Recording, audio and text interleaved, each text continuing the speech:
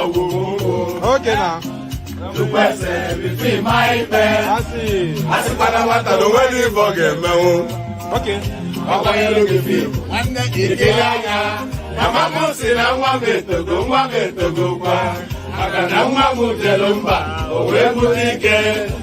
I got you to put it on one.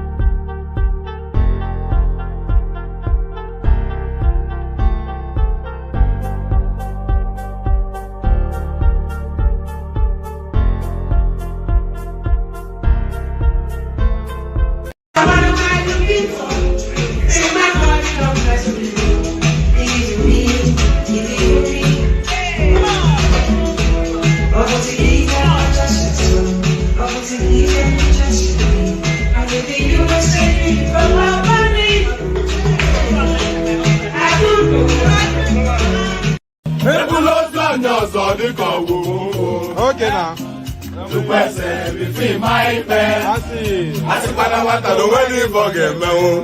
Okay. How are you looking for? One day you get ya. Mama say I want me to go. I got no one who tell him back. Oh, where would he get? I got you to put it on one.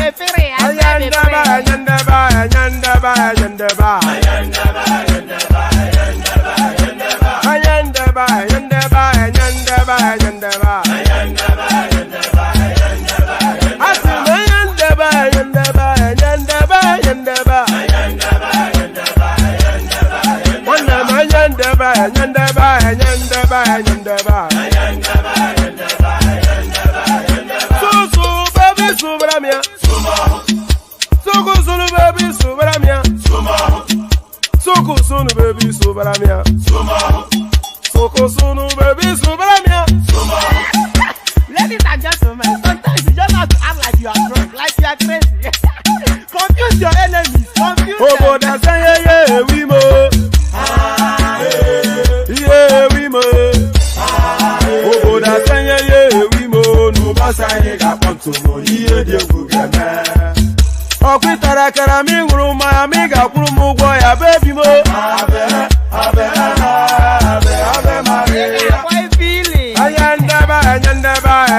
Ayendeba, ayendeba. Ayendeba, ayendeba, ayendeba, ayendeba. Asim ayendeba, ayendeba, ayendeba, ayendeba. Wandem ayendeba, ayendeba, ayendeba, ayendeba. Susu baby subramia. Suku sunu baby subramia. Suku sunu baby subramia. Suku sunu baby subramia. Ase kwa nefo ya bani se akuna nyego bamkambasi ozo. Since I was born, but now I am getting youth. Akuna motan akuna. It is the turn on the Southwest. The Southwest has never been president before. But we've had Olusegun Obasanjo. No, Olusegun Obasanjo is an Igbo man. He came from Anambra State. His father is an Igbo man. Do you have evidence to this, sir? My friend, it is he who should come out and say, no, he's not an Igbo man. Everybody knows that it's not a hidden fact. His father became the Obi of Onitsha. Thank you. So there it is right there. So there it is right there. Hopefully you can hear me. So the first protocol is to wish all the women, both on this planet and around the world, a happy International Women's Day. So we celebrate you and we love you all. So happy International Women's Day. So these are the designated Women's Day. So we celebrate they call them the fairer sex. I'm not quite sure if that still applies. They're certainly stronger than most men that I know. So a glorious day to all of the ladies on this platform and globally. So happy International Women's Day to you. And that greeting is echoed by Chioma, who was the first to post it out. So happy International Women's Day to you. So happy International Women's Day.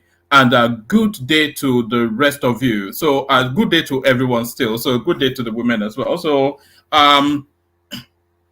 the usual protocol, click on the like button just as soon as you're coming in. Subscribe if you haven't done that already. And if you want to come and parlay with this bald-headed or you're laughing man on the screen right here, if you, good to see you, Biggie. That's Chioma right there, keeping it 100. So if you want to come and parlay with this bald-headed or you're laughing man with the funny voice, I keep being told that I have a funny voice. I'm not quite sure how to digest that. But if you want to come and have there was a time they used to use this phrase so commonly within the Nigerian space, but I think they've dropped it because it's out of fashion now. Tete-a-tete. There was never any space that you went to that you wouldn't see some pretentious card. That's a CUD. That's a poser. So you will see like a pretentious poser trying to squeeze that word into some space that trying to squeeze that word into some space that let's have a tete-a-tete. It sounds more like a French dish, doesn't it? A tete-a-tete. But if you want, and the jiao jiao or pow pow, all of these are funky, yuppie sort of. Anyway, you get the drift. If you want to come and participate, if you want to come and hang around with your favorite one man went to Mo, which is your only one man went to Mo, click on that hyperlink that says StreamYard, and then that pops you into the studio. So the like is mandatory. You are compelled by law to click on the like button. The subscription button is a once in a lifetime click. So once you've clicked on that, you don't have to click on it again. But if it's showing red, then you've not yet fulfilled all righteousness. So fulfill all righteousness by clicking on both. Click on the like, that's a daily routine. Click on the subscribe, that's a one-off thing that you do, and then you don't have to repeat again. And then if you want to come and join me on the screen, as I said, that hyperlink that says StreamYard is your ticket to ride. So your ticket to ride. And another thing that I've been mentioning in recent times, that $ at the bottom of the screen is there for a purpose. It's inviting you then to tip in the direction of the platform. So click on that $ and empty the content of your wallet into mine. So that's how it works. You click on the $sign and empty the content of your wallet into mine. So enough of all that. Let's get straight into it. Actually, where should I lead it in? Let me lead it in with this. So right. Let me lead it in with this. So this has been 5 years in the making, but at last, Sowore finally gets his escape from the Nigerian space. Breaking, Sowore leaves for the United States to reunite with family after 4-year travel ban, confirms imminent return to Nigeria to continue liberation struggle. So, I mean, you have to give it to this guy somewhat.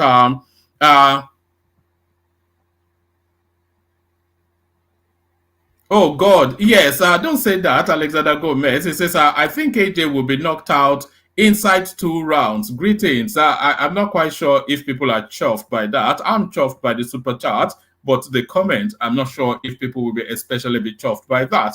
So hopefully AJ wins, and we're following that somewhat in the ethos. We'll bring that into conversation as the session progresses, because that's just the big thing happening today. Anthony Joshua versus some funny sounding Cameroonian rascal. So I hope it gives him the whipping of his life. I'm not even an especially big fan of Anthony Joshua, and I don't really like boxing.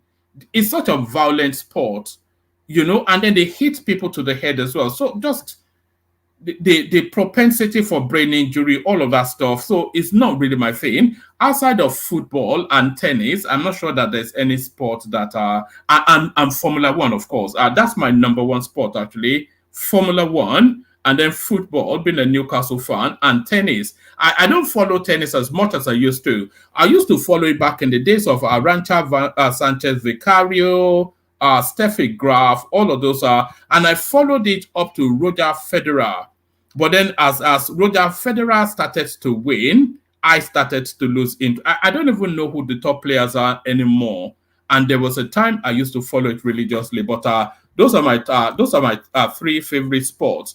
So yes, Formula One, football, and tennis. Not that anybody is interested, but if you are, there they are. Actually, tell me what your favorite sports are in the comment section. We can do a little bit of thing on that. So yes, back to Sowore. I may not be the biggest Sowore fan on the planet, but for the sheer humanity of what this guy has gone through, my heart leaps in joy for this. Just momentarily, just on the human level, I don't especially like his bombastic excesses, but certainly I don't want to see his liberty curtailed. So breaking, Sowore leaves for United States to reunite with family after 4-year travel ban, confirms imminent return to Nigeria to continue liberation struggle. So yes, there's actually clips going around, but I just do the readout instead of the clip. Human rights activist Omoyele Sowore has confirmed that he will he was live streaming his journey all the way through the airport to board his flight. So he is gone. Human rights activist Omoyele Sowore has confirmed that he will be traveling to the United States of America on Friday night to reunite with his family. This comes after a federal high court in Abuja ordered the release of his passport following the decision of the Nigerian government to withdraw its treasonable felony case against the Revolution Now convener 4 years after it was seized and he was barred from leaving the country. Sowore, and by the way, a lot of people, of course,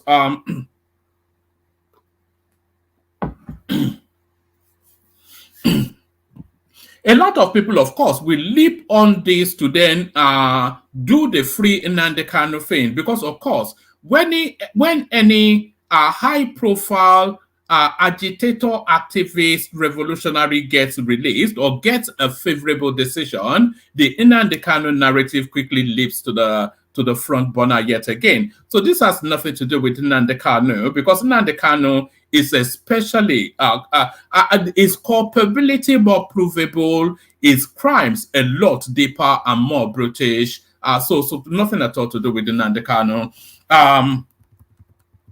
Human rights activist Omoyele Sowore has confirmed he will be traveling to the United States of America Friday night to reunite with his family. This comes after a federal high court in Abuja ordered the release of his passport following the decision of the Nigerian government to withdraw its treasonable felony case against the #RevolutionNow convener 4 years after it was seized and he was barred from leaving the country. Sowore, who was the candidate of the African Action Congress, AAC, in the 2019 and 2023 presidential elections, will be leaving via a United Airline Lagos flight at 11:50 p.m. Friday to Washington, D.C. The activist said in a press invitation sent to, he said in a press invitation to Pasara reporters, I'm not quite sure, an invitation, that this guy is just a ridiculous guy. You can't even have empathy for him for a micro moment before the silliness comes in again. The activist said this in a press invitation sent to Sahara reporters on Friday that his trip would be for a short while since he was bound to return to Nigeria, not only to continue my struggle for the total liberation of our people, but also to face the myriad of bogus criminal and civil cases thrown at me since my detention began. Correspondence report on Friday the 15th. On Friday the 15th, correspondents reported that the President Bola Tinubu-led government had discontinued the treasonable felony case instituted against Sowore. The development was made known in a document issued by the Attorney General of the Federation, Minister of Justice Lateef Fagbemi. So it goes on to give us all those details that we already know. So that's Sowore. Right, Justice Emeka Nwate had also ordered that Sowore's passport be released. I think this is what led to that confrontation then in front of the EFCC building. That was essentially an OB. You know when you do this, OB. So that was Sowore going to do OB to EFCC and all that nonsense. Justice Emeka Nwate had also ordered that Sowore's passport be released to him by the Department of State Services, DSS, which earlier seized it. In a statement on Friday titled Invitation to Muritala Mohammed International Airport tonight, traveling to the United States tonight following 5 years of unlawful, unjust, and inhuman detention in Nigeria, Sowore said, following my unjust, inhuman, and unlawful detention in Nigeria since August 2019, I'll be traveling to the United States from Lagos later today, March the 8th, 2024, on a late night flight. The ordeal that my family, colleagues, and associates have endured and continue to endure in fighting for the liberation of Nigeria is unimaginable. However, before embarking on these journeys in my early days, beginning in, so it's not going to give us an epistle, but that's just Sowore anyway. The sympathy for him never really lasts any length of time, because it very, very quickly takes it into self-aggrandizing and ridiculousness. So self-aggrandizement, the rest of that readout. IPOB cautions Nigerian government, says creation of state police will not stop this integration. So the noose is actually tightening around the news. Good to see you, Tope. They say I should be acknowledging the comment sections. Good to see you, Tope. Good to see you, Lato Rich. Alexander Gomez, of course, the mighty man himself. Football and basketball, his preferred sport to watch. All right, let's take it from top again. IPOB cautioned Nigerian government, says creation of state police will not stop this integration. So the news is starting to tighten around that IPOB space's neck. It's the rather tongue-twisting phrase that was yes. So the noose is starting to tighten around that space's neck. And I saw some exercise by the military at the headquarters of the IPOB earlier on today. Somebody sent it in. Whoever sent it in should please resend it so that it's immediate to hand and we can watch it together. but the noose is starting to tighten around that space, and they're feeling the pressure as well, because state police will bring in the immediacy of law enforcement to that IPOB space, because if there's a localized police formation that is that belongs to that state, then they can easier launch against them as opposed to launching against them from the federal space. So I think that is where this outcry is coming from. IPOB cautioned Nigerian government, says creation of state police will not stop this integration. The indigenous people of Biafra, IPOB, has said that no security system, not even creation of state police, has been proposed by the Nigerian government will save Nigeria from disintegration. IPOB said this in a statement issued by its media and publicity secretary, Imar Powerful, whilst reacting to President Bola Tinubu-led Nigerian government's recent move to establish state police in the country. Powerful, however, stated that IPOB supports the creation of regional police, but it is against state police. Maybe I will get the understanding, but I only get the confusion at this instance. Maybe further down the read, I'll get the understanding. So why is IPOB supporting the creation of a regional police or regional policing system within a structure and a country that they do not believe in and they say does not exist or apply to them? So why should IPOB, who claims to be an independent nation not known to mankind except themselves, why were they bothered about what sort of security formations or architecture Nigeria has? So that's the question. Maybe that gets answered further down the readout. Powerful, however, stated that IPOB supports creation of regional police, but it is against state police, noting that the proposal to establish state police is a strategy to capture all states into one APC party. How does that concern you, though? Is the thing. That's a Nigerian thing, not a Biafran thing. Right. It is not meant to curtail insecurity or insurgency in the country. Nigerians should shine their eyes. If Tinubu's government is sincere to curtail insecurity and insurgency ravaging the country, they should establish regional police, not state police. No state government can handle insecurity alone without the support of their neighboring states. More so, creating state police will provide an opportunity for pro-terrorist governors to provide a safe haven for criminals and terrorists in their state. But a regional police command can forestall such a situation. So let me pause there for a moment. Let's ignore the messenger and examine the message. Because outside of the state police being politicized and used as instruments of terror by particular states, outside of that, because that seems to be the number one argument, the main argument that stands in the way of this idea is that a good 70% of the states in Nigeria cannot budget for state policing. How can they afford state policing in Gombe?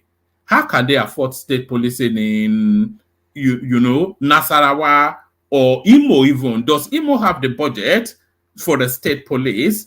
All they will have is essentially some quasi whatever it is, but not anything that structures or looks like policing. So they don't have the budget for that.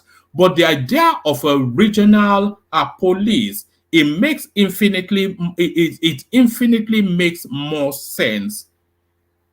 Much as it pains me to admit that anything coming out of IPOB would make sense, the idea of regional policing is infinitely more sensible. So, first, it removes that abuse by the individual state governors using them as their essentially personal attack militia. So it removes that because they don't fall under the singularity of one state. So it removes that, but more to it, the region with their collective wealth are able to better afford a state police, a regional police, as opposed to individual states having policing. So that's the roundabout understanding that I have of it.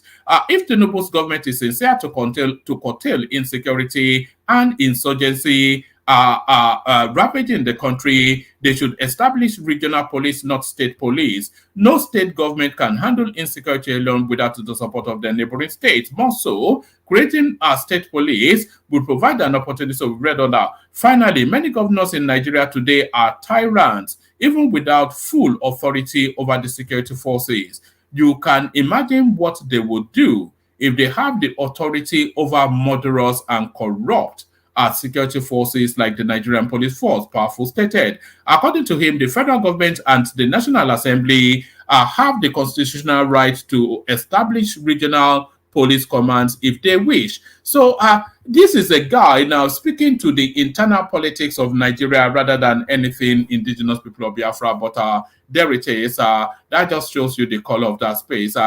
It's always been a ridiculous space anyway, so it continues to fester in ridiculousness. So now, this is one of the biggest news that's coming through today. The abduction of however many students from somewhere in the interiors of Kaduna. Federal government calls for safe, quick return of abducted Kaduna students. So, I mean, we're not seeing anything that somewhat looks like change over the last however many over the last 3-4 decades in that country. This is a recurring decimal. Every so often, I think every month we get at least 2-3 instances of this, and we've consistently had it for year on year. So we're not seeing anything that looks like change. The federal, and this is not especially any sitting government. This is just the style of governance and the style of securing the country, etc., etc. The Federal Ministry of Education has called for the safe and quick return.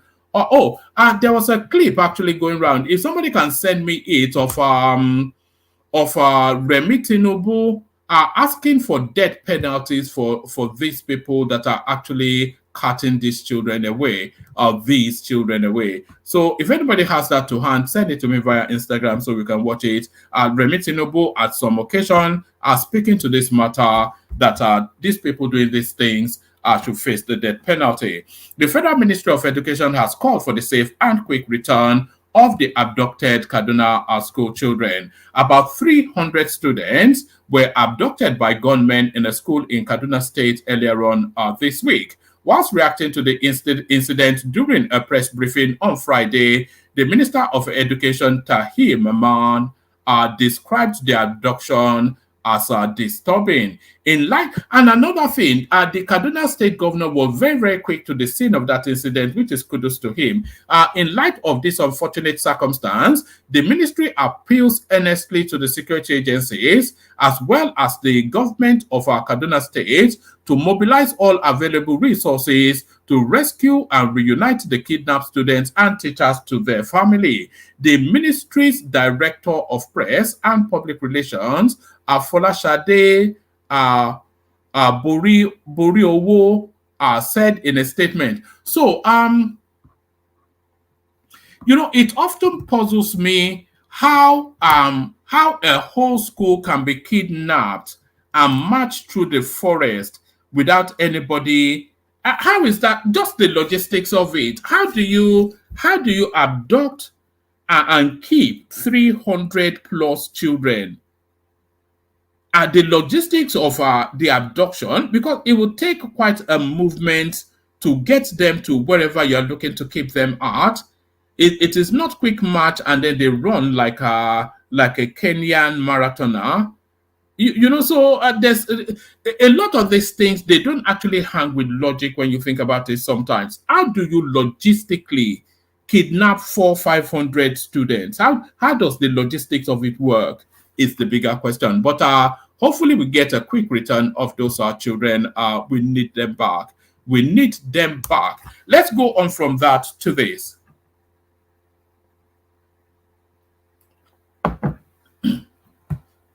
So we go on from that to this.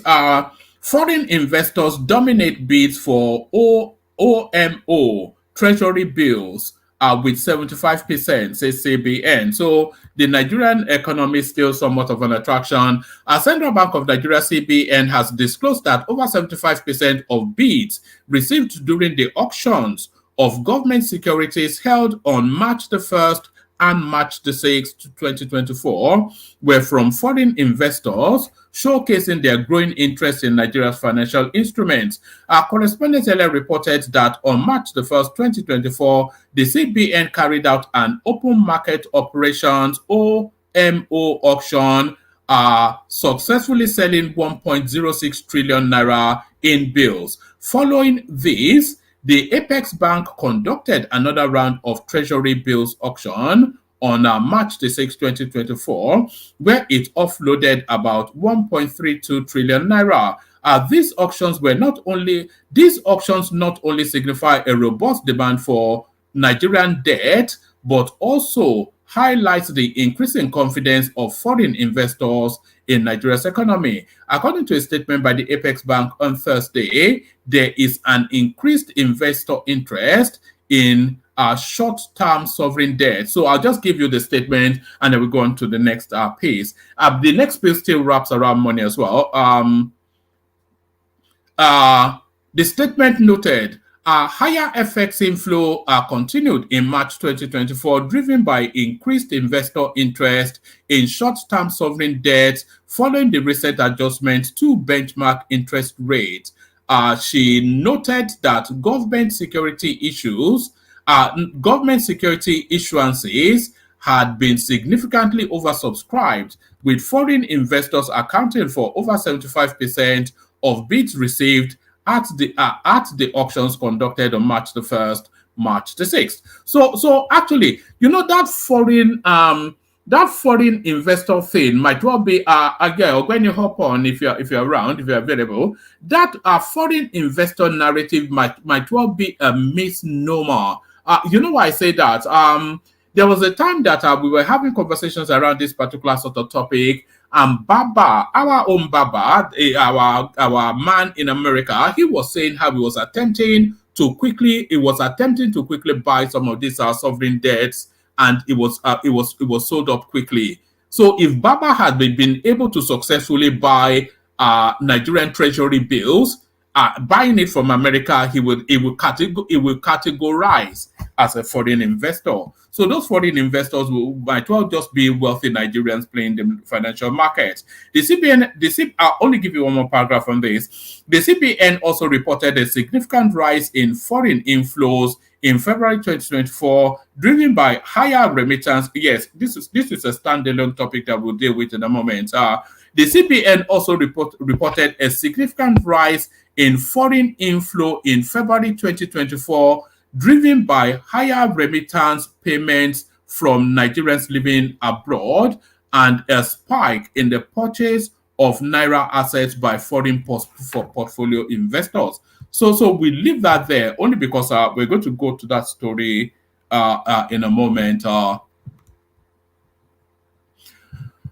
Right, we're going to go to that story in a moment, but we'll make a quick pit stop with this particular story. So this story now is the one that has held the Nigerian media space, it's held the space to siege over the last couple of days. So it's the Herbert Wigwe directive, and the nation somewhat being in some form of national mourning over that particular storyline. So yes, the Herbert Wigwe narrative. All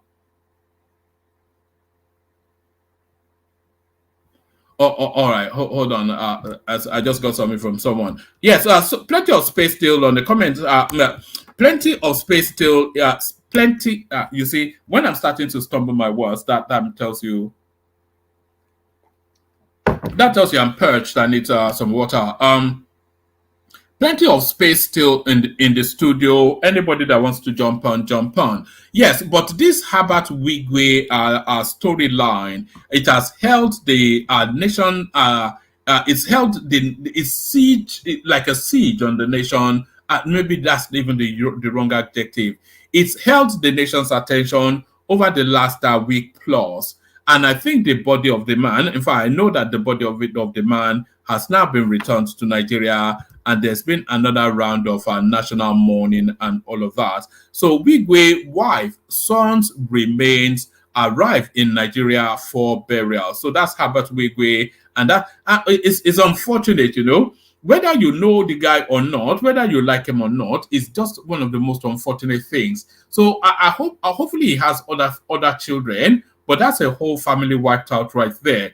The bodies of Herbert Wigwe, a former chief executive officer of Access Bank, his wife and son have arrived in Nigeria for burial. The bodies of the Wigwes arrived at the Port Harcourt International Airport, River State, from the United States of America, Friday, March the 8th. Recall that we all know. So that's actually that's actually the plane landing, not the helicopter that he died in, and that's Wigwe, Chizoba and son. So that's his wife, Chizoba and son, Chizi. Were also on board in the ill-fated. So what that cargo right there that's just parked like some whatever it is, those are actual human beings. The video below captures the moment Wigwe's remain arrived. Let's see if we can watch the video. Where is the video? There's no video below. Where is that video below then? Let's see. Let's see if this leads us to anything. Let's just say it's somewhat a bit morbid, actually, wanting to watch a video of somebody's remains being returned. But there it is. It's the news that says it's the. All right, we have it. So yes, let's just have a. So this is Herbert Wigwe and family. Yes, so this is Herbert Wigwe and family as they make their final journey to be buried in the bosom of their ancestral home. So here it is. Let's just watch about a minute of it, no more than a minute, and then we'll move on.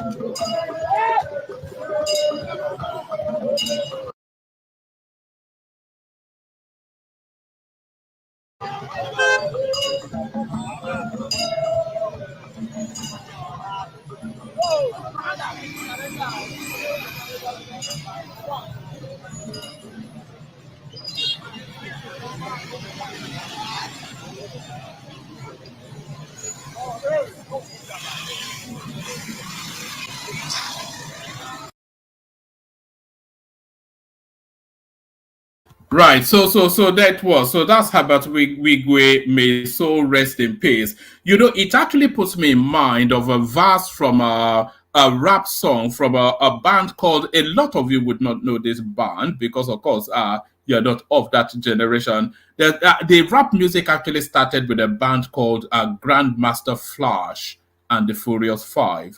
So Grandmaster Flash and the Furious Five, and their seminal track was a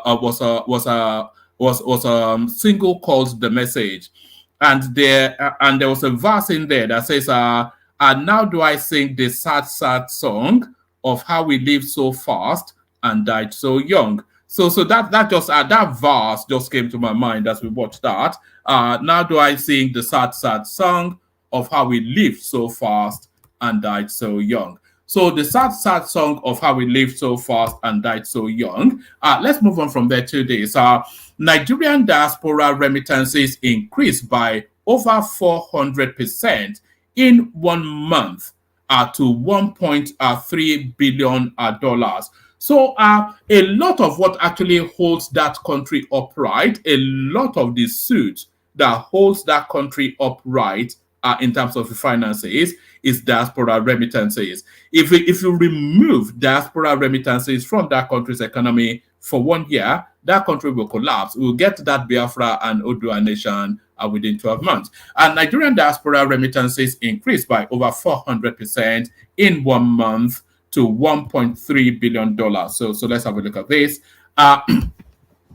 Nigerian diaspora remittances rose to by, I don't know what they mean by to by, so I think somebody misspelled there. Nigerian diaspora remittances rose by 400% to $1.3 billion in February compared to $300 million in the preceding month. So look at that. That's essentially within 1 month. People remitted over $1 billion. So let me highlight it just so you're clear that I read it out properly. So there it is right there. Nigerian diaspora. These are people now seeing this this chasm, this skittish nature of the naira. And by the way, this is thank you, Solomon. And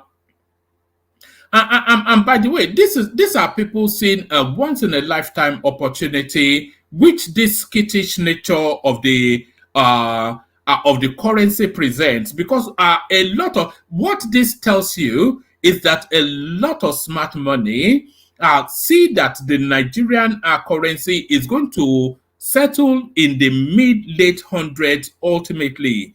This is what this suggests to us, and this also tells us then that that's going to happen fairly quickly. This is what this is telling us. So again, just so you're clear, and if you want to make financial decisions off the back of what I'm saying now, you can. It might well be to your advantage. What this piece is telling us is that smart money feels that the Nigerian currency is going to settle from round about the mid to late hundreds relative to the dollar. And that is going to happen fairly quickly. And that recovery is what all this money is chasing. It can't be anything else but.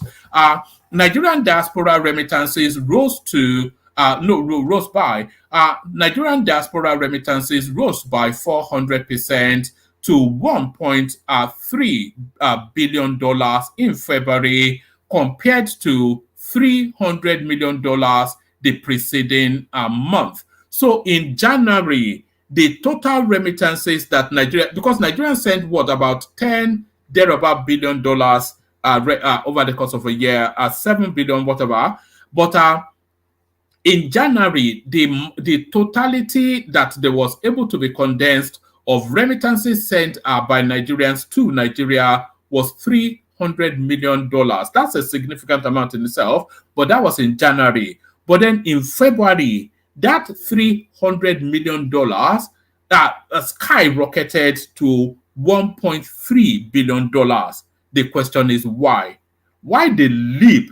That's in excess of 400%. Why the leap from 300 to, because it's not happening in a vacuum. So that $1 billion is chasing something, and it's chasing that thing in Nigeria. But what is it? It's the value of the currency.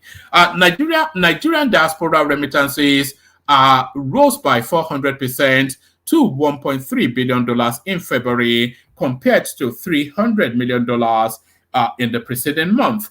Acting Director, Corporate Communications Department of the CBN, Hakama Sidi, said this in a statement on Friday in Abuja. Sidi said the upsurge in forex inflow was recorded with marked increments in remittance payments by Nigerians overseas and purchases of Naira assets by foreign portfolio investors. So, okay, so it's starting to make more sense now. So, as well as the traditional remittances, a lot of money chasing that T-bill, those T-bills that we talked about in the previous readout. A lot of money chasing those T-bills are also encapsulated in that $1.3 billion. So now it starts to cohere more with how it should be. So from the top again, I'll speed through it. Nigerian diaspora remittances rose by 400% to $1.3 billion in February compared to $300 million in the preceding month. Acting Director, Corporate Communications Department of the CBN, Hakana Sidi, said this in a statement on Friday in Abuja. Sidi said the upsurge in forex inflow was recorded with marked increments. So that the T-bills doesn't account for the differential, by the way, because they're telling you that there was marked increment in remittance payments by Nigerians overseas and purchases of Naira assets by foreign portfolio investors. She stated that foreign investors, well, there it is. This now next piece, it probably debunks what I said earlier.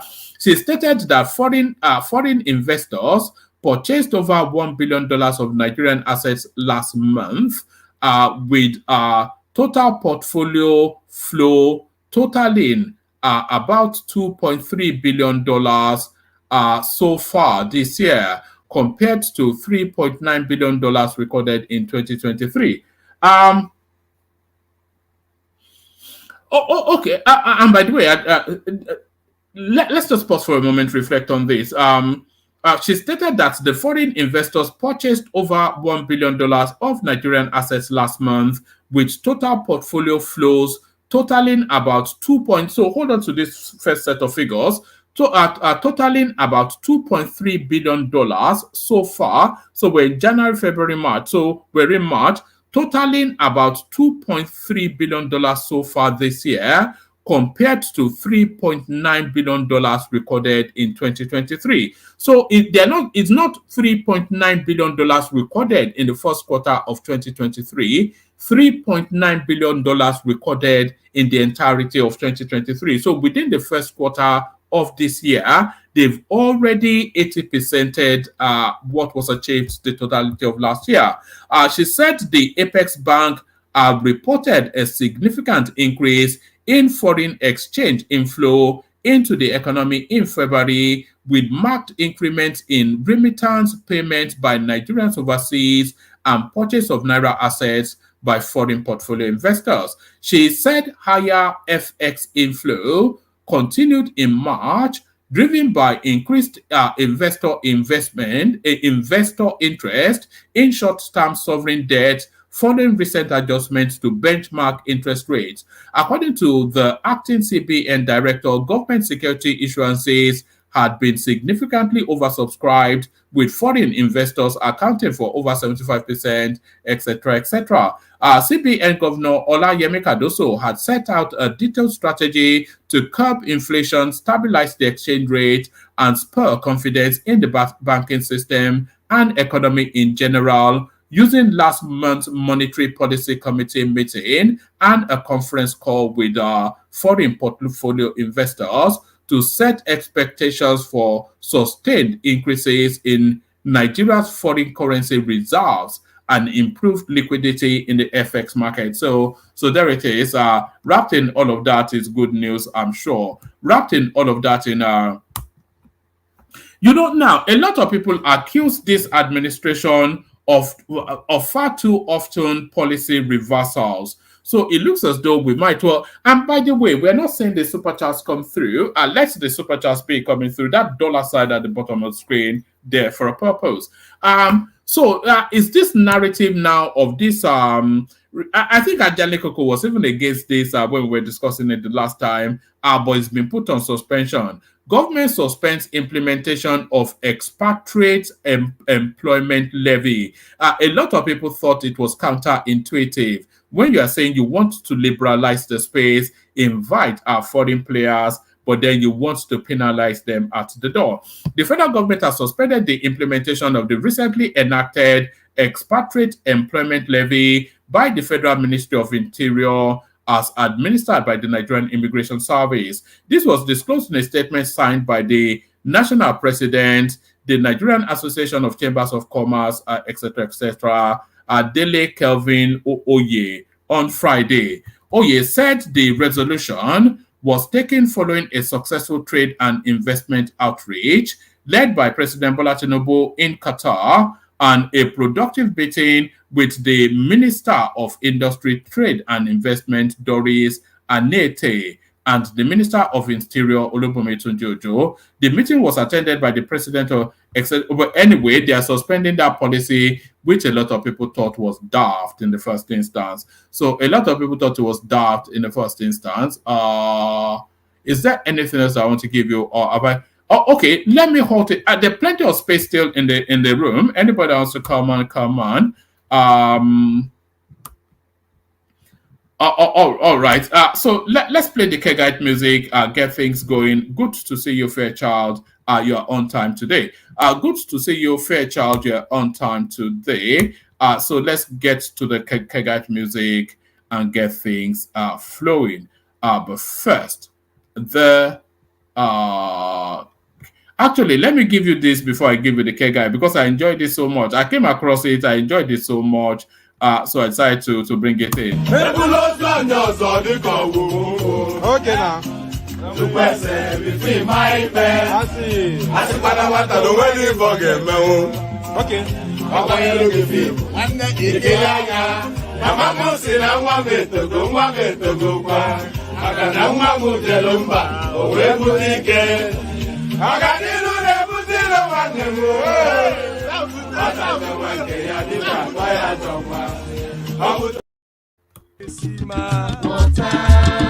Only water, where they see ma. Water, only water, where they see ma.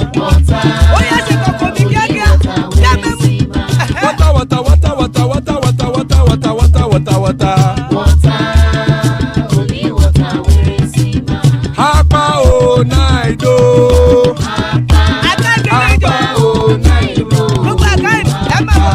Hapa you don't come o.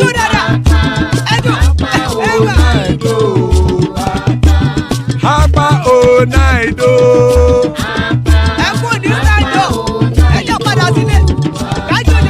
Oro kẹ̀kẹ́ ẹlẹ́mùrè o.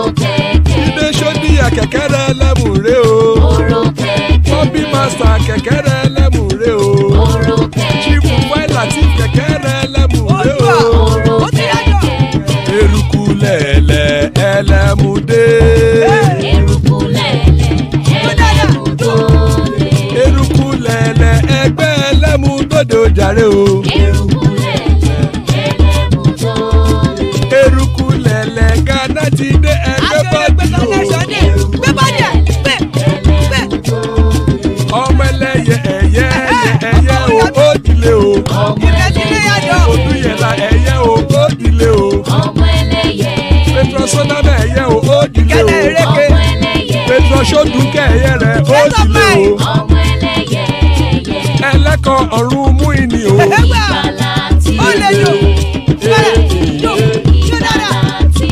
Àkùkọ ọ̀run méjìkọ.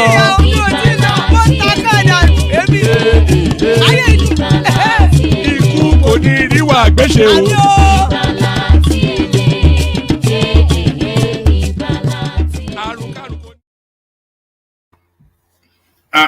And there it is right there. Iku koniriwa agbeshe ami epo. So amen to that on behalf of myself and you, my friends. So amen to that on behalf of myself and you, my friends. Joining us looking like a young playboy, General Thomas, a notorious young playboy, Solly, the daddy of the playboys, Prince Daddy, playboy of the past, Bishop, and father of the bride, Ajan Lekoko. So good to be good to have you, gentlemen. Good to be in your company. How are you? So let's kick it off with you, Solly. We go Solly, we go Bishop, Prince Daddy, and then as the room continues to populate. So Solly, yeah, you're muted, so you might as well kick it off. One man, today is my birthday. Of course I know. I sent you a text to say happy birthday. Yes, today is Thomas's birthday, everyone. So yes, happy birthday to you, Thomas. So 16 at last. I'm just 18 at last. Yeah, 18 at last and loving it. Look at that. Well, fine boy forever. Look at that. So everybody now, as soon as you come on, the first thing is happy birthday, Thomas. So happy birthday, Thomas. Best wishes to you. Thank you, one man. Solly, Solly. All right. All right. Okay. Let's kick it off with Bishop then. Bishop, are you ready to go? Bishop. No. You can go ahead with it. All right. Let's kick it off with Prince Daddy. I hope that's not alcohol you are drinking, Thomas. I thought you were a choir boy. Well, I don't drink now. You know that. I know. That's why. So that looks like suspiciously like a jug of beer. But you know, let's kick it off with Prince Daddy then. If he's ready to go, Prince. Oh, let's kick it off with. There he is, the majestic Prince. So the start off then is happy birthday, Thomas. Thomas turns 18 happy birthday, today. Thomas. Yeah. It turns 18 today. Yeah, happy birthday, you remember Thomas. when you turned 18? That was in 1802, wasn't it, Prince? 1802 was what? I said, do you remember when you turned 18? That would That would have been in 1802. Yeah?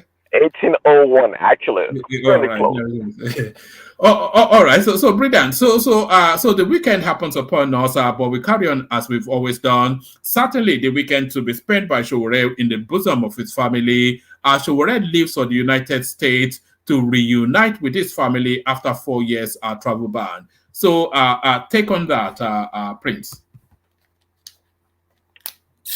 Yeah, I missed the readout for Sowore, but it said he's heading back to the States to reunite with his family, right?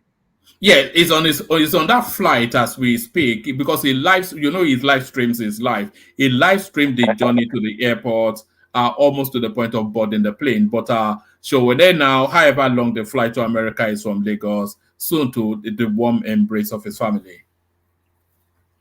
Well, that's great. I guess good news for him and his family. It's about time, I guess.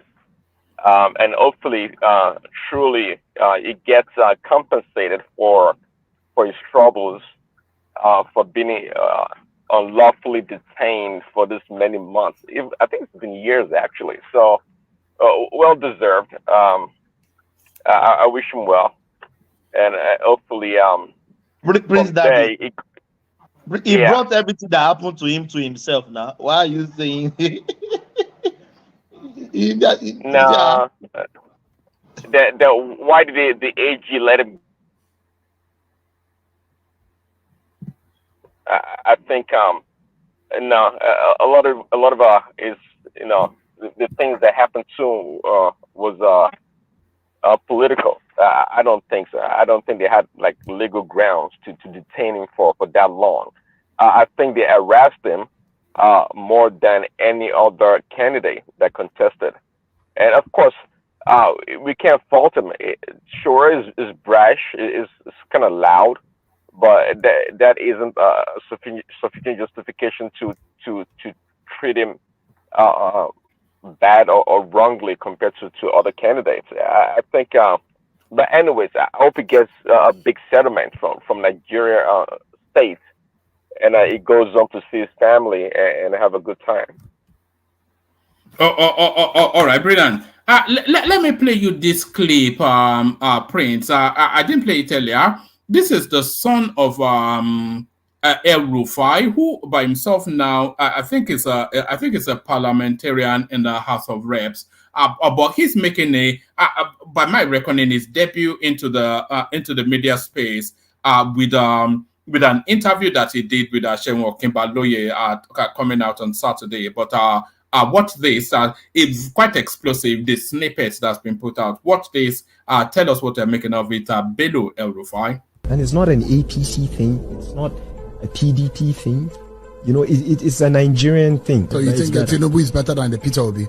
Well, without a doubt. I think Lagos is more developed than Anambra. I don't think Governor Peter Obi is even in the category of Governor Fashola, my father. That is my view, to my dear friends, the obedience. An explosion occurs in Ibadan, in Oyo State, and your first reaction as a human being is to say, the people that got burnt, who did they vote for? If they wanted to defeat APC, Atiku Kwankwaso and Obi should have stayed in one party. Once in a while, if somebody falls in my radar and thinks they can drive disrespect, whether it's online or offline, they should bring it. You are ready to drag? Absolutely. I'm an Arafat.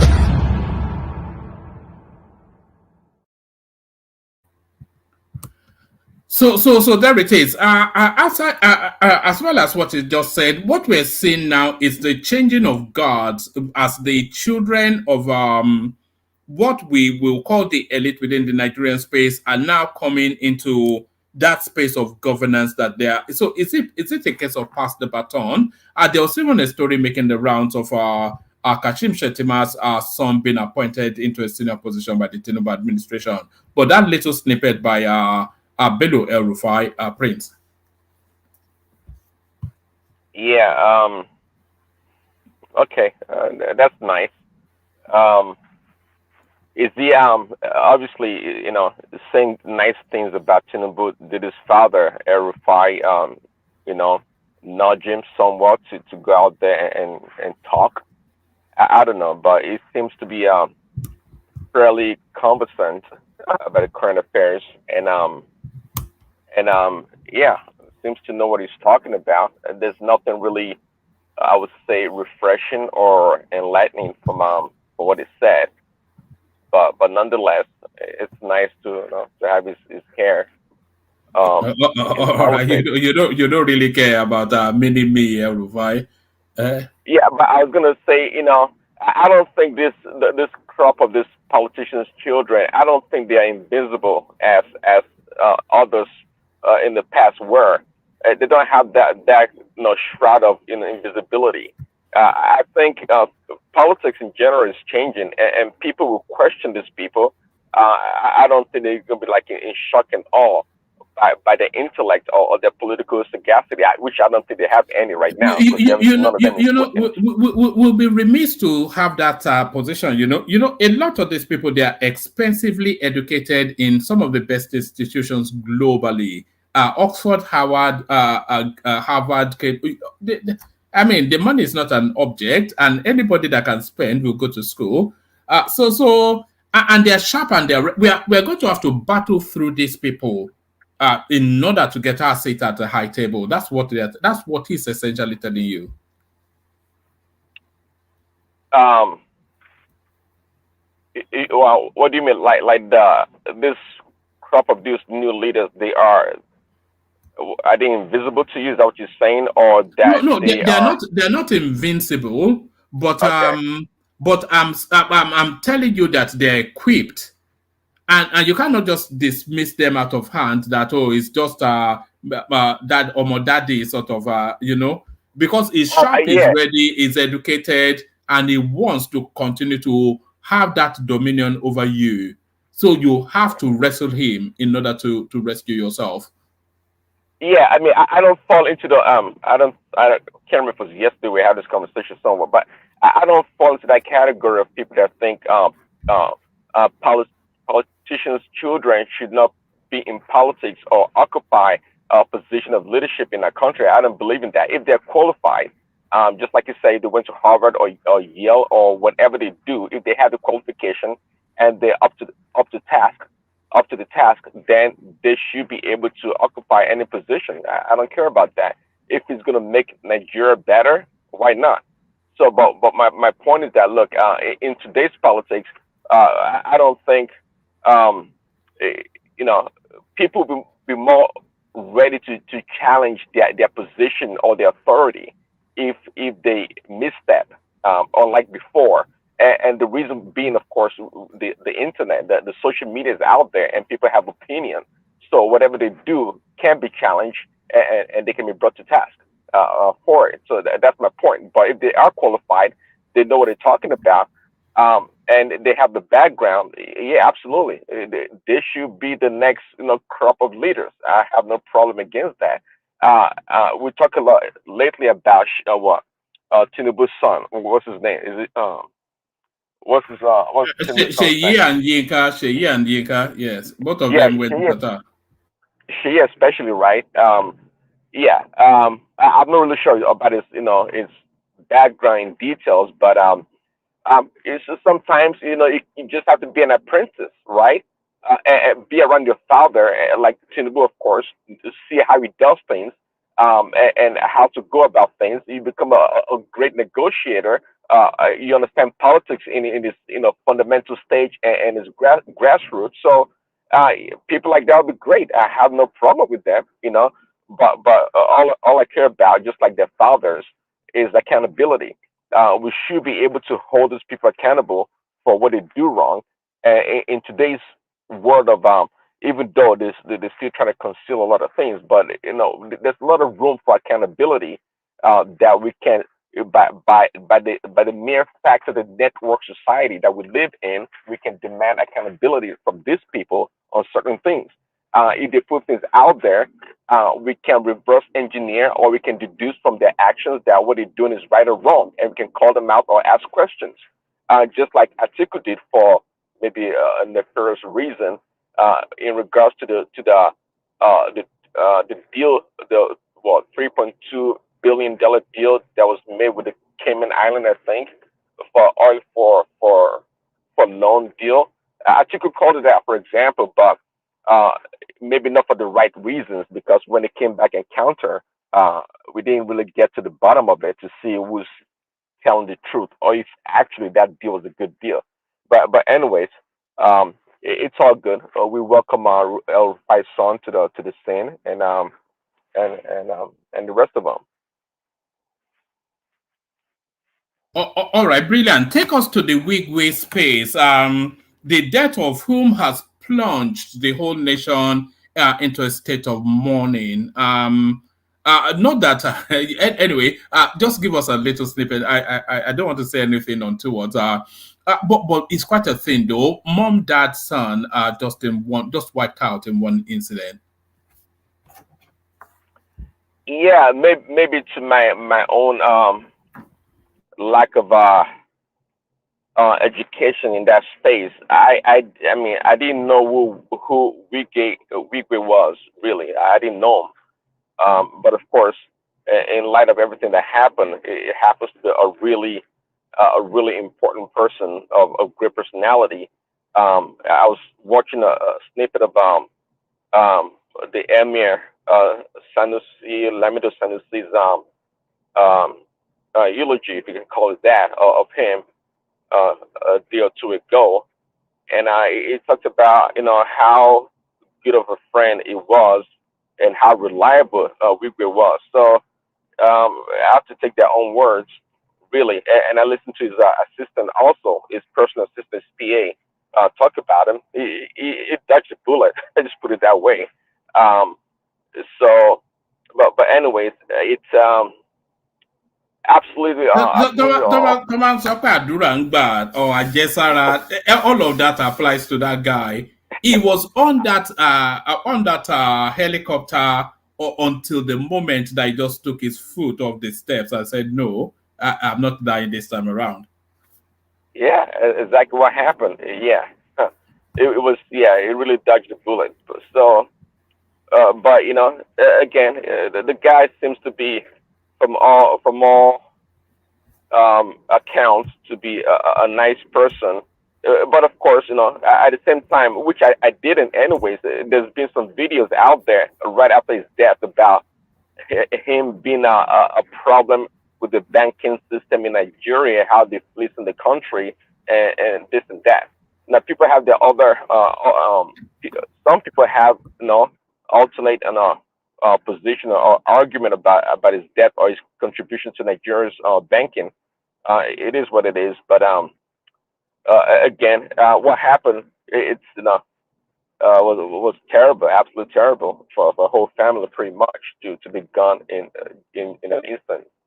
I think I saw his daughter also give a speech. Yeah, it was heartbreaking, quite frankly. It's yeah. Yes, just on a human level, yes, it is very much so. Yeah. All right, Prince. Let me take you to this space. So much good news. Nigerian diaspora remittances increased by over 400% in 1 month to $1.3 billion. So rescue at hand. Well, the increase, yeah, I was listening to that little part of the readout. The increase, I don't think I got the gist of it, but obviously the reason why the increase, one of the reasons rather, would be that people were trying to cash in. A lot of people were sending money back home to take advantage of the weakness of the naira. That's exactly what was going on. So, yeah. So the increase was not for really for to help the country. It was for individuals trying to cash in on that advantage that was going on with the weakness of the naira. Yeah, but from that report, did that really help the country? I mean, we get 400% increase, but did it help the country? Did it help the naira become stronger? The answer seems to be no, if I'm not mistaken. So, does it not show some sort of confidence in the naira that people feel that because if they feel that it was still going to spike up quite aggressively, then there won't be that much money chasing it. So what I was suggesting in the readout was that for that much money to be chasing in just that short a snapshot of a time, that should be indicative that smart money feels that the naira is about to have a bounce. Yeah, I don't see that with one man. I just saw people trying to, I guess if you want to call it an arbitrage, but people just trying to take advantage of it. And some people were speculating. Some people were I know people that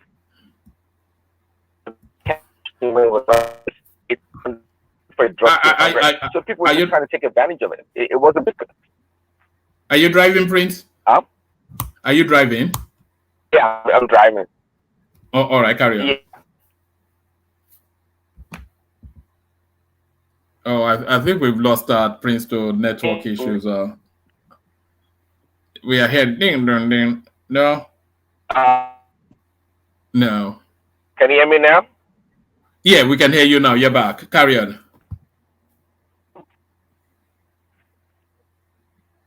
And it's gone. Solid place. Oh, I'm gone now? Oh, great. Well, you are back now. Carry on. Look, we might have good news. Has Joshua won? Has Anthony Joshua won? Anybody that is watching that fight, please let us know. Somebody is saying up Joshua, which is to suggest that Joshua may have won. But carry on. We'll keep an eye on that. Okay, yeah, if you can still hear me. So I'm just saying that I don't think it's the confidence in the naira. That's why people were sending money back home. I think more to the fact that they were trying to take advantage of the weakness of the naira. That's why the remittances went up by 400%. Yeah.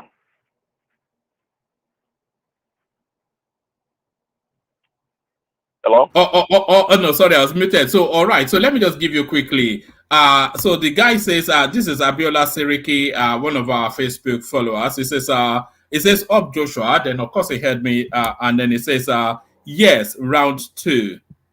So that's it. I'm looking forward to watching that later. Are you even following any of that? Are you interested in anything on Joshua? Well, I'm a huge boxing fan. I'm more like Mayweather, Floyd Mayweather fan. But I like Anthony Joshua. But Who is it fighting anyways? Who is it fighting? Some Cameroonian MMA fighter. It's not a real boxer. Oh, Yeah. in Joshua Nagua. Ngalo, or yeah, something of that nature. Yes, sir. Yeah. Okay. All right. That guy did pretty well. That should be a good fight, actually. But Joshua gotta be careful. That guy did pretty well with Tyson Fury. Actually, he did very well. So that should actually be a good fight. Actually. Okay. No, yeah, he's already beaten him round 2. Did a lot better than certainly Tyson Fury, who a lot of people feel that he actually beat, but they gave the verdict to Fury for reasons of money. Right. Right. So as a boxer, Joshua is very sound, is very skilled as a boxer. But Ngangwa is a heavy puncher. If he lands a big one, I think he's going to knock out Joshua. He will knock out Joshua. Not think, he will knock him out. He will knock him out. So Joshua has to be on his toes and make sure he defends or blocks his chin. Really. Oh, okay. I'm watching it now. Actually, it goes in straight, lands one, and bye birdie. I would show it, but the copyright will probably just it will reach through the computer and slap me. But yeah, I'll send it to you privately. It was just it was just a straight up knockout, So Joshua is back. So next up then Tyson Fury. Is it over? It's over. Yes, it knocked him out in round 2. Yeah, that's what I said. It knocked him out in round 2. Really? Wow. Yes. Okay. Okay, to me that's a big, huge surprise. Really. I mean, yeah, I know Joshua is a heavy puncher, but Ngangwa I thought was a much heavier puncher. So that's quite interesting. I don't. If that was the case, obviously, I don't think Joshua's had that kind of a comeback or victory in such a long time. So he may be back. I don't know. All right, good news, Joshua. So good news, Joshua, but bad news, Kaduna State. Federal government calls for safe, quick return of abducted Kaduna students. So since the Chibok girls have lost count of just how many incidents of this that we have, we are inured to it now. Every other month, at least 2 incidents of big kidnapping. When I was doing the readout, Prince, I was really querying the logistics of it and complicity as a result of that. How are they able to move about 300-400 students plus teachers through wherever they are moving them through to their hideout? Because the logistics of that's a good, however, several hours. So how is that possible, the logistics of it, Prince? Yeah, well, am I better now? I'm kind of stopped right now. You're much better. Yes. Okay. Yeah. Yeah. You're right. That made a lot of sense. I mean, you would think it took at least a few hours to get through all this, the logistics, just like you said. And it's really saddening. It's really sad that the army or the security agencies, they can't do nothing about it. I mean, they could not intervene, to stop it, to stop such a, every time I hear about this kidnapping, to me, it doesn't make any sense. But at the same time, you would think that they should be on alert for this kind of thing and be ready to step in and stop this craziness. I always think, most of these people that get kidnapped are girls, young girls, and it's so terrible. It's a really terrible thing. If anything, the federal government should be able to stop this kidnapping. It doesn't make sense anymore. This is borderline failed state. What else could we call it? It's a borderline failed state, if not failed state, quite frankly. We know what is going on with this kidnapping. The fact that I always talk about leadership and organization. The fact that we've not had the entire security apparatus come together and devise a plan. To make sure they react instantaneously to such things. In today's world, of cell phones. People in the villages, they have cell phones. I mean, there should have been a way that they get some kind of an intel, and for them to step in right away with a helicopter, chopper, whatever, drones, and stop this nonsense. Really, it's really saddening. It's terrible. It should not be happening. It should not be happening. You know, Prince, your thoughts are my thoughts. In this age, it's cool though. Somebody must have a phone there to raise some sort of alarm, and they should deploy quickly helicopter drone, like you said, to attend the situation, monitor, and then get troops in to go and you know, I don't know, man. There is something going on in that country that is yet unexplained, and we don't understand. There's a dark undershadow to a lot of this going on. I don't believe that anybody can abduct 400 children, 400.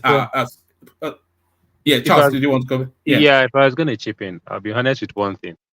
Number one, now I believe these actions now are more political than anything else. Because after the Chibok girl situation, if the Nigerian leaders could not put contingency measures in place to prevent, or like in case this happens again, what are the measures to put in place? What are the lapses? What are the gaps? They should have identified the gaps of the last abduction and put them in place. But for the fact that they have not even put them in place, there's only one answer to this solution. I think these kidnappings are only avenues to make money. They're only avenues to ensure defense spending, launder money in the name of search and rescue operations or things like that. Because it's quite obvious. If these people actually were serious-minded, they would have put some contingency measures. This shouldn't happen. Even if it happens again, there should be measures put in place to actually rescue those girls. But for the fact that this is still ongoing, I'm sorry to say, but this is more or less like a cash grab. I think they've politicized this kidnapping to the extent that the military, in terms of their budget and things like that, they use kidnapping to justify the expenditures and launder money. That's all I can say. All right, I'm not far from you in that thought. There has to be some sort of complicity. Yes, send me the clip, Money More, and I'll play it. Remi Tinubu actually responds to that. Let's see if we have it. I'm not going to do a readout. If we can get her in. Oh yes, I think we have her. All right, let's watch this. Let's watch this.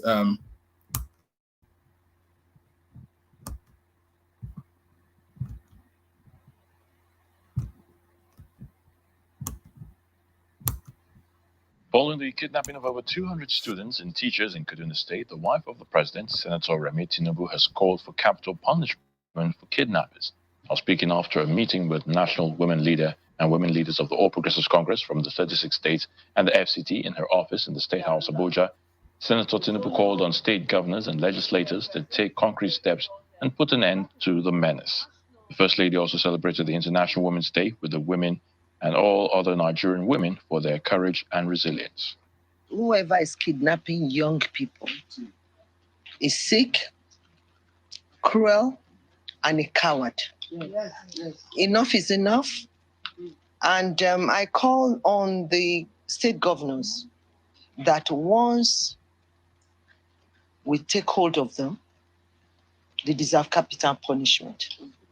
Why are they torturing our children? What they are doing is trying to kill our future. We all know parents, when we are old, we rely on our children, and we see them that our investment has not gone to waste, especially when they are successful. Why would you go and take them from schools? Why? I don't really know. But right now, I think enough is enough. As a former lawmaker, I believe that any one of them captured deserve capital punishment. Yes. I say it, and I believe most mothers would believe that. Yes. We carry them for 9 months. When you are giving birth, you don't know whether you are going to live or die. Yes.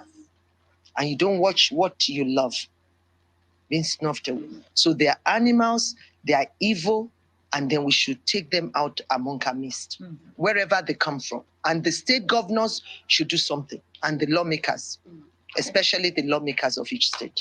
Happy International Women's. So there it is. I think Remi Tinubu there echoes the sentiment of all of us. These are not human beings. These are savages, and they should be treated as such. But in another angle, do you think it's a political that Chibok girl crisis, was it? People saw it as a political move to derail Jonathan's government. Yeah, no, I don't see it as another political. I don't, only because it's too early in the administration for it to be a political move. Do you not think?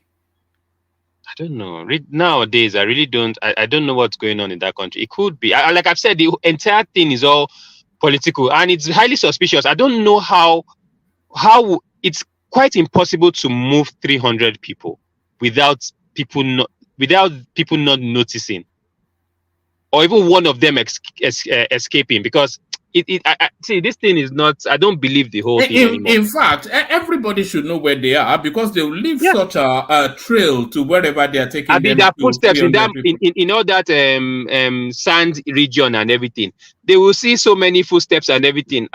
Nah, I don't believe this whole story. Like I said, this whole thing is just political. I'm not buying it anymore.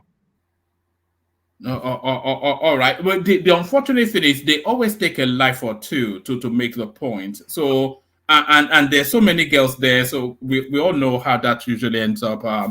It's just so sad, but there it is. All right, yeah. Prince. Do you want to respond to Remi Tinubu, or I just take you to one more, and then we move the conversation to? Yeah, quickly. I was gonna say, but yeah, you know what she said. It's fine, but this when I said before that are we in a state of war? This is what I'm talking about. I don't think this issue of kidnapping these little children, girls, is of a big issue, a top issue for these people, really. Because if it was, again, they would have mobilized the entire apparatus of the military or the security forces to make sure that they put an end to this stuff. There's no doubt about it that there's a lot of intelligence for inside jobs and collaboration or cooperation between the military and the police.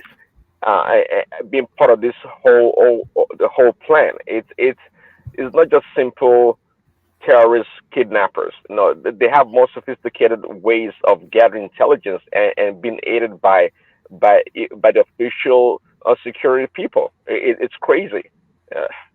Anyways, let's move to the next one. All right, brilliant. Let me take you to this one. Our federal government suspends implementation of expatriate employment levy.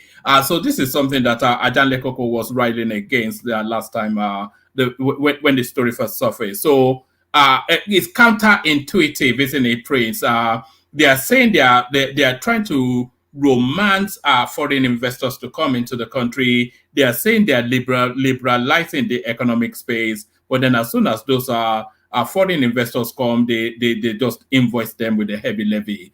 Or what are you there making there? But this is also, it adds to the narrative of this being a flip-flop sort of a government, isn't it? But what are you making? Oh, Prince has dropped. So who wants to take it on? Charles, do you want to come in at that spot, Charles? The reversal of this policy. Charles. This policy, was it about reducing the amount of expatriates taking our jobs, I guess? No.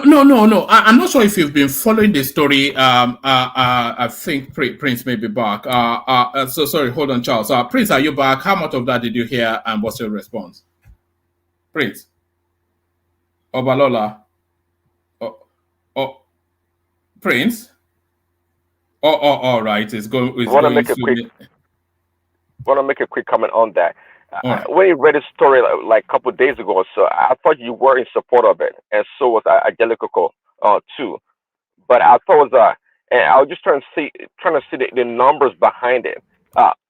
When they decide to charge this expat trade and that director whatnot, did they project how much we're going to make from this added fee they plan to charge these people?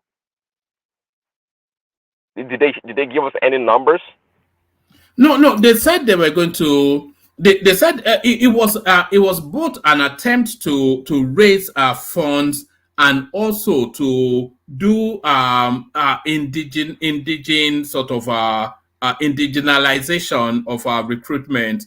So they said they were going to levy anybody that comes at the director level $15,000 per annum, and anybody lower than that $10,000 per annum. So if you bring in an expatriate, then Yeah.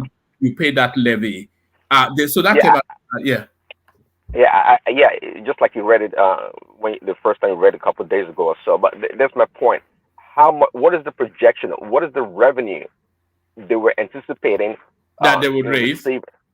Yeah, they were going to raise from this. No, this they scheme. didn't put numbers on it, but with Okay. with just the overabundance of Chinese, Lebanese, and all of these sort of characters, all this Korah, all this, it had been a significant amount, I suspect.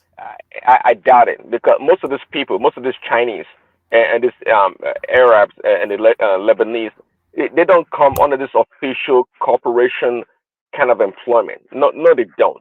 So it sounded like a really dumb idea from the onset, but I was anticipating to hear the numbers that's going to back it up. If it was going to be in the millions of dollars or billions, which I strongly doubt it. So it wasn't. I mean, it was a good idea, which I think Angelico could support it. But nonetheless, it didn't sound like something feasible, especially just like you said, either trying to court foreign investment into the country. It didn't make much sense. I don't know who came up with that. It sounded like a good idea, but it just sounds. It sounds like a Tunji Ojo initiative. That's what it sounds like. Yeah. Perhaps Ministry of Interior. Yeah, perhaps so, but it didn't sound right. If you know, hey, if we did this, we.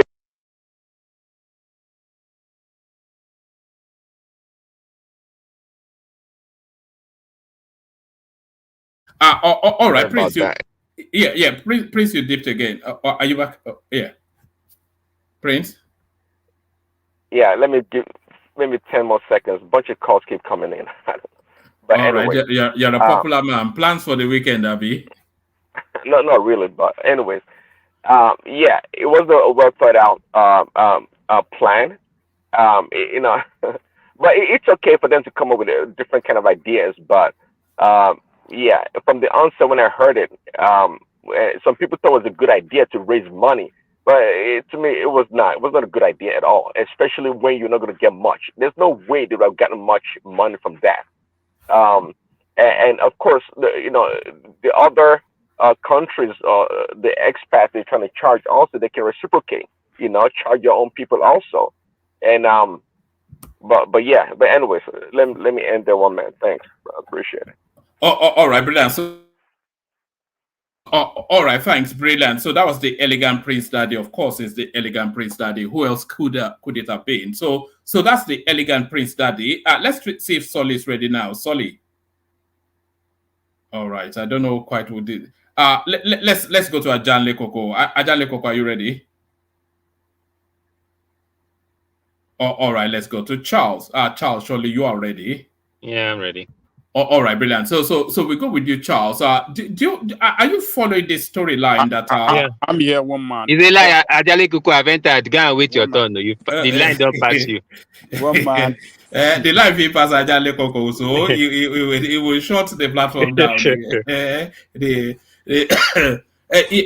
Let's go with Ajale Koko, then I'll come to you straight after. So Ajale Koko, yes. Remember when we were discussing in details this policy? It looks as though now a reversal of position. Federal government suspends implementation of expatriate employment levy. I'm 50-50. I was on board when they came up with it as an idea, but I'm not averse to them reversing it either, because it's one of those yin and yang sort of policies, isn't it? Ajanle Koko. Thank you, one man, and greetings to our listeners around the world. Click on the like button, share and subscribe if you haven't done so. You see, we call on them not to effect that policy that they were trying to effect, but it is good now that they stop it, and I hope that. Ajane Koko, there's some sort of clicking noise in the background. Oh, sorry. Okay. Yeah. Okay. So it is good that they stop it. Our foreign partners, investors, I think they will feel relief now that for this action taken by federal government, and it is good for business. It doesn't make sense that a country that is begging around the world for investors to come in, and then you want to levy expatriate coming to your country, 15,000 for directors and 10,000 for on others. So it's I believe some good people have advised them that this is not the way. Investors, I believe, they are pushed against it, and I don't know what gets into their head to want to do it in the first place.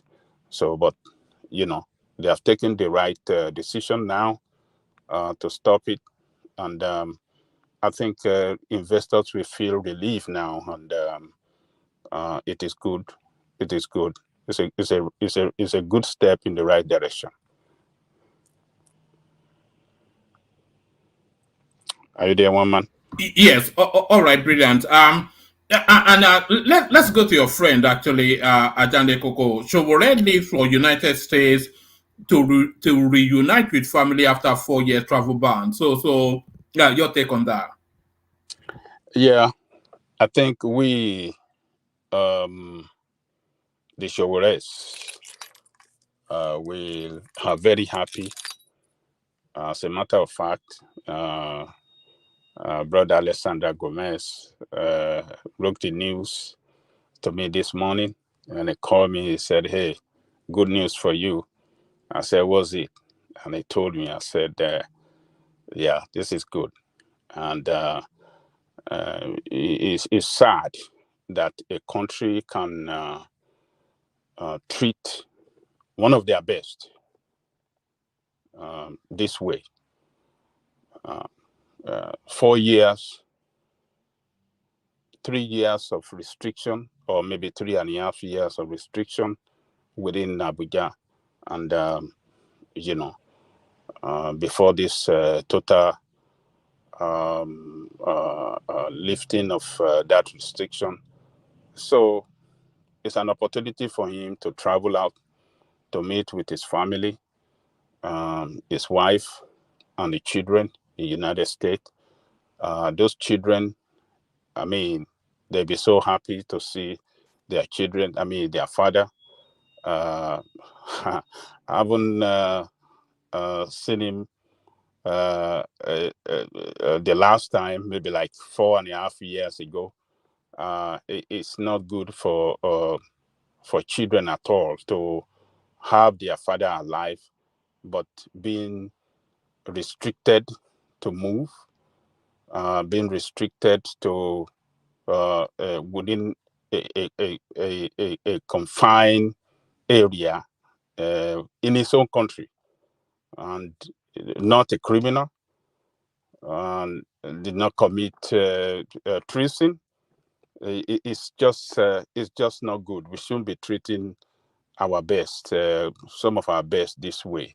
It's so discouraging. A lot of people that will have that heart to fight for the right of the people, some of them haven't seen this, will be so scared. Even when they are not scared, their family, their wife, and their children could make them be so scared not to get into it, to this kind of struggle. So Sowore has promised us that there's no backing down. We will continue to fight for Nigeria, for Nigerian people, and for Nigerian to be a good country, one of the best countries in the world. So it's just a temporary visit, I guess. Might be there for some months, maybe 1-2 months, and he will come back to continue the struggle. We cannot allow our countries to be taken over by some people that that doesn't love the country, people that are not patriotic to their country. So we, the patriotic one, must continue the struggle, continue fighting for the good of our country now and on the way forward to the future. So Sowore is congratulations to him and his family. And he went through a lot. He lost his brother. His mother died as a result of this, the psychological trauma that the mother went through. She had stroke, and she finally,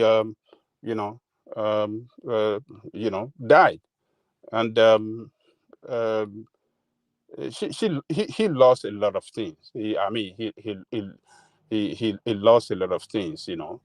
His media house were, denied, and a lot of, they were trying to, stamp them out from covering a lot of, doing their job in a free and fair manner in Nigeria. But that is a media house that never give up. They continue doing their good job, getting information within the government circle, and bringing us some secrets and shady deals that the past administration and the current administration perpetrated and perpetrating at the moment. So he went through a lot, but he said he's not going to give up. It's his country. He loves his country. He will continue doing that job, and we will back him every time, any day. Some of us on this platform and some other platform that believe in the right cause that is pursuing, we will continue to back him. So it's just what it is, one man. Anybody that want to fight for the right of the people must surely go through some pains and suffering, and he's getting that pains and suffering, but he's happy with it, that at least is getting result out of it.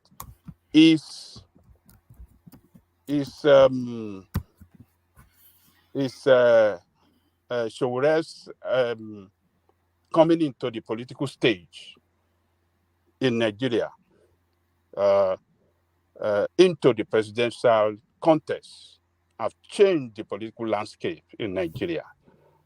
He started the fundraising that, we see the obedient copy.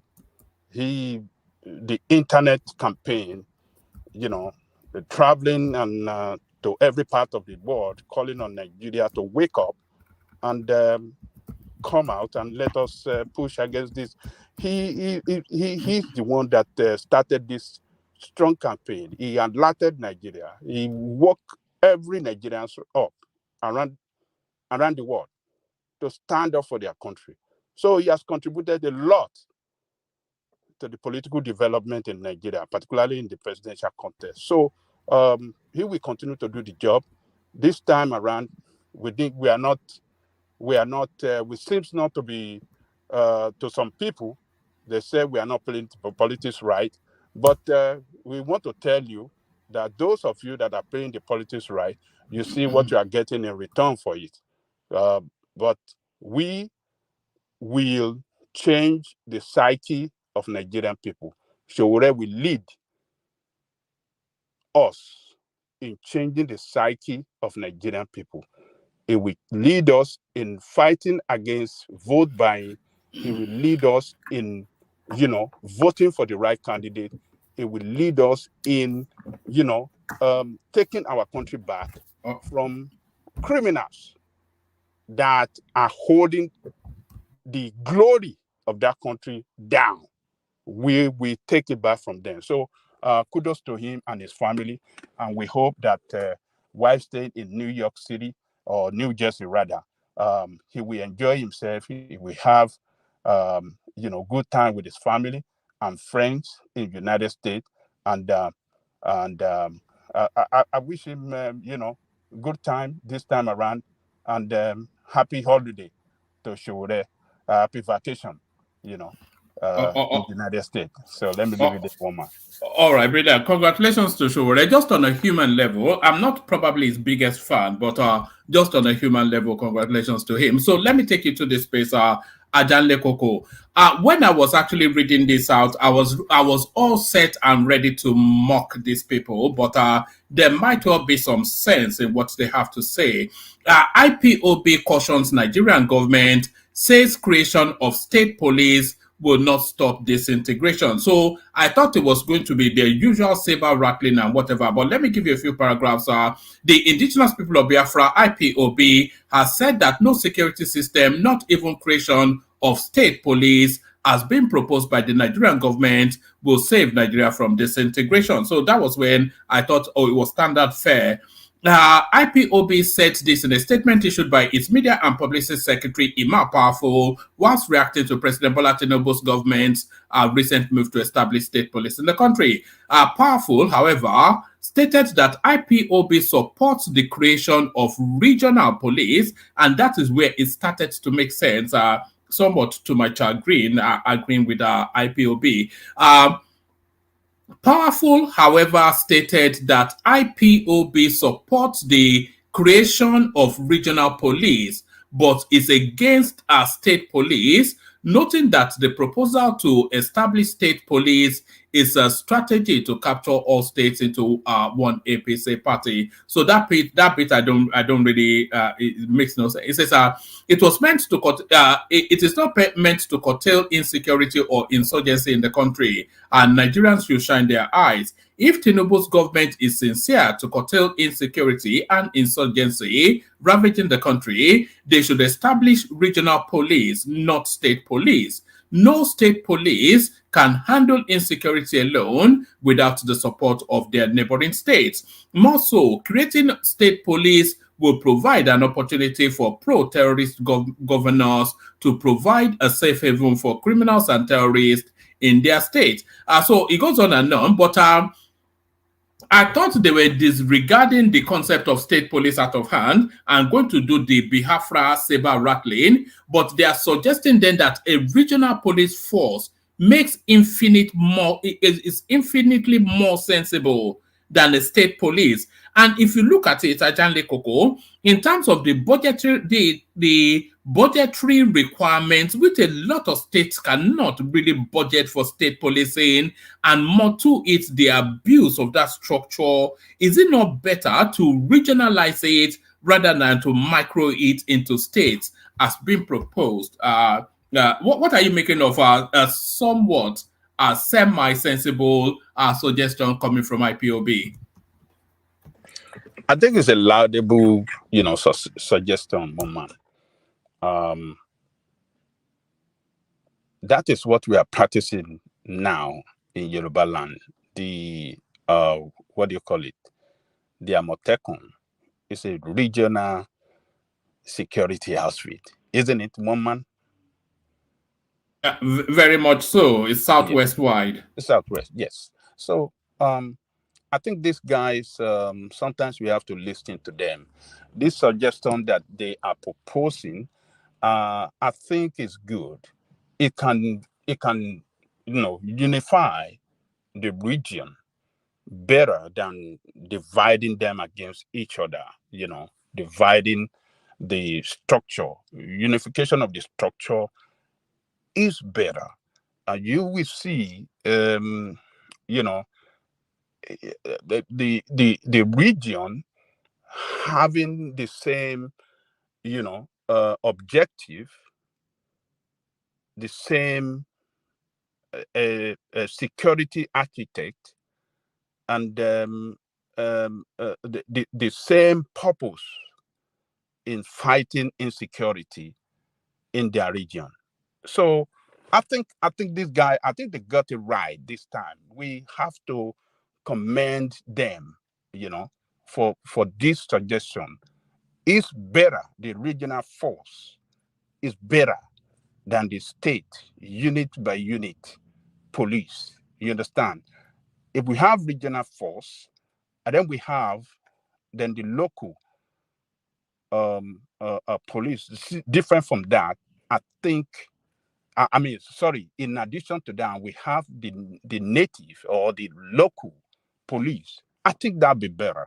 So, fighting insecurity, there must be collaboration among the state within that region. That is what these guys are suggesting to us. So when you have a regional force, you will see a strong collaboration. You will see that strong sense of purpose, and sense of achieving the same goal. What is the goal? Security in the entire region. Security in each region. So these guys, I mean, they deserve some commendation for what they are saying, this time around. The headline is kind of confusing. It should have been very clear to say that. We thought from the headline, I thought it was going to be their usual raw meat eater sort of yes, zobuism, but actually sense from IPOB. Yes. So, sorry, Ajale, there's a question I was going to ask. When regional police comes into play, how is the manpower going to be, the composition of the manpower? Is it like for in the East, it's just Igbos that will be in the police force, or it will be a mixture? That will essentially be it, isn't it? But there's a there's a surreptitious undercurrent to it, because regional police, of course, are precursor to what IPOB wants. Do you see? So they are somewhat trying to be cute there, but inadvertently being sensible whilst trying to be cute.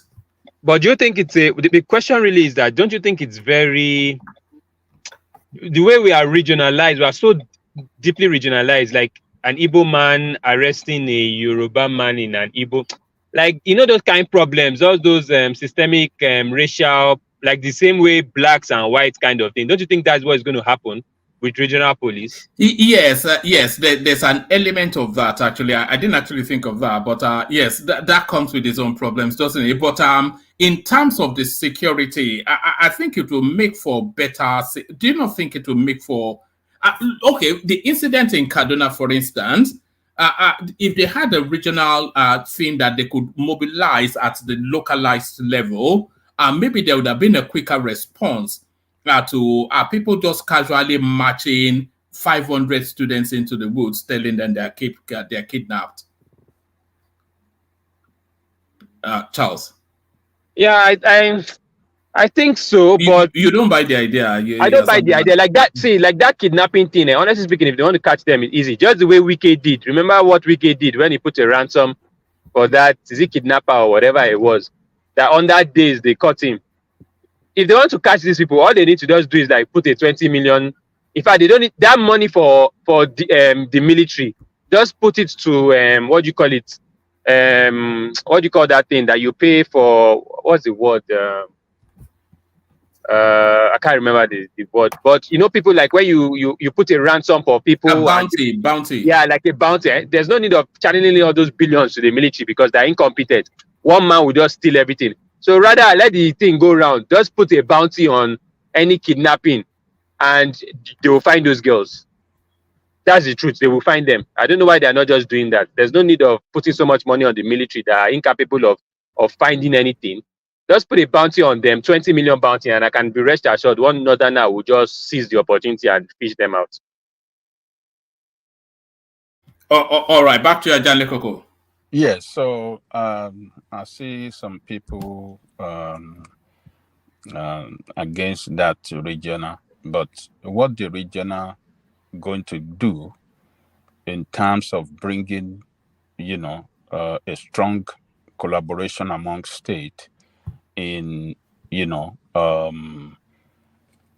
putting in place a good security infrastructure, I think it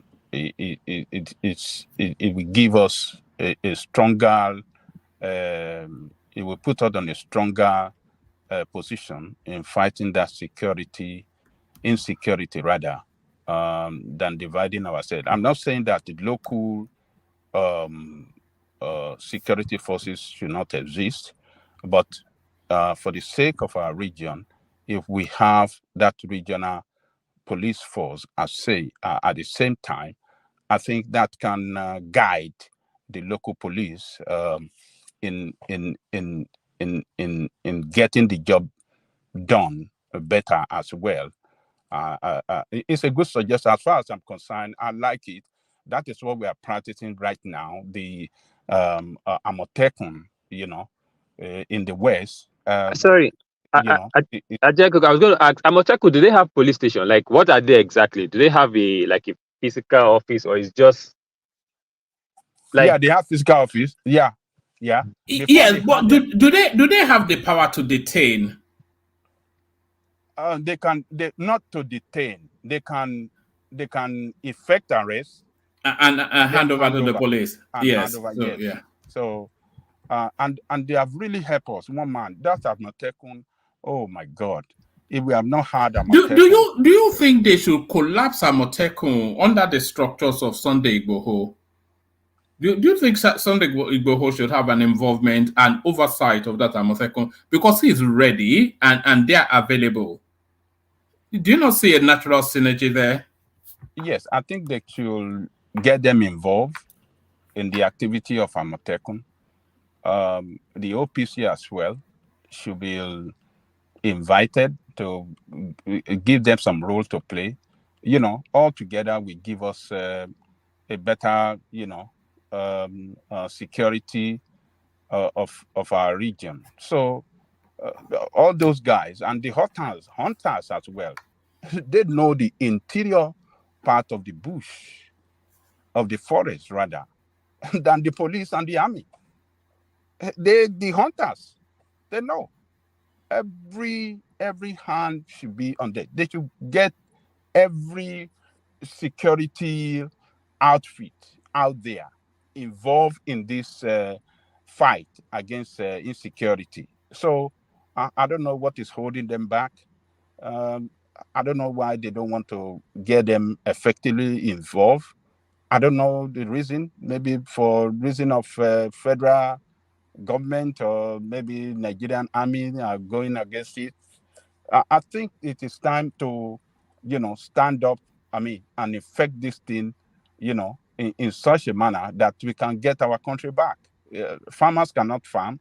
Look at the children arrested, kidnapped, and they just whisk them away, just easy like that.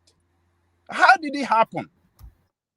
286 or how many? Just like that. In Kaduna, that is the heartland of the military might of Nigeria.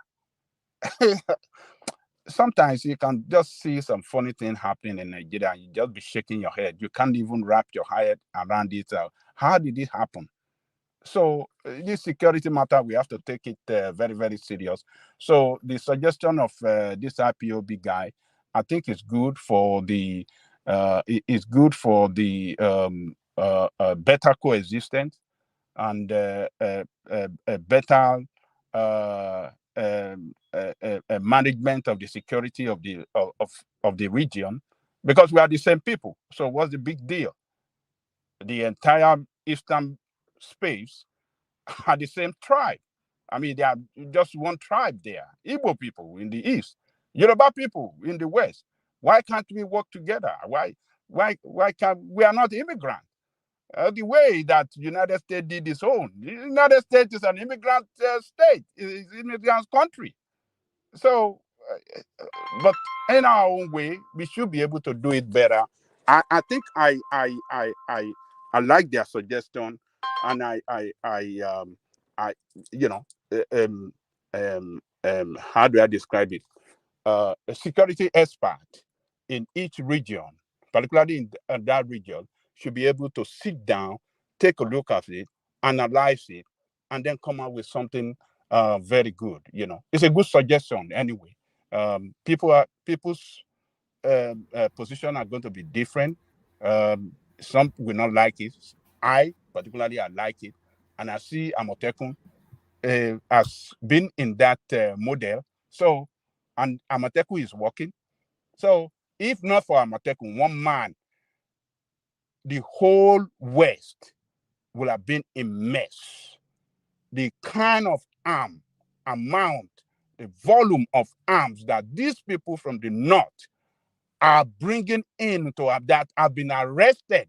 I mean, they have been confiscated from these people, bringing it into our space for what? Gun, dangerous weapon, arrow, all. Why?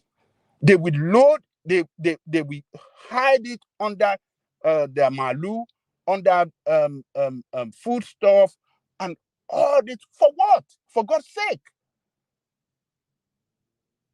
Recently, hundreds of them were arrested. They have loaded weapon in their truck, taking it to where?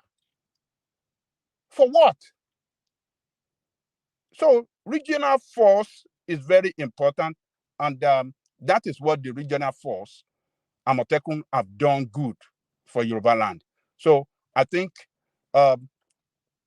this Biafran guy have studied what Amotekun is doing. They might be responsible for this suggestion that they are giving out. So I think I buy into it. I like it, and I want to advise security experts in that region, you know, to take a look of it, analyze it, and see what they can do about it.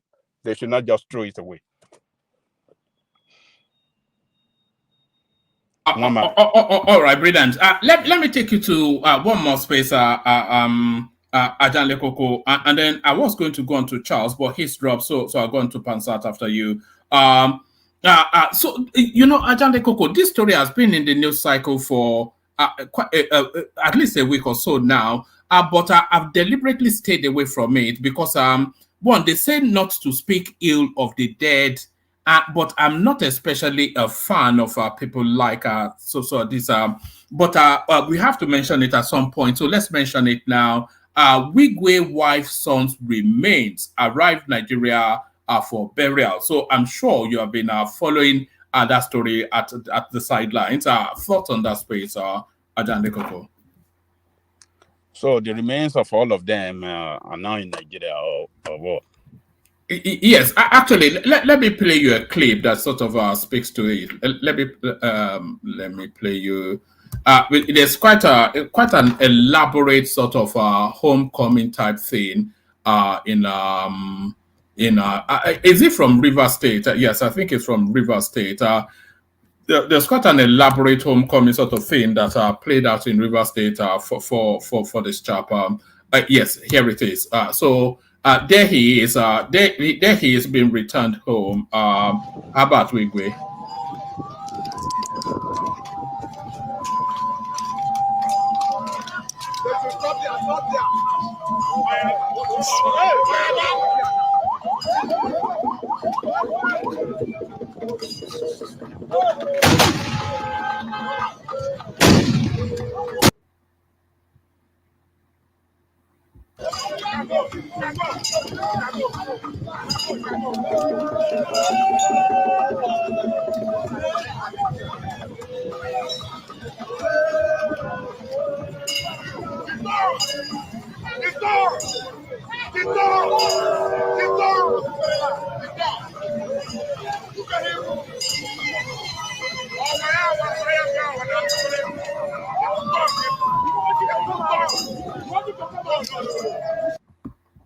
So Ajan Lekoko, there he is arriving back in River State, but there is the allegation that he facilitated a lot of movement of illicit funds under the Buhari administration through the SWIFT system of his bank. But nevertheless, the man departs. Well, woman, the man is gone. I don't think I want to engage in talking bad about him, particularly on what I'm not sure about. So he was alive before the unfortunate incident happened to him and his wife and his son. He was never accused of anything. So where this allegation is coming from, I don't know. So nobody is sure of what is being said against him now. And I think it is better not to talk about what we are not sure about. This man is gone. If he's alive and is coming up against him, yes, that will be a different ball game. That we'll be able to talk about it because he's alive and he can defend himself. But this man is departed this world, and it's not officially reported. This is just rumor. So it is not good to engage in this kind of rumor mongering. It's not good for a person that did you see Bode's George's expose on He's not in government. He doesn't right. have any fact to that effect. The government have not said anything in that line. So I don't want to engage in what is not official, particularly when this man is not departed this world. We have to respect the deceased and let him have a permanent rest. So I don't want to engage in this kind of talking about, this kind of issue. Can you hear me, woman? Yes, I can. All right, brilliant. So stay steady, Ajan Lekoko. We'll loop round again, but let's take the conversation in the direction of Pansat, who, if it's ready for us, Pansat, are you ready? I was born ready. One man, how you doing? I'm good. Are you eating? What are you eating, and where's mine? No, I'm all right. It's heavy African lips. You say you are born ready. It's hard to lift those lips sometimes. But anyway, I say hello to the panelists and those in the comment section. And good for you, Ajan Lekoko, for not taking the bait of denigrating one of our sons who passed in foreign lands that's being buried today. So there's no need to talk about some of his wrongdoings. We'll have time to do all that later on. So I'll give you kudos for that. Well, these as you look around that equator there, that's Igbo land. And one man is a very clever guy. You should see him trying to pronounce Wigwe, right? I think he called it something like that. Because he knows if he says Wigwe, it's an Igbo name. Those are Igbos, and they've been separated. But now, let me start off today by talking about Sowore.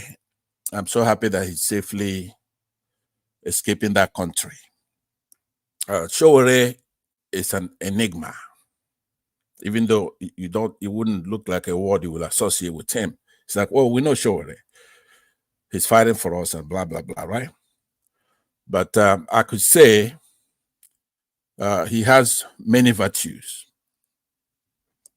but also has many vices, right? So what he went home to finally face in total, let's call it comeuppance, he deserved some of the fate that he got. It's retribution because of what he did under the Jonathan administration, which was an accidental administration. He wasn't prepared for the job fully, but he's a civilian. He's a Democrat. He's educated. So even through his publication, he supported the transfer of power to Jonathan when the Northern Muslims were trying to play some games like they used to do it. Sowore helped with his publication to say, no, transfer this power to Jonathan. But shortly after that, he then had problem with judgment. Now, it would have been a conundrum if he didn't have a history, right? So what most people should be doing is to determine if Sowore lack judgment, because he went through a brutal time with DSS and the government of Buhari, right? So he was incarcerated. Maybe they fed him some tea or whatever. Maybe they did something. So what I was trying to determine, does Sowore lack judgment, which should have been his own thing, natural, or does he have loss of judgment? And believe it or not, I got the answer to that. I believe that he lacks judgment. He did not lose judgment when he was incarcerated, because if you go through publication, I know it's right away, and I say hello to Dr. Damage. Sorry, what's that? You talking to me? No. Sorry, Landa. I wanted to hold you to that spot. Yeah, go ahead. You said you were querying if he had either a lapse in judgment or he never really had judgment anyway. Was that what you said? That's what I'm saying. If it's loss of judgment because of his incarceration, let's say they gave him some chemical or whatever, and then he lost his judgment. I understand all that, but where I wanted to take you to is why do you think he lacks judgment? I want to see how you how I treat that. Okay, so let me start off with his publication when he emerged on the scene with his Sahara report. In broad strokes, I may agree with you, because I'm not sure that he is as equipped as people credit him for. But sorry, carry on. Yeah, that's right. I think we agree on this. I don't even see any reasonable person disagreeing with all the facts, because I will have a conclusion at the end of my remarks on this point. But all these are just facts. I was once on. I was gonna say hello to Dr. Damage's Rudolph. I think it's in the comment section. And he was also part of that organization, that online outfit. So I was once on their show, on his show, and I was saying how Sowore published. Now, some of this you need to Google as I'm talking. Sowore published 151 articles on Ngozi Okonjo-Iweala, right? We know who that is, Madam Ngo. She's Oh, right. That's the angle you're coming from. Okay. I didn't know you. I didn't know you. I thought you were looking at it holistically. I didn't know you. I am. I didn't know you were doing an ethnic thing. Okay. No, it's not. I mean, when somebody says something about it, you're the one who invoke all this disruption in there. Just hold your horses. You've said about 10 things about IPOB, Igbos. Nobody's even listening to you anymore on that. Just hold your horses. I'm coming. I have some points to make, but they're in a series. I can't say them at the same time. Human beings don't have that ability. I say one now, then I say another one after that, right? So what I was saying is that Sowore and his organization published 151 articles on Ngozi Okonjo-Iweala. You could Google it right now to show you those articles. Only one was neutral. 150 were negative on somebody like that. In a country that has poor leadership, we don't have anybody in the past. We don't even have any heroes.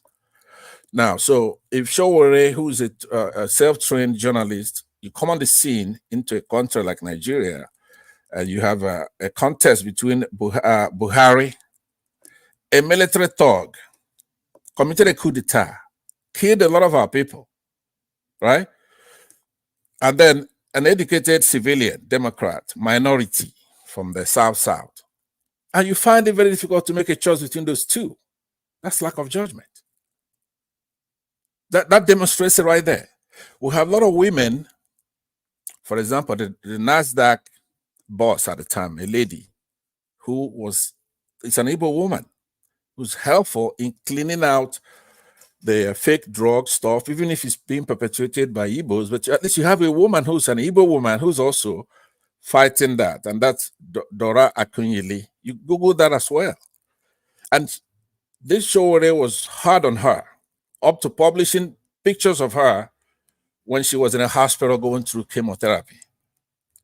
So in totality, when you then take a look at everything that he did, you shouldn't forget about his virtues. All right, right? Now, if you recall, one man in 590 CE, Pope Gregory wrote the list of saints, changing them from in this order. The first one I'm going to mention right now is the least one, and then the last one is going to be the worst one. There are 7. You have lost. Okay, we don't know if he has lost in his heart, right? We don't know that. So we give him credit for that. Gluttony, we know he's not gluttonous. Greed, we know he's not greedy. A sloth, I don't know if you know what a sloth means. It's a sin in the Bible, right? When you don't do what God wants. Now, we don't know if he's guilty of that.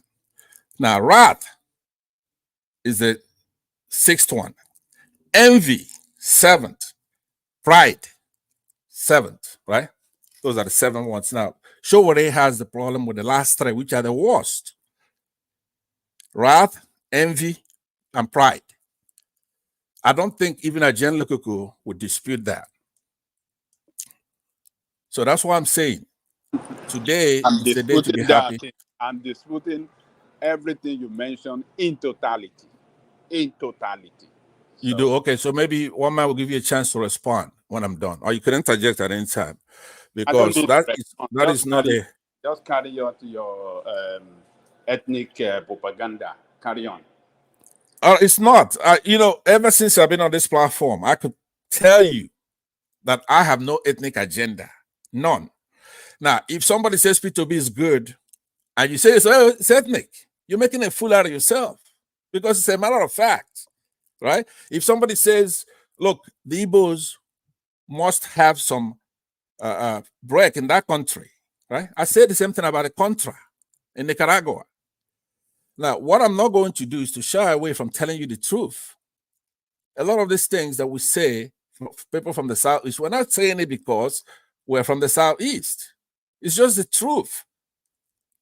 Now, if I don't say good things about other areas, then maybe you could say that. I call it the way it is. So when Sowore has difficulty in forming evaluative opinions. Sorry, Pastor, quickly. But you have said also that you choose a South African brother over a Yoruba brother next to you. So if that's not ethnic, what is it? Well, you are actually making my case unwittingly, right? If I'm going to choose a South African over Yorubas who I have considered to be iniquitous. Now, the word iniquitous sounds so negative. It doesn't mean you're not going to heaven or something like that. You need to Google some of these things. When I say somebody is iniquitous, which is what's happened, the Yorubas are spoiled now, right? So going back to what I'm saying, when somebody like Sowore has a difficulty in forming evaluative opinion, right, reaching conclusion that's available, evidence, and then acting in a manner that just doesn't make any sense. If for example, in last election, right, you have a Peter Obi, former governor, who's made his case, and the youth got on fire, including his supporters. So he should run and keep running, but at some point, it becomes a binary choice between good and evil, or the lesser evil. And you just stay obstinate with wrath, right? And pride, right? Now, Arjan, look, that this goes to you. Pride, and then and doesn't change his ways. It's not humble. He thinks he's God's only person for Nigeria. That shows lack of judgment. That's what I mean by that. It's not bad. It's just one of those, but he has a lot of virtues as well. Some of those, we already know, is a courageous person, right? Behavior, showing high moral standards. He does have that. That's virtue. But he also has these vices I'm talking about, on the other hand. Immoral or wicked behavior. So now, Sowore has courage, and I've said that here. Temperance, fortitude, and sometimes truthfulness when it counts. So where he has pride, humility is needed at that time. Now, he's not greedy, but I have never seen any generosity from him either. None. I've seen he's not greedy. We haven't seen him taking money. Now, the lost chastity part is none of our business. I don't know.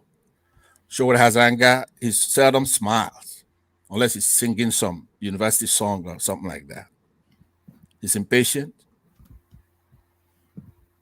but he has envy, like I said, and that is a no-no for me. But I'm happy he's here. If I have time, I will call him and thank him for his service to our country.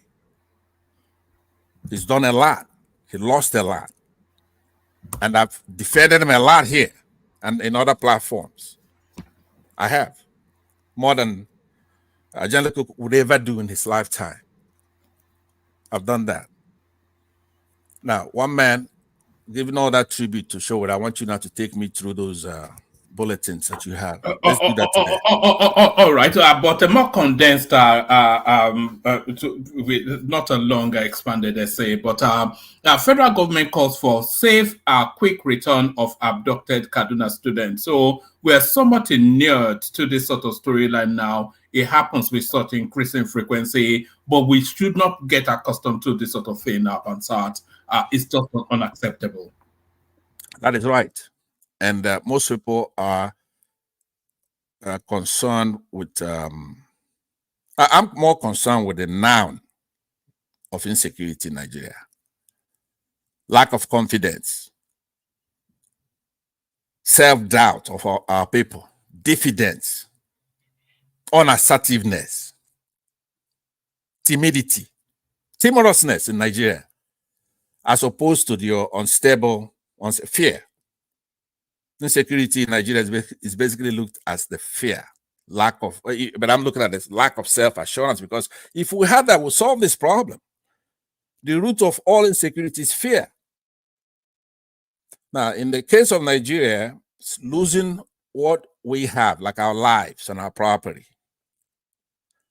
But we should also look at fear of not getting what we want. That's what we have to tackle now.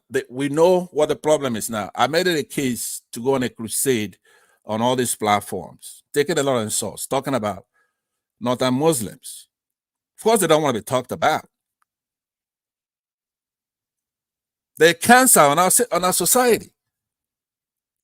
Now, I let off a little bit. For 6 months, I went on every platform talking about them, and it looked like I'm anti-Islamic stuff, right? I'm not. But the insecurity we have in that country has only one root, and it's something that we could defeat, even if by war. So you don't want to. The insecurity actually has several roots, but the biggest branch I concede is the northern one, because a lot of the insecurities outside of the northern one, it falls under the broader strokes of criminality.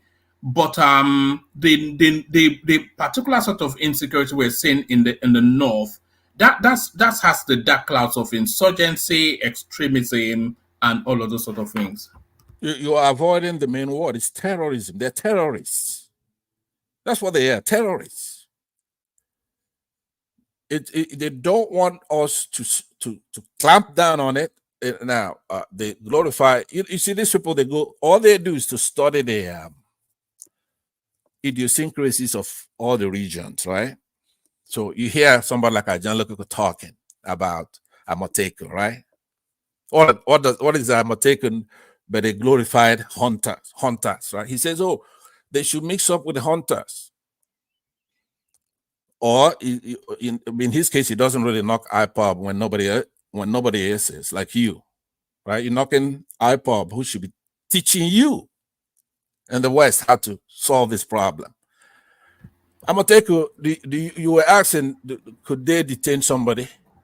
What about could they prosecute? Prosecution is where the whole thing is. Yeah, if they don't have the power of arrest, they cannot have the power of prosecution. There you go. Bingo. You don't have the power to prosecute. You think they don't know? Amateko's roots cannot be found anywhere in our constitution. They're nothing but IPOB or hunters.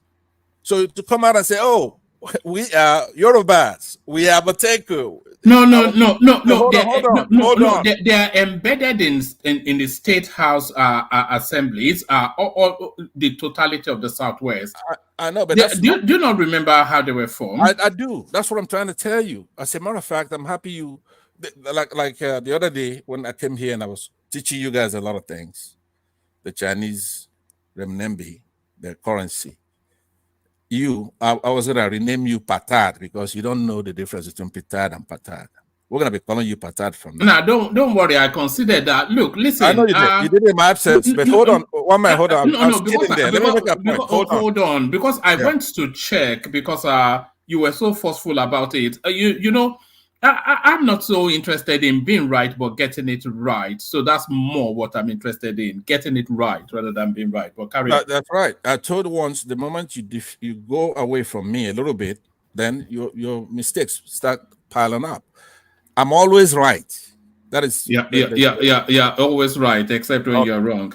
Okay, so now listen to this. So on the Amateku issue, right? These people, they know, these Northerners, right? They don't go to school. They don't want to make Nigeria great. The way we should be a great country, perhaps rivaling many Western countries. If we don't have this Islamic problem down there, right? So they know the hubris of the Yorubas, what's his name here? Ajan Lekuko. Say, hey, Amateku, you cannot prosecute. Detaining somebody doesn't mean anything. Everybody, when you accuse them of a crime, they're innocent until proven guilty. So even if they give them the power to detain, that doesn't mean anything, right? The prosecutor and the judges, those are the important element, and that ought to be in our constitution, not the states. All right. You're getting somewhat tangential on a strap line that doesn't really cohere. They don't have to be able to prosecute. If they detain and hand over to the police, and then that prosecution takes effect. So they're just another layer in the ear. No, not at all. Because if you go and you grab 20 Fulanis, right, in your forest, and then you have the power to hand it over, then you hand it over to the police, and they just release them the next day. They really come and get you. They don't just. Oh God. All right. Just do it, and then we move on. I don't want to. For almost an hour here. Let me, and I'm making more sense. So why are you pushing up against me? Why are you rushing me? I've been speaking for like 5 minutes, and I'm almost done. Try to learn how to deal with the truth and the facts here. A prosecutor is very, very powerful. You cannot just say to me, "Hey, look, you're being tangential and redundant." All right, Ekene, you're up next. Whoever is ready is up next. Yeah, Ekene, Alpha. Abba, I wake you. Yeah, I've been listening now. You have been listening now. I've not been following through. I don't know what he says. I don't know the headlines. Yeah, we're just going through the usual stuff. Do you want to speak a little bit about Wigwe, the tragedy there? How is that been digested where you are? It's a very unfortunate incident. Nobody will see that situation and not feel so bad about it. I feel so bad about it. Look, this is a very big loss to Nigeria. Nigeria? How is it? Sorry, it is a big loss, but how is it a big loss to Nigeria? It's a big loss. No matter however they want to put it, this is a big loss to Nigeria. This man has, I don't know his relationship with big men, Dangotes, all those stuff. But a lot of them are crying. don't know. But I don't care about their relationship. What I care is how life is. I don't know why life will take away one man, his wife, and his son.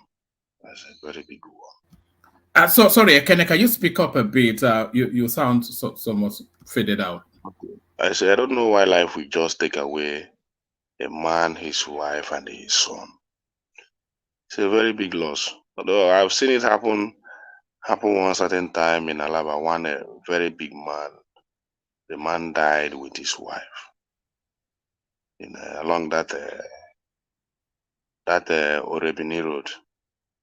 They jump inside water. So all this guy, I don't know. But it just teaches us that life is nothing. No matter whatever we are acquiring in this life, you just know that one day you leave those things behind. Go wherever, meet your creator or whoever you want to go and meet. So the best thing in life is if you make money, you use it for humanity, so that people will remember you for good things and not just the other way around. So, but I think there is a lot of testimonies about this man. So, and I know that God will grant him eternal rest. So that's all. All right, brilliant. I echo that. God grant him eternal rest and all.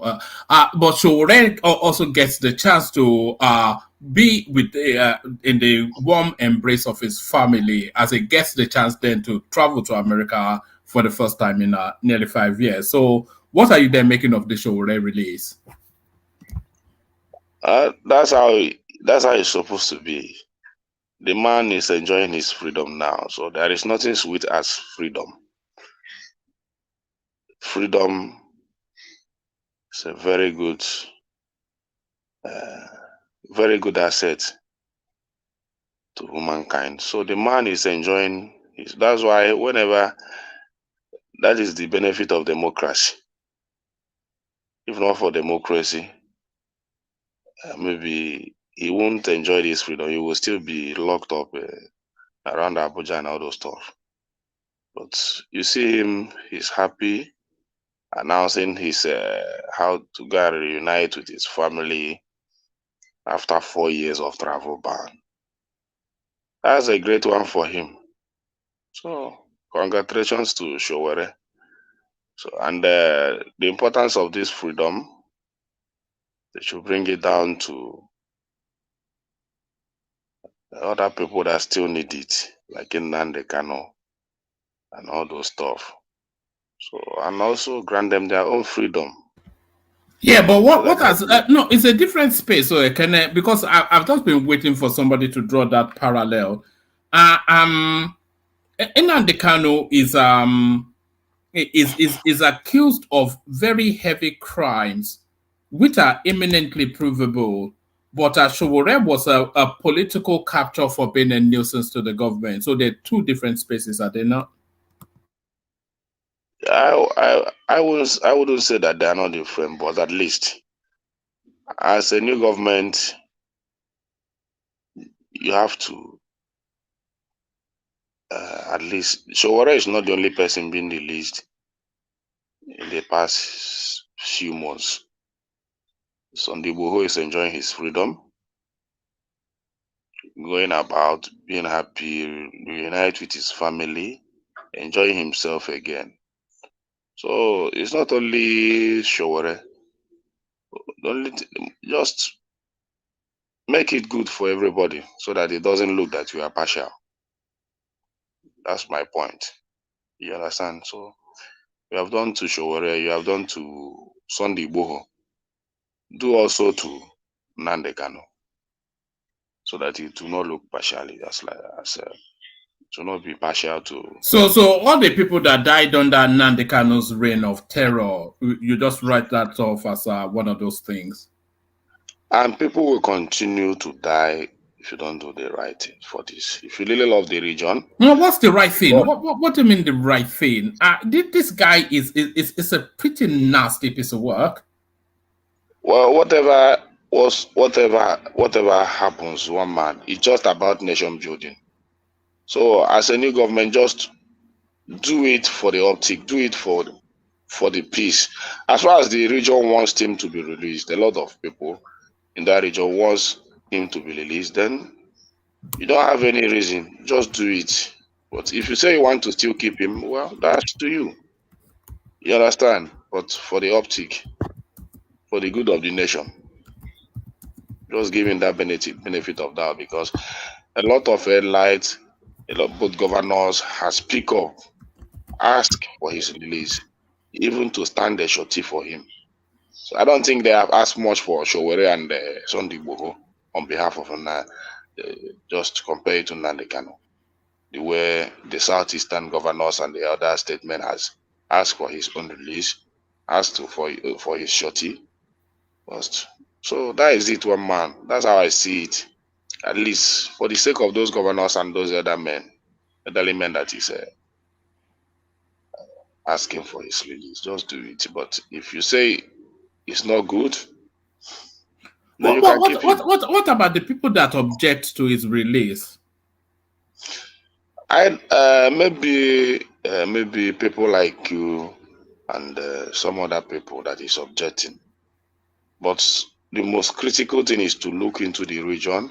Do you think Nigeria? Do you think Nigeria do you think Nigerians want him released outside of the Southeast? Do you think Nigerians in general want him released? Well, Nigerians don't want him to be released. That's a very good one. That is a why? Why do you think Nigerians don't want him to be released? The only thing is that it's the fear of separation. There is nothing much. That's why a lot of Nigerians. You mean because of Biafra? Yes, that is the only thing. I don't think so. I think Nigerians don't want him released because of his atrocities more than the echoes for Biafra, the cry for Biafra is 50, 60 year deep. You know, it will always be in the backdrop. You know, you don't cry more than the bereaved. You understand? So you don't cry more than the bereaved. You are the one crying more than the region that wants him to be released. You understand? So I don't know why other region will be crying more than the bereaved. If because it portends a threat to the nation state. It portends a threat because the Nigerians don't want to tell themselves the truth. Whatever you want to do just to keep him, because you don't want Biafra, it still shows that there are some Nigerians are not telling themselves the truth. There are a lot of things you are hiding. You understand? I don't know why people will be fearing for one man. Do you think Nnamdi Kanu alone can divide this country? But, well, many things he might have said things that are not good to the optic or for the nation or whatsoever. People might not like him for the way he speaks. But even at that, his message still resonates in the eye of some people. You understand? So, but for the region that he comes from, just release him. There is no two ways about that. But if you don't want, you can keep him. Nothing much. All right. Onye jife nwata woni akenu. One day, akaya na afu akafuba you for to aka. You are holding something that belongs to a child, and you're just keeping your hands up so that the child will not get that thing. One day, your hand will be paining you, and you will bring your hand down. That's how I see it. All right. Ekene, somebody sent something in for you. Can you see this? I'm not sure if you can read this. You can see the finger pointing up. It says this is for Ekene. So would you like to see what that person sent in for you? Let me see now. All right. So do you know where Fege is? Fegge. Fege. Fege. Onitsha. Fegge. Is it in Anambra State? Yeah, Fege is in Onitsha. Oh, okay. Do you want to know what it looks like under your under your government and what it looks like now? This is what that person wanted me to show you. I've seen a lot of this, but this is not Fege now. Look at that. That looks like a street in New York, and that looks like a street in Abakaliki. The road under it is not Fege. Who told you that? Understand? I know. It's not Fege. How do you know it's not Fege? It's not Fege now. Even you men looking at it, this place didn't look the same thing to you. No, the Soludo solution now. It won't look the same now. Soludo solution. This is Soludo. This is one of all this propaganda that you guys do. This one here is Soludo solution, and the one on top is we cannot continue like this, and then Soludo solution. We cannot continue like this. In new Nigeria, you see, this is a new Nigeria is possible, and then this is the new Nigeria that's Soludo. If you feel that this is Fege, if I travel on Easter, I will visit Fege and send the picture to you. So forget all these politics that you guys are doing. One man. Yes. Let me ask Kenneth something. Kenneth, let me ask something.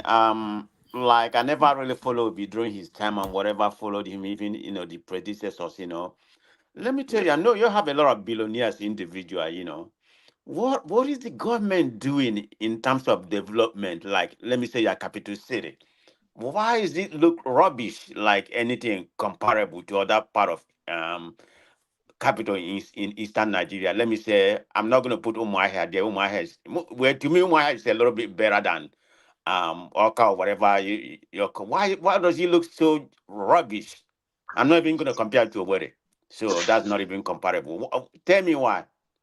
Besides, you have a lot of money. I mean, where's the development? Yeah, in the southeast. No, in Anambra. I'm just talking about Anambra. So let's talk about, the development. Where's the development? I mean, where's your capital look like a rubbish, like a garbage? What's going on there?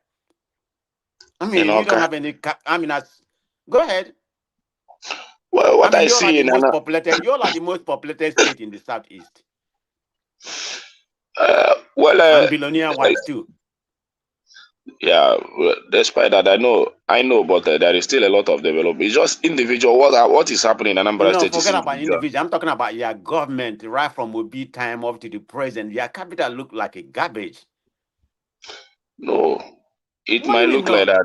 The first person that started building Oka is Obi. The first bridges and all those stuff that you saw there was in his government. I'm talking about the present status of Oka. It's nothing to be right about. If it is nothing to write home about, then his predecessors are not doing a good work. That's how I see it. I'm just talking about what I've seen because I never pay attention until recently, Yeah, and if you just travel down to Opiweka, you see there is this 6 lane that will be built during his time as a governor. You go down to airports. I don't know. It's kind of mediocre to me. Okay, I mean, I like Obi for where he stopped. I want to tell you that where he stopped that road. Where he stopped that road, the amount of kilometers that he built in his own time. Okay, that road, the capital, you can't compare to Enugu. I know Enugu has been existing in the former Eastern capital. You can't even even close to Owerri. I mean, yes, Enugu has been a former distance. So, but my point is where that Owerri is way up. It's not even, I'm not talking about people now. So I'm not going to make any generalization, but I'm talking about capital specifically. Where is the development in terms of put your money where your mouth is in terms of developing the capital? I'm not talking about individual investment, but I don't see anything happening there. That is even me. That's what I have been saying it. So way better than I don't know. Maybe a born yourself. Yeah, a little bit of what I've seen from from Abakaliki is better than Oka or whatever. Oka seems to be the lowest, But anyway, I just want to ask that question when it comes to my turn. That is to show you the kind of governors we used to have after, and whenever we talk about what did Obi do during his time in terms of development in that area? The first development that started coming to Anambra State started in his own time. Like the Oka you see today, most of the road in Oka, he built it. Just like the example I want to give you, that head bridge that you see, that roundabout and everything, that once you come down from Asaba, in that head bridge, he was the first governor that cleared that place, did those roundabouts, did everything, those major roads there. I know how that place looked like when he became governor. You cannot pass through that road. Okay, I just want to ask you because I'm not Clear I'm not all familiar. I just started if you looking know, at Oka recently. You know, not yeah, even last year. if you look into that that head bridge, if you know how it is, that place is a den of kidnappers, all those robbers and all. But he cleared those places, built roads there, down to where you have the current airport, Cicero. But my own point is this: where he left those roads since he came out as a governor, that is how those places are still. That is how they are still are today. Wow. Okay. I just want to ask Honestly because speaking, I've not so been there. I mean, I've been I to will Enugu, I've not. been to Umuahia. You know, that's the only place I've not been in. Well, I've not been So to that is not. Abakaliki. So If you go to a place like Okano, that is Aguleri, Ayamelo local government. They never had any road until this man became governor. He created all their roads. He created it. Did the major ones. Go to Ayamelum, the roundabout that is there, everything, and their local government. He gave them local government headquarter, build it for them. That is where Obiano came from. Down to, because that's the area you see Ibarian campus. If you go there, the road he created there, the ones he was able to tide, he tied almost all of them, but there are the ones that he couldn't tie, but they created that road. Then Obiano, what was expected of Obiano is to finish the work, maybe the tiling and all those stuff, because he bring down those campus, they build those campus, fence it and all those stuff, build a lot of infrastructure in those campus. But to the greatest surprise, my greatest surprise, not only me but people from Anambra North, they Obiano couldn't do anything in his own area until he left. He left as a governor. Just that one that Obi did. But my point is, just because of politics, people will jump Obiano talking about Obi, just like what Soludo is doing today. Just look at all he's just destroying everywhere without doing anything. The ones he used, I don't know. There is this one that they put on internet today that he's doing. Is it Amobia? People were asking, what kind of road is this? You are using block to do AGC, as in, and that man not get test. But all right. Let me take you to a different space. Ekene. Nigerian diaspora remittance increased by over 400% in 1 month. So it looks as though that the green shoots of recovery are starting to germinate. And say that diasporas, I didn't enjoy this devaluation of our currency. Now I enjoy it now. So that's why I'm not surprised that a lot of diasporans are defending Tinubu policy, even though it's affecting the main citizens. But people like one man, when you send your $1,000, they give you about 1.6 million or 1.7 million. Why you not go remit your money? You go to remit them now. You change them. You think go to big for your bank account. So that's for people like a man of prestige. Now he's the only known millionaire on this platform.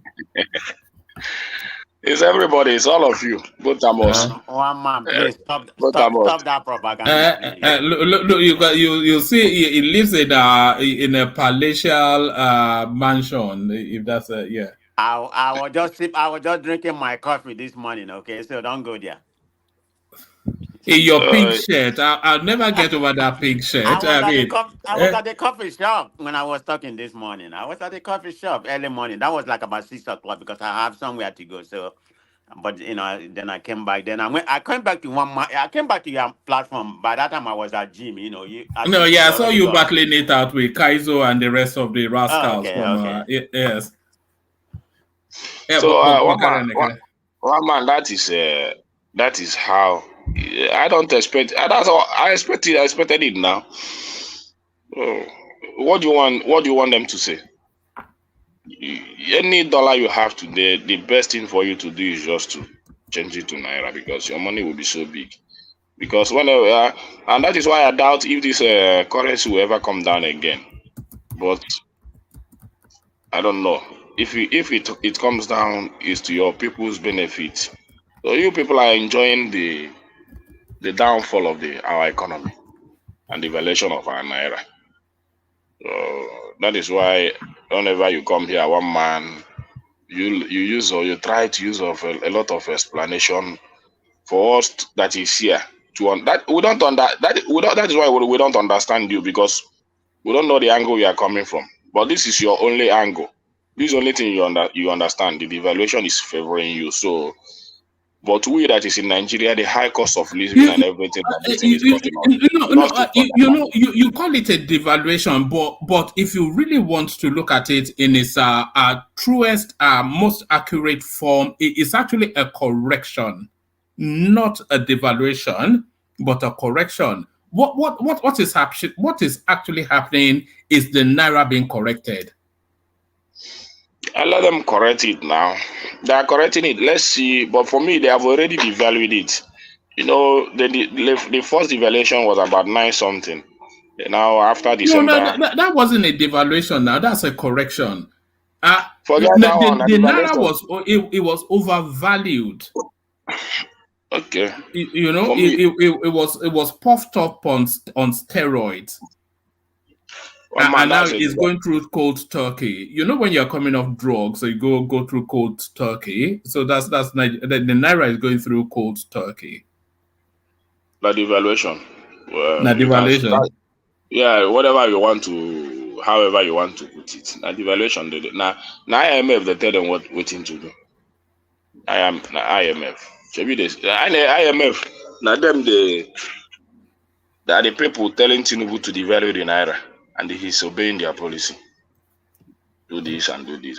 So when it's like they're benefiting it when we devalue our naira. Whenever they come to the government and say, you see it in their news to devalue their naira.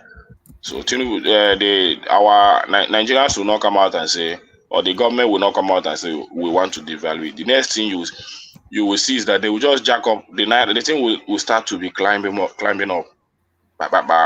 Today 1,000, 1,2, 13, 14, 15, and when the thing is getting out of hand, they will just stop there. Say they want to do one thing, but they will reduce it to 1,300. You see it to be stable by like 2 months or 3 months. They will come up again. They will take it to 2,000. When you shout, when the things start to buy, they will just do some little magic. They will bring it down to 1,600, and then Nigeria will be calm again. That's what is happening now. Say this now government of Lamba. They do Lamba a lot, but no wahala. My own is the stability of the currency. If this money should be able to stand one place, I think a lot of people like us, a lot of us will not be complaining because it will just take you just few months to recover it. Then your business will balance again. My problem is all this continuous devaluation within a very short. How do you run your books? Do you have an accountant or do you have a system? Yeah, I have an accountant now.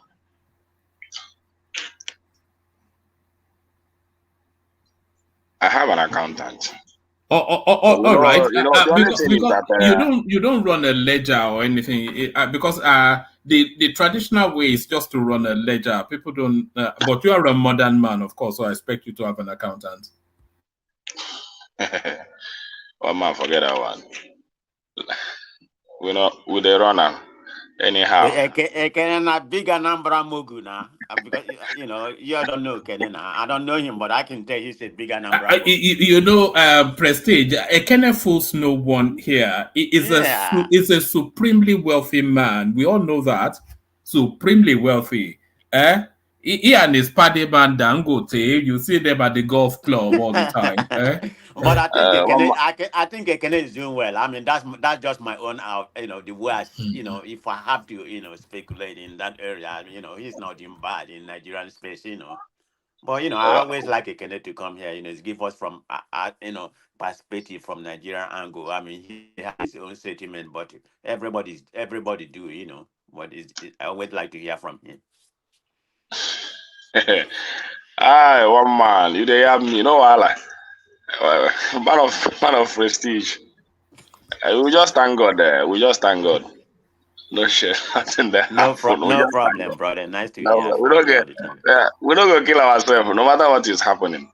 We don't go kill ourselves. We gotta push it like that. So but the only problem we have in the economy is just stability. That's all. Because as a businessman, you don't have much to think about. It's just for you to just calculate the thing, check the price of your goods, match it with the price of the dollar, add your little profits, no matter the amount of dollar, no matter the amount you buy dollar. So you don't. The only problem is when you sell and at the rate of 1.6, then when you go back to buy again, you're buying at the rate of 1.7. That's what kills business the most. But if you sell at the rate of 1.6 per dollar, then when you want to buy again and still buy at the rate of 1.6, then your profit remains where it is. That is it. So that's why I say that the major problem we have is the stability, not necessarily the amount of dollar. But I know that even the amount of dollar still affect the price of goods because many people cannot afford a lot of things in the market because of low minimum wage and low income. So their purchasing power has reduced. So if you are earning 30,000 naira per month, it's a very big problem for you because price of foodstuff and everything is at the high side. It's a problem to salary earners, most especially salary earners in Nigeria. It's a very big problem to them. That's why you see in NLC and you see their calculation on what government should give them as minimum wage is about 480 to 500,000.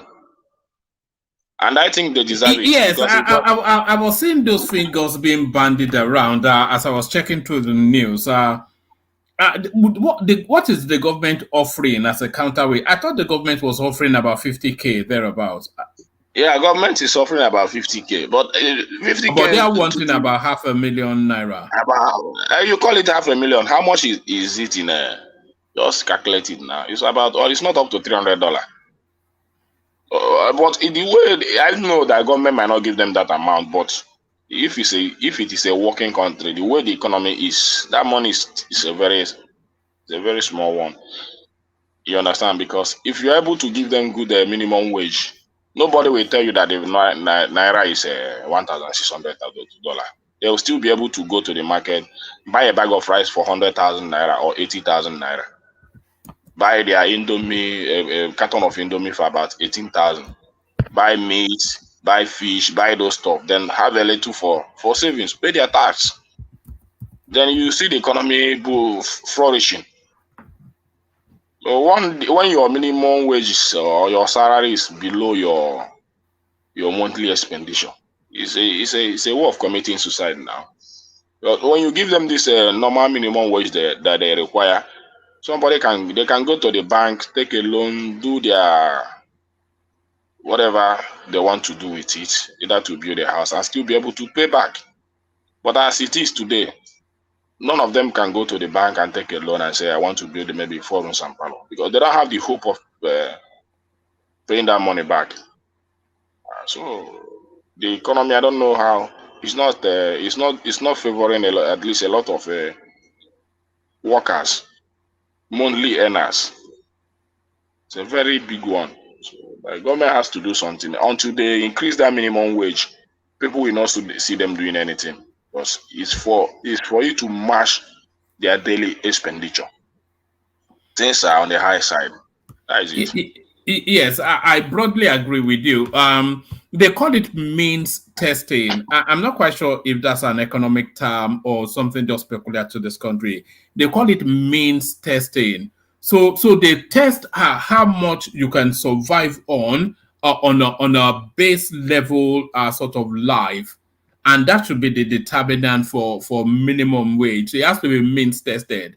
That can somebody live on this wage, devoid of all of the goodies of life, but just as a basic survival living, can they live on that? I don't. Yes, and I think maybe 200K is probably that figure. Yeah, 200K will get a long. It will get a very long way. I don't see the government doing that, and that's why I don't know whether they will ever come to agreement. The problem is that even the 30,000, a lot of governors are not paying it. But you see, they are not paying it. But you see them. Is it one governor from which state? Is it which kind? What state is that? One of these northern states buying vehicles of millions for the House of Assembly members or the senators. And these are one of the states that are not paying the minimum, the 30,000 naira minimum wage. But you see them using that money for frivolities, things that doesn't make sense. Buy vehicle for your political alliance in the House of Assembly or in the House of Rep. So this is a very big problem. But when you come up, you say you cannot pay 30,000 naira minimum wage. Yeah. Okay. Ekene, you said the amount they are proposing is a bit okay for them. It's okay if it is a working country. If we have a very good economy to back it up. Not that is if it's a working country. The next question you ask yourself is that are these workers actually productive? Because you don't just give out money to people who are not productive, because they have a role to play as well. Yeah, but Oroyo, if they are in employment, then they have to earn a living wage. But if they are not productive, then you simply let them go. But if they are in employment, then they have to have a living wage. But you can't let them go because they will have to fight you. Because they've tried to do it in NNPC, the same labor. Even if you say you want to privatize NNPC today, the labor will fight you seriously. Well, productivity, I think, these are we are talking about workers, government workers. They are productive in their own area. So I don't know the kind of all right, bring it home, bring it home, and then we're going to Prestige. Yeah, I don't know the kind of productivity you want to lay on them, but for me, if they are not working, why employ them at the first place? If you don't have any need to employ them, why employ them for the first place? Workers are workers now. They are salary earners. We're not talking about manufacturers here. We're talking about manufacturers. You talk about the interest rate that is affecting them going to the bank to get some. No, hold on. Let's again wrap up. I want to go on to Prestige. Yeah. That's how it is. But for me, workers are workers. They are asking for. Well, if they earn their monthly monies and they still want to use it for business, you still have to give them enough monthly allowance and all those stuff, so that at least if they still have to have side hustle and all those stuff and little businesses, they'll be able to afford that. Nobody will afford a business with 30,000 naira per month. It's not done anywhere, especially in the kind of economy we are. I know I know that government will not meet up with this their demand. I think that 50,000 naira is the only thing that they will be able to offer. Because, but if they care for the people, they should think very well and give them what they deserve. It's not that we don't have the money; we have the money.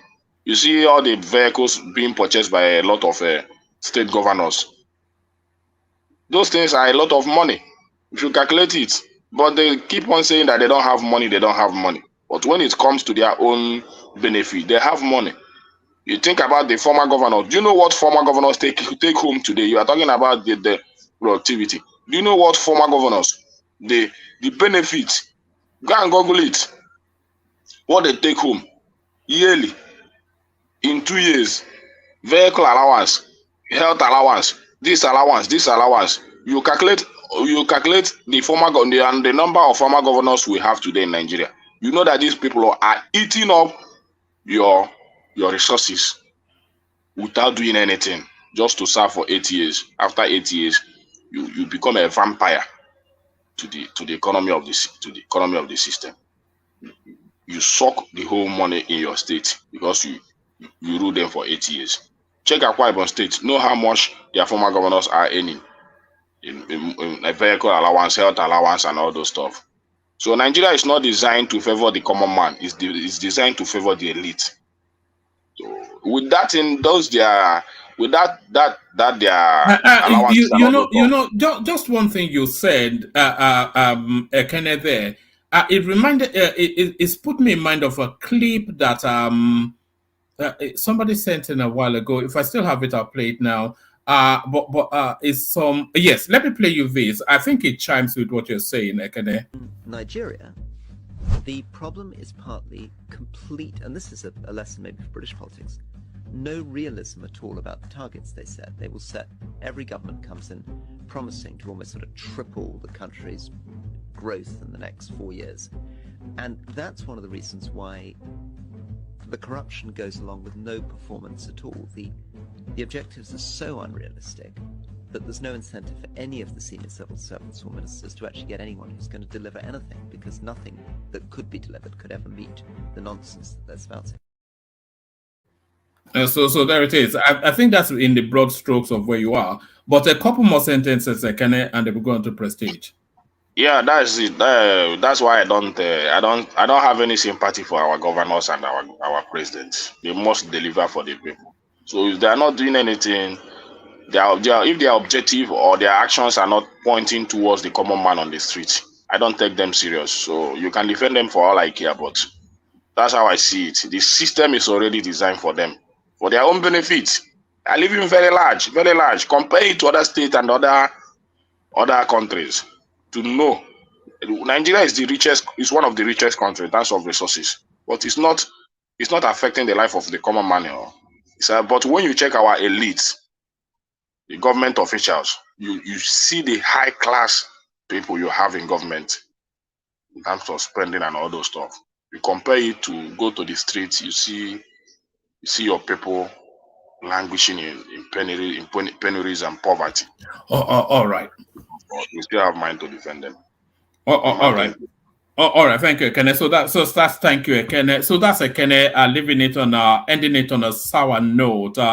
Woe is me is what Ekene is saying. So woe is me, Ekene says. We go on to Prestige. Prestige, are you ready?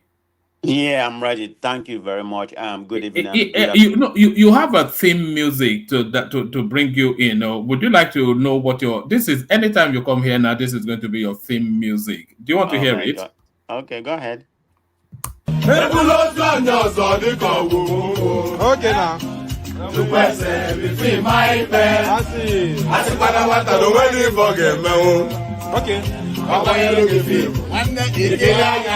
Mama musi na nwa metogo kwa maka na nwa mu jelu mba o wee bute ike aga nilu na butile nwanne m ya dịka gwa ya jọkwa. Right. If you understood Igbo, I'll probably ask you to translate that. I'm rolling with that. With that. All right, brilliant. Here, I'm not in a place I would have put my camera. You would have seen me dancing, but I'm kind of not have shirt on. But having said that, thank you very much. I will welcome that. Thank you very much. I greet everybody, evening, afternoon, and everybody. Before I proceed, if you don't mind, one man, is Prince Daddy here? He's here, at least in body, maybe not in spirit, but in body, he's here. Okay, yeah. Prince Daddy, I greet you. I hope you want to maga him up again, Abi? Yes, just for 2 minutes. Can you respond? Because I don't like to say something when you're not here. Prince Daddy. Okay. Let's go ahead. He's not here. All right. Where do you want to come into the conversation? Do you want to come into it from the green shoots of recovery, 400% inflow led by the diaspora remittance, or do you want to come in from Sowore, who gets to fly at last, but still sounding defiant as ever, or really this sad story of this yet another school rounded up by this bunch of savages. But then, is there complicity by the security forces there? And tragic news for the nation: Wigwe wife, son's remains arrived Nigeria for burial. So, pick a spot and come in. I'm gonna start with Sowore. Yeah. I am very glad. What I had, I've not read it. I was gonna go Google it to find out what actually transpired because they said when he landed in New Jersey, he received an overwhelming, party for him, including the some of the government apparatus there. They know him, they know about his stories, so they welcome him. I don't know what he had, but somebody told me that I've not been able to verify that. So they are welcoming him in a big time over there. So I don't know if he has some political undertone over there. Maybe to lure some of the Nigerians because there's a lot of Nigerians in New Jersey. In order to vote for in order to vote for Democrat because that's a democratic state. I don't know if Prince Dad is listening, but anyway, having said that, that's a good thing because we was talking about it. That would have been the first thing he would have done after he was, after the charge was discharged, which I find not even, I thought it was truncated child. That doesn't even make sense. He would have gone and see his wife, He hasn't seen his wife. I don't know for how many years, you know. So that would have been the first thing. But I'm glad he has decided to take this measure to go back and see his wife. Maybe just sit down for it, for a couple of months or a year or whatever, then come back. I know he's gonna come back because I know what kind of person Sowore is. Then come back in and and pursue his political ambition or whatever, or activist, whatever he wants to do. But that's a step in the right direction. So I welcome that. I'm glad for Sowore. I always like Sowore, But the problem I have is that it's kind of But politics. Prestige, if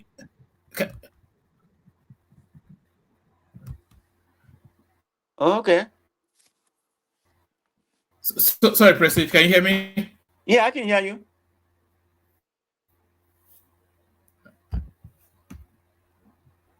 What is that playing? I don't hear anything there. Hopefully, I'm still here. Prestige? I'm here. Can anyone hear me? Oh no, I was just going to say, you were saying that he'll be.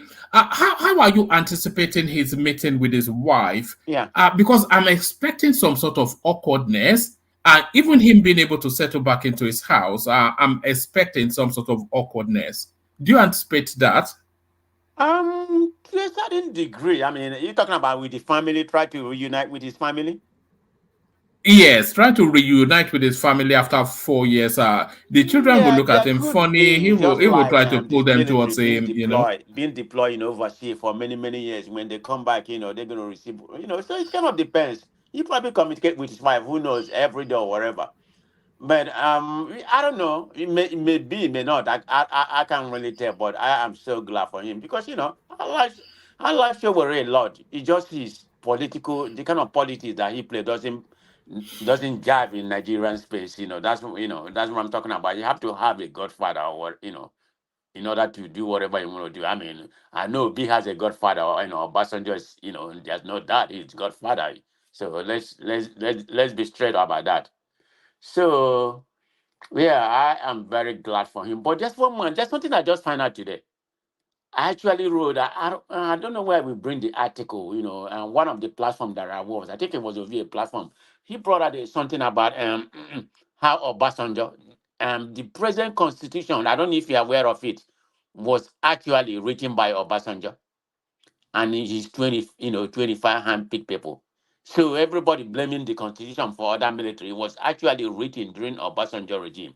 But the problem I have with him was he has been defending it this week or something like that, which I find very hypocritical. I mean, I like Obasanjo, but some of the things I'm finding right now, it's kind of I have a different view of him. I'm not saying he wasn't okay, but I have a different, I look at him differently. I mean, from what people say, like, whatever people say that, I take it for not really the truth. I have to go verify myself. Like I said, I started listening to Nigerian politics recently. So everything is kind of half baked to Man me. of prejudice, can I interject? Yeah, yeah. I don't think that information being shared and the other platform is right. The constitution is not written by Obasanjo, but So it was you mean it wasn't written in 1979? no, this 99 constitution is model after Okay. Obasanjo's 1979 constitution. The constitution that was written before handing over to the Second Republic. So are you saying the guy that wrote that article was misleading or whatever? No, You no, saw the no, article? no. What I'm saying is that I don't understand why they say Obasanjo wrote this present constitution. Obasanjo did not write it. It's written by Abubakar, what do you call Abacha and Abubakar Salim, or what is that? Is it Abdul Salam? Abdul Salam. Abdul Salam Abubakar. Abdul Salam Abubakar. So whoever that is saying that, it's Obasanjo that wrote this constitution, no, that's not true. You see, this is why many things that come out of Nigeria. I don't know what to believe. It's Okay, I will totally always have to take everything that Obasanjo I read as half baked.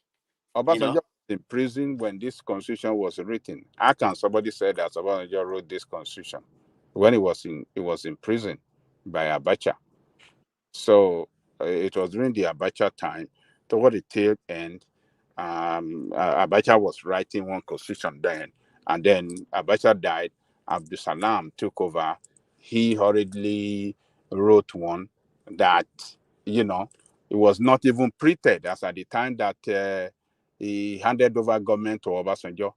The hard copy of the constitution was actually printed by Obasanjo regime. The government that handed over to Obasanjo in 79 did not. The constitution was not in hard copy, so there wasn't hard copy of it. So it's not written by Obasanjo. But if it was 1979, then it was during the Obasanjo time. Am I right or No, wrong? 1999. I'm talking about Okay. 1999 when they handed over. But the constitution, the present constitution, it's modeled after 1979 constitution that Obasanjo handed over to the Shagari regime. You understand what I'm saying? Yeah. That's my understanding as well. My Was it understanding is that modified it's when a copy Obasanjo and handed over paste. to the next one? Yeah, copy and paste. Yeah, but they Yeah. changed a lot of things out of it. There was a lot of things that the 79 constitution, in terms of right and the structure of Nigeria, how the local government and the governmental structure have to function, that in this present constitution they change it and to benefit the politician more than the way the Okay. I yeah. see what you're talking about. Okay. Yes. I see your point. Yes. Okay, so it was originally drafted by Obasanjo, but they kind of modify it to what More yes, to benefit. Okay. to benefit Okay. more Okay. this time. Okay. Back Thank you then, for that clarification. there wasn't It was just an article that was presented to us today, so that's why I was basing my analysis on. All right. Let me move you to another space. But I'm glad for Prestige. Sowore, I'm glad for him. So, yeah, it's a good thing. Yes, no matter what your politics is, on just on a human level, imagine just being held. But I'm like sure. his politics when it comes to Nigeria. I like Sowore a lot. Believe me, I'll be very honest. To be honest with you, I'm not a big fan of Sowore. I think I What just is he? I'm find him not a so. big fan. Is this his politicking in Nigeria? Just his mannerism. I just find him like a pompous poser. He's just like a pompous everybody has poser. their own personality. You can't fault him for what he is. I don't bear a grudge on that. I'm pompous or pompous. I don't know.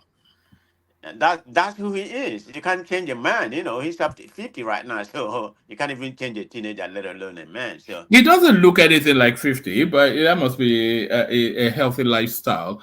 Uh, but let me take you to the space of prestige. Yet another round of students abducted in the north.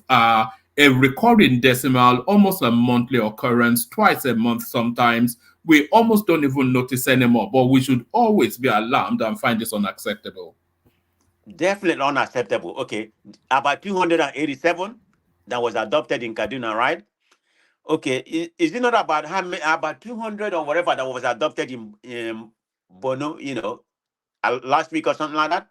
So this kind of this more than the number of Boko Haram. I think Boko Haram is about 270 something.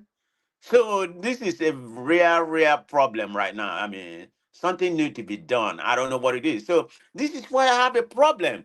When the military came out, you know, earlier this week, because we was talking about the coup and other coup. I mean, it just seems they're not doing their job. They have the biggest budget in Nigeria. It just seems like, you know, they're not efficient. By no means, forget about, you know, the Nigerian problem and everything. The military is not performing. They're underperforming with the budget and everything, you know.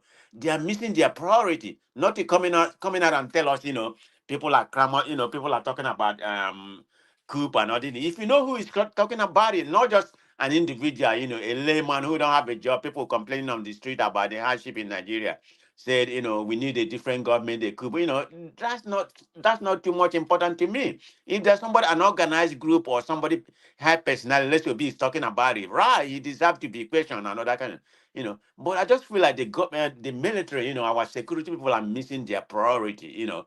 It's just like most of their big, you know, most of the high-ranking people, they are within the government. This is the problem the military is having. They are after, you know, what the present government is doing or past government, you know. So they are intermingled with the government. That's the problem. And this something has to be done because this is a national calamity, you know, happening in Nigeria. It's just like how are you going to tell you know, people from overseas like Tinubu just went to Qatar, okay, and you said if somebody asks you for bribery, you come and tell me they are not going to come. You know, they know better. They have to do their own. It doesn't matter what you say. They have to do their own investigation to see if Nigeria is a safe place. I mean, with this kind of news, who's going to come and invest in this country? Something has to be done. I mean, it's getting out of hand. I mean, every day. I mean, and this is the highest number of kidnapping to my own understanding. Unless somebody know about something more than this. I've never seen anything up to 287. So that happened about a day or 2 days. Was it on Tuesday or whatever? And just when Akpabio was telling us that security was improving, which you might suggest that it is, because we were not hearing with the same frequency as we were. But then suddenly this big hit, and I think another one in Borno State as well. Yeah, the one in Borno State happened 2 or 3 days. You know, I think it was about 200. That one in Borno State. So and in Benue. Okay, okay. So it's getting to a different level, an unbearable level. This is not good for Nigeria. I mean, we people in the south, you know, no, we have kidnapping, all that kind of minor things, you know, but we are all one Nigeria. I mean, people in the north suffering, that's affect us. But man of prestige, is this not more than what happened during the Chibok girl? Yeah, that's what I'm saying. Chibok girl, Because you know the kind of I think Nigeria is too weak now. They don't react to issues anymore. They're becoming comfortable with the lifestyle. Job. You know, it's because it's happening so often that they've gotten accustomed to it. Which Exactly. It's a sad thing to say. It's a sad. We could never get up. I mean, 300, however many hundred students just scattered out of school to be disappeared. Hopefully not forever. And we just say, that's sad, and then we move on. I mean, it's pain me to hear this. I mean, this kind of news, you know, because you know I was talking about it with my wife. This is terrible. It's not good for. Man of prestige. I just remember how the first kidnapping we had in Borno, that Chibok girl, the way Nigeria reacted to it, everywhere was like the heaven wants to fall. People were protesting, bring back our girl and all those stuff. But I can tell you that since that Chibok girl, that reaction up until today, more than that has happened, especially this current one. Oh yeah, but yeah. people are not. Like one man said, yeah, we are immune. Nigeria is immune People are to not it right now. reacting again. I don't know So why. right. So the military has to be done something. I mean, station them. Maybe take some of them out of the southeast, because if you go to southeast, every checkpoint, take some of them out of there. I mean, I know there's some wrong thing going on there, but not as you should, send them over there. There's a lot of military people in the southeast. Maybe that will help. I don't know, but go and take them to where something, where the priority is supposed to be. This is something wrong in Nigeria. It's not good for Nigeria image, economic, and everything. I mean, it has everything to do with the economic problem we are going right now. That's what people don't realize. For one, people are not farming. You know, people are not farming, and you have some people are not speaking. I mean, this is why I was mad at Gowon, the statement he made about the Biafra war. But having said that, yeah, he can make that kind of statement. But have you heard him say anything about what's going on in Plateau State? He don't say anything about the, you have, I don't know. But he can't run a commentary on everything now. Why he can't run a comment on what's going on in his state? It's going from Plateau State. Yes. He's from Plateau State. I mean, you haven't heard him say anything about what's been going on, the genocide, consider to be genocide going on over there, and not an author of statement has been made about that. But I'm not saying he's not alone. I mean, maybe his statement is not going to make any difference, but something definitely, required. Did they have to go higher? I mean, talk to America, to come to Nigeria and help? Something has to be done because we can't. This is unsustainable. Man of prestige. Yeah. It's just like Benue State. I don't know why governors be. Is it because the man is no longer in opposition? Because a lot of killing are happening in Benue State, too. A lot of killing is happening in Benue State, but you don't seem to hear that anymore because the man is. I don't know whether you don't want to make APC look too bad, or I don't know. It's just like when this their former governor is there. What is his name? Autumn. Any little thing he come out on television and begin to shout. Any little thing it comes out because it's an opposition then. But now you don't hear it. Just if you see what happened in Benue State a few days ago, more than 50 people slaughtered. I watched the video. I was in tears. This man didn't say anything. The governor didn't say why. He didn't say anything. Don't know. Just like I don't know the kind of country we are in. I mean, we are becoming immune to this terrorists. So I'm just wondering. I mean, are we the only people? Are we the only country that has this Fulani henchmen or this this Boko Haram, stuff? Are we the only people? Don't they have it in Niger or wherever? But they're able to manage their own. Don't they have them in Mali? Our neighboring But we countries? don't know that, though, do we? We don't know what's going on in those countries. It's not as though we follow their news spaces. Do you think it's happening the same level? I suspect that it may well be happening because they don't even have a level of security. So, right. Yeah. I guess probably there's no economical value to from those kidnapping they can get from there. That may be another reason why. I mean, yes, that too. I suspect. So if you ask me, I'll probably say it's not going up to that level. Maybe if they are fighting, they're just fighting the government. That's the angle I will look at it. Not necessarily kidnapping. They may kidnap, but not anything close to what's happening. Because what's happening in Nigeria has to do with financial value. Of course, you have some people in the government that is perpetuating all this because it could have been happening if there's no people in the government that is perpetuating all this happening in Nigeria. So it goes way, way, way back. Right now, if this is not taken care of, it's gonna go to a different level. I mean, the military has to do something. I mean, I'm not going to say Tinubu has to do something. Of course, we're going to put it, as he said, that the buck stop with him. But the angle that I'm more emphasizing is the military. What are they doing? What are they doing? What kind of manpower does all these terrorists have that can overpower our military? I mean, like what just happened? Can they go over there and start combing the whole forest with their machine gun and everything? I know this people has AK-45 or something like that. It should be something like do or die. Nigerian, I mean, Nigerian life, Nigerian as a country, now it's in a comatose, it's like do or die. Something has to happen to rescue this country where we're going. Are we going to be talking about the economical free fall we are going right now? Then we're going to be talking about human life. So this is like double jeopardy that's going on in Nigeria right now. So what angle, are we going to be talking about? Say, we need to resolve when the main thing, human life, cannot be, cannot be resolved before we can even talk about, the economical hardship everybody's going on right now. So something has to be, something has to happen one man. I don't know what it is, so then I'm looking at it from military point of view. I mean, at least Tinubu is saying something. It's not like Buhari, who doesn't say anything. He'd be like a moot, like mumu moot, so I'm beginning to see what kind of person Buhari was during his 8 years in office. I've never seen such a wicked president in my lifetime. Forget about all the whole corruption, just the kind of person, he was at that particular time when he was in office. It's terrible if you really think about it. He's He, not going he to say anything. embedded he embedded a lot of insecurity in that country. Prestige. Do you remember when he was saying he was going to go and look for old gazettes to find out where the grazing route of the Fulanis are, and he was going to document that in the Nigerian constitution that you have to yield land to them when they're grazing, and Yeah, then he yeah, yeah. wanted to I create remember that Ruga, when Ruga. Mhm. Man, that guy, he did a lot of terrible things. That Buhari guy.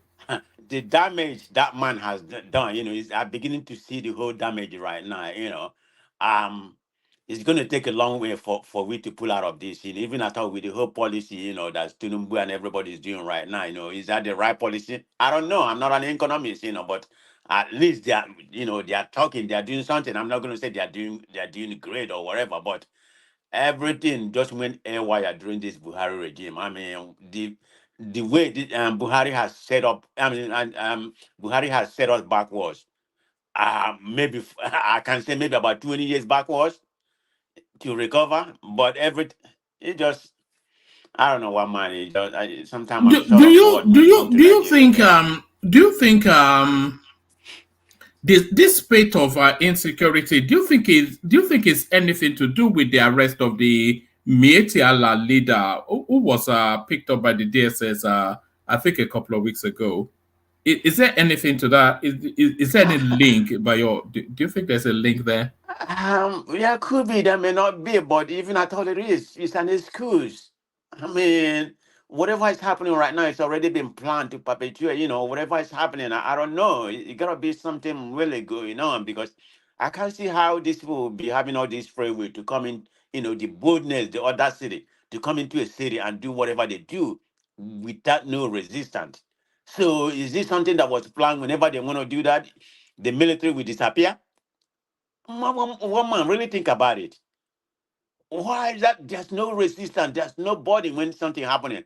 Are they in Kabul with some of the military? Not necessarily the military that force. Their commander will tell them, go somewhere, don't, go somewhere. And the military, they're not supposed to say anything, whatever, They can't go against what their commander said. So I'm beginning to think there's some inner circle, playing role in this terrorism we are talking about right now.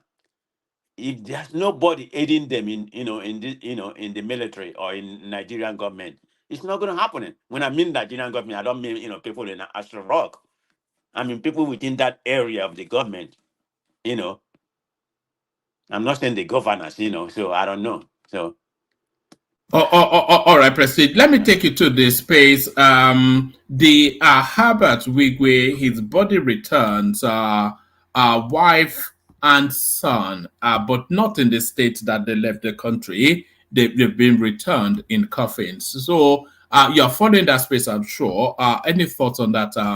yeah, already, but I never really followed it. I saw the video you play, but but I read that their body was brought back today. But I've been reading about the tribute that has been paying to them. You have different people paying tribute, to them, and most of them are like the elite in Nigeria.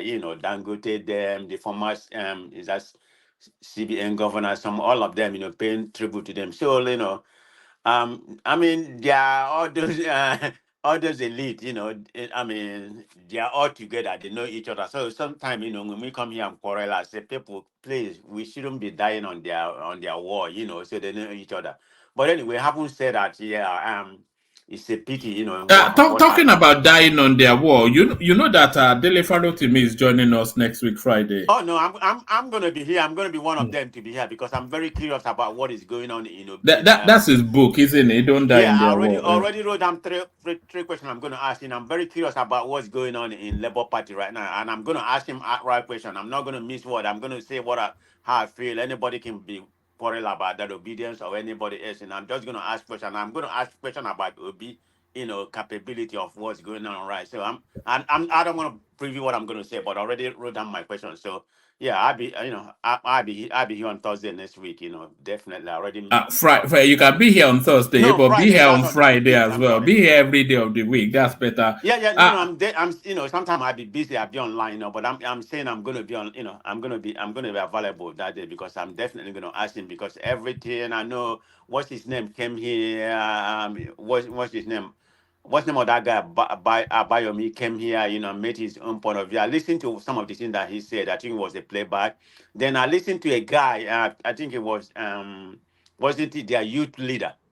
That spoke on I think it was Niger Watch. I've never been to Niger Watch in a long time, maybe early last year. But anyway, sometimes I do listen because they said the guy was coming. So I actually listened to the young guy that came on. So I'm beginning to have question about Abure, I mean, because everybody can't be just making excuse for him, and somehow there could be another there could be some other role playing. There's no doubt that APC is trying to dislodge him, but every news about his corruption you know, can just be in coincidence. So I'm going to ask him a very prompted question, then ask him what role Obi is playing in, what his leadership, which has come to a question recently. But anyway, beside that, when he come in, I'm gonna make my own points. So that's what I'm trying to say. But anyway, going back to this stuff, what we're talking about right now, it's a pity that he has to die in the way he died, because one of the guy that was speaking, I think it was the guy that followed him. What's his name? Is he from Ogun State or whatever?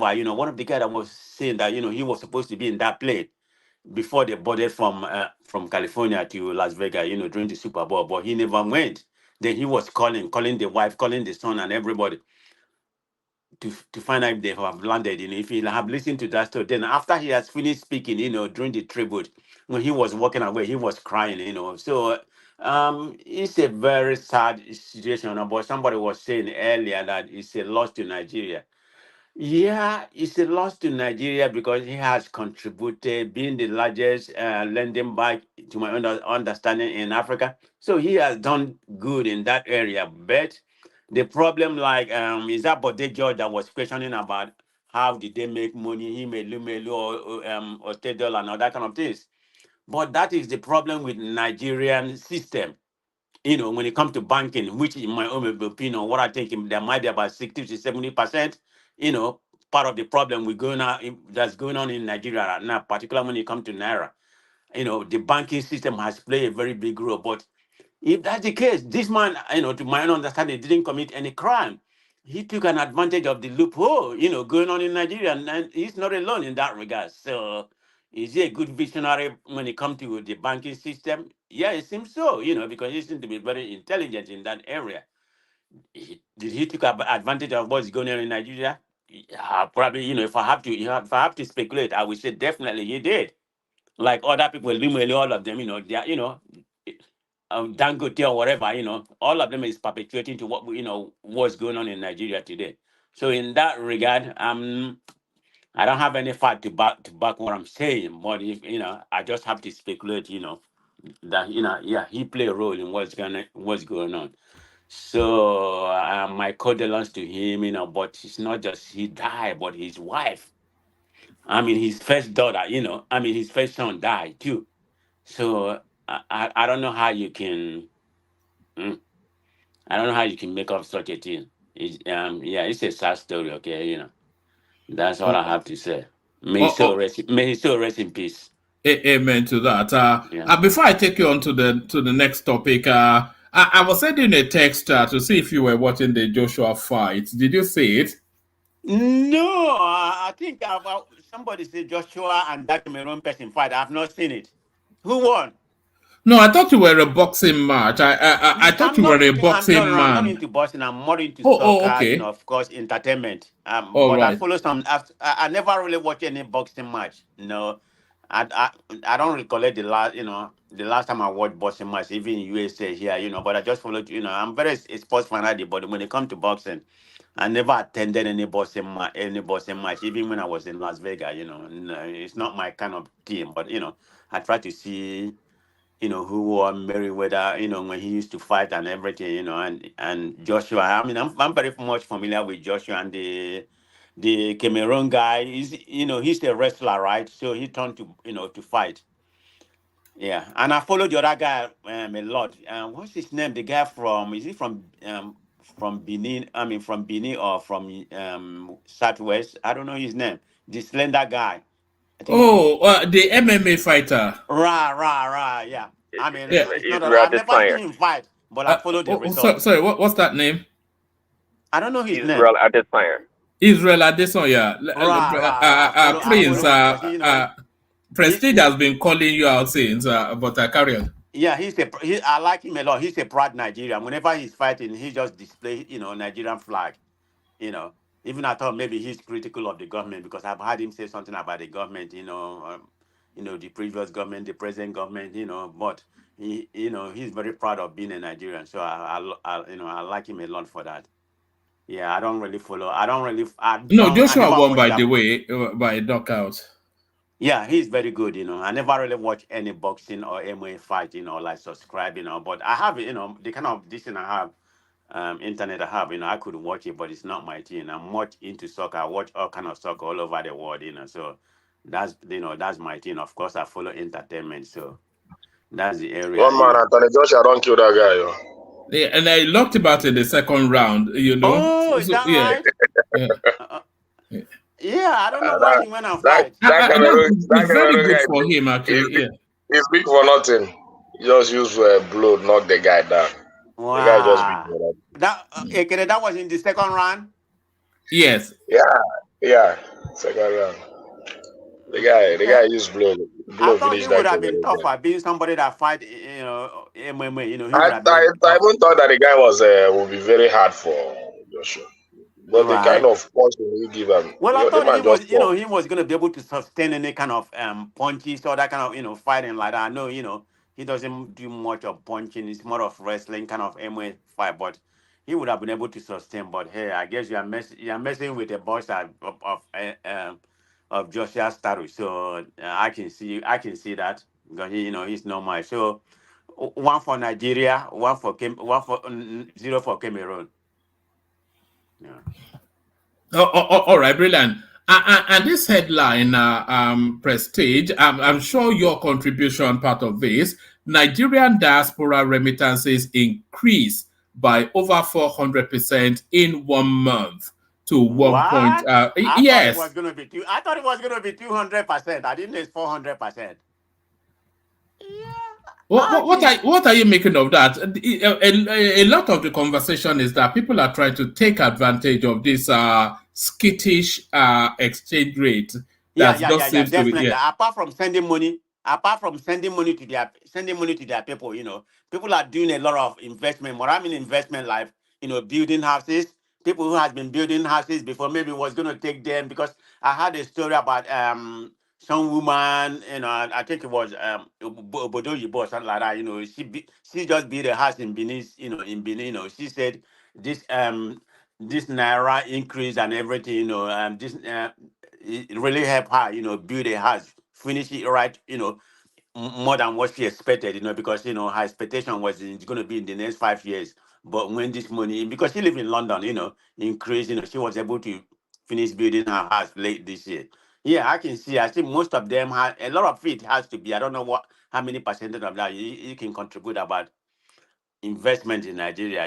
When I mean investment, I'm talking about building houses and all that kind of stuff. Yeah, some of them are like that. Of course. In my own part, I would say mine is a little bit more than double, so that I can say 400%. So, right, yeah. All right, brilliant. Yeah, before I go, are you done? Am I done? No, you're not done. Because there's not that many. Okay, let me go to the other one. But I still want to. I still want to speak to Prince Daddy before I leave, please. Okay, go on. Have that conversation, and then I'll take you on to another. Just to take a break from the Nigerian Ghostbusters. Yeah. Prince Daddy. Yes, In Mr. the run away. No, Yeah, hi, not my yet. brother. How I you did. doing? Good. I'll be very honest. I just want to tell you something. I always like your submission and everything, and I respect you. Okay, you're one of my best panelists here. Okay, so you're not. I don't put you in the Agbado category by no means. No, hold on, Prestige. Carry on, but before you carry on, who is your best analyst? Not in all of on this platform. On this platform? Yes. Oh no, I'll be very direct and directly. This is how I see people, and I'm going to call it how I see it is. Prince Dad is my number one, unequivocally. Followed by Ajali Coco.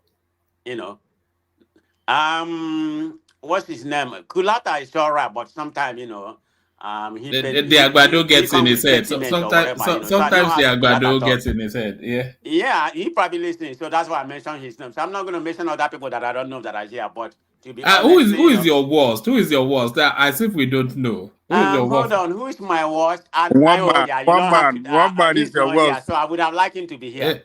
But it's enigmatic. Of course. It's not that I'm saying enigmatic is not smart or whatever. I like the way he's talking, and I can believe he has a very good knowledge about this stuff. Do you know who my best panelist is?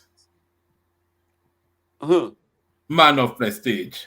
Don't say that. You all right, carry on. Have your conversation with her. But anyway, so you asked me who my was. Yeah. Your money. I mean, the only quarrel I have with enigmatic was when you go to some tribal issue. I don't like that. That get me to the core. But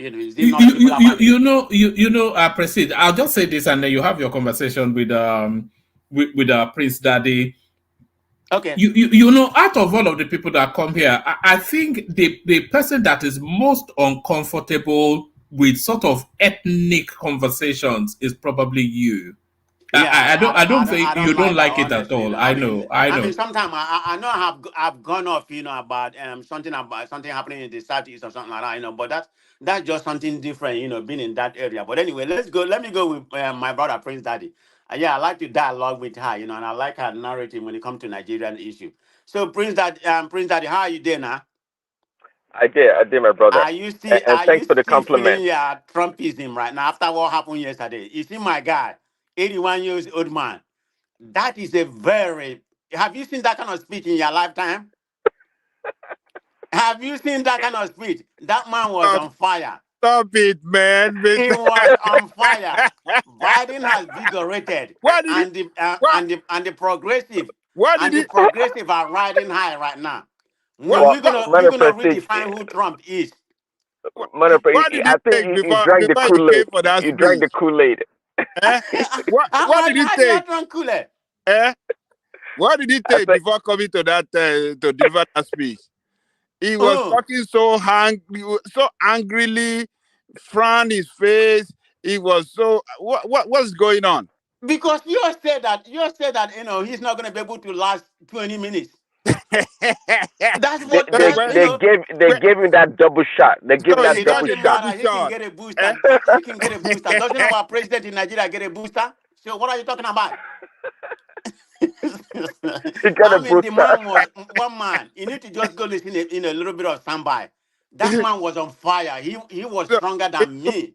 The man was firing for 60 minutes. He didn't take his shot in the morning. He took both morning and night together. No. To be more realistic, that man, even the Republican, right? Even Mike Johnson or whatever, they was nodding head. But they don't want, he was penning them. Should I clap? But man, Prestige, your man was lying. He was lying. He was lying about everything. It doesn't matter. That's politics. Whether it was lying or really? not, but but he made us proud. He made independence proud. So you all are in trouble. When we define Trump, all those people that voted for Nikki Haley, let me tell you what happened. Trump always has about 30% of the base, but right now it's 29% of the base that he has. That's not going to win him election. This is No, but electorate. Madam President, you know very well that most of the more than 50% of the people that voted for Nikki Haley were independents or Democrats. You know that. There's No, no no, no, no, no. real I'm talking MAGA. about No Republican. real MAGA will vote for Nikki Haley. The Republican that voted for him, they say they are not voting for Trump. They may not vote or they will vote Nah, for. Go and listen to the narrative. that's CNN propaganda. We all know it's It's a not lie. CNN. It's I'm a looking. farce. I read first. And No, you're gonna put that Man of prestige. young girl from Alabama Man of prestige. to rebut his speech. The girl was nervous. I'm not saying what she said was wrong, but the delivery was chaos. It's like a child delivering. Everything Republican touch, it's like a poison. Man of prestige. Look, those people that voted for Nikki Haley saying they are not sure if they are going to vote for Trump or they must say it's a lie. If you know, and if you know the Republican, we all live in this. No. I said some of them. Some of them. I didn't say all of them. I know how politics work in this country. because they are not MAGA Republican. They're not even Republicans. So of course they're not going to vote for Trump. They're going to vote for Biden or whomever. They're not going to vote for Trump. Listen, you remember Nikki Haley? She won that. What state did she win? Is it Rhode Island that she won? And more than 50% of those voters were independents or Democrats. She had no chance. So the fact that they claim they're not going to vote for Trump or MAGA doesn't matter. We have the base How do you locked win down. election in this country? Is it not by independence? You can No. give Republican, you can give Republican maybe about 40, less of Democrat about 45, then the rest are independents. And you're right about that. And that's why Trump, for the first time, is leading Biden when it comes to the women. Oh, Is forget leading about Biden you with know what? is You know what leading they're Biden doing? with They are black men. deceiving. Is They are leading deceiving Biden you. with Hispanics. The posters are deceiving you. Believe me. No. Prince Daddy, you hear, And right? We're gonna be why. alive. We're gonna Well, be alive Prestige. after November the 5th. That's why You're you gonna see. people You're gonna see. open the borders. That's why you open the borders for the illegal immigrants to come in undocumented, so you can count them. That's why you guys are doing so. It's all for the vote, and it's not going to work. It may work in the next 12 years, but not now, not now. And that's why in New York they shut it down. They were trying to get them to vote in their local election. They shut it down. You guys, you guys have a plan, a really dangerous plan at work, but it's not going to work this time around. Prince Daddy, that is the only talking point you have. You don't have any economical to show off. Everything here, like counter whatever is good for this country. Show me any economical stuff you have done since you have been in power. I'm talking about the Republican side. Nothing. All your talk is gaslighting people about this border stuff. That's all you can offer. Nothing. Republican don't have anything to offer. Prestige, that's not gaslighting. I mean, what is going on down in the southern border is not a joke. Only if you knew. Yeah, that's part of it. But let me tell you one thing. That does not elect you up for president. It's not gonna make you to be. It's not gonna make your MAGA people to be president. Look at the economic status in Nigeria. In America right now. The unemployment. The lowest unemployment ever. What's the unemployment today? 3.9. The lowest unemployment because people are not working. In 50 years, in the last the 1 year. lowest in 50 years, and that's why a lot of people are on welfare. The lowest, and a lot of people are homeless. Yes, the lowest because people are not working. What are you talking about? Because the economy is bad. Work. There's a sign for work for work. Come get work. Minimum wage has gone up $25 here in California. Some place like in Florida, they're supposed to be increasing it. Minimum wage has gone up. There's plenty of job. If if you're not making a lot, you complain about inflation. Go get a second job or ask for pay raise. The opportunity is there. What are you complaining about? This is a great country. I mean, what Well, kind of inflation? I agree with you that it's a great country, and that's why it's always comical when enigmatic compare me with obedience, because it is a great country. You and I, we can disagree, but we can also agree that it's a great country, and we're not trying to abandon America. We're not trying to, because we live here, right? So, but at the end of the day, we want a leader like Trump, okay, that actually care for the people, not just the politicians and the rich people, that cares for everyone. We need a leader that's going to drive down the price of gas, okay, reduce the inflation, right, and have good um export manufacturing in this country to other countries, so we can get we can get create more jobs. America needs manufacturing jobs, and Biden is killing it. Drill, baby, drill. We're gonna drill, and we're gonna reduce the price of gas, a gallon of gas, to like less than $2, and that's what it was when Trump was in Forget, power. forget global warming, Abby. Forget global warming. What Biden is not making the gas go up. That's global? not going What to is happen. global warming? You're just painting Trumpism narrative here. Just look at the unemployment No, rate. Look at the no, it's a inflation. I lived it. Not only Look at I, the you job that also was lived added it. You today. know that. 270 something job. It was 300 last month. I mean, it's an abandoned job. We need people to come help us, work here. We have plenty of jobs. What are you complaining? People are looking for jobs. Biden has the best economical, you know, contribution in my lifetime since I've been in this country. Forget about Obama or that, But Clinton. our deficit keep going up. The billions of dollars are given to Ukraine. What about that? It doesn't bother you. It doesn't bother you, right? Yeah, it does The, bother the, me, the, but America can afford it. What are you talking about? well, I can have. We have the highest deficit in the past, whatever, since the beginning of this country. The deficit keep growing because we keep spending money we don't have. You keep saying we can afford it. Till when? Yeah, Till when but can is we that not a afford it? recording decimal? I mean, there was never a time you didn't have the highest deficit. Yeah, there was never a But time. it was There was never a manageable. It time, was and it the was economy always and the manageable. economy is Right and now, the it has economy is ballooned rolling. to no. It Look has at ballooned the to stock market in the last 1 year or so. See how the stock market, your 401k and everything has ballooned, and you here complaining. What's the matter with you? prestige. All I know is that look, your man Biden, there's no way he can win the next election. See the stealing and the rigging they did in the last election. They can't. If they did that this time around, it's not going to work because this Okay. time around Trump is going to win overwhelmingly. Listen, among all the constituents, from Hispanics, black men to the white class, is going to win everything. And the polls are showing it. And I know from Bloomberg, Oh, why, you know, why, you know, why, you why know, are you too. paying attention to that poll at this time, this early time? This is the problem they have. They are deceiving you. When it's become Biden and Trump, because before it's not just What Biden and Trump. margins? What margins are showing in the polls? What margins are Well, some showing in of the them has polls? Trump leading in the nation by 4 points. Maybe Right, some of the swing and that's states, but huge. That is huge. You know that's what 4 points is. nothing. That's not until the election we start defining who Trump is. People have not wound up into the Say, election yet.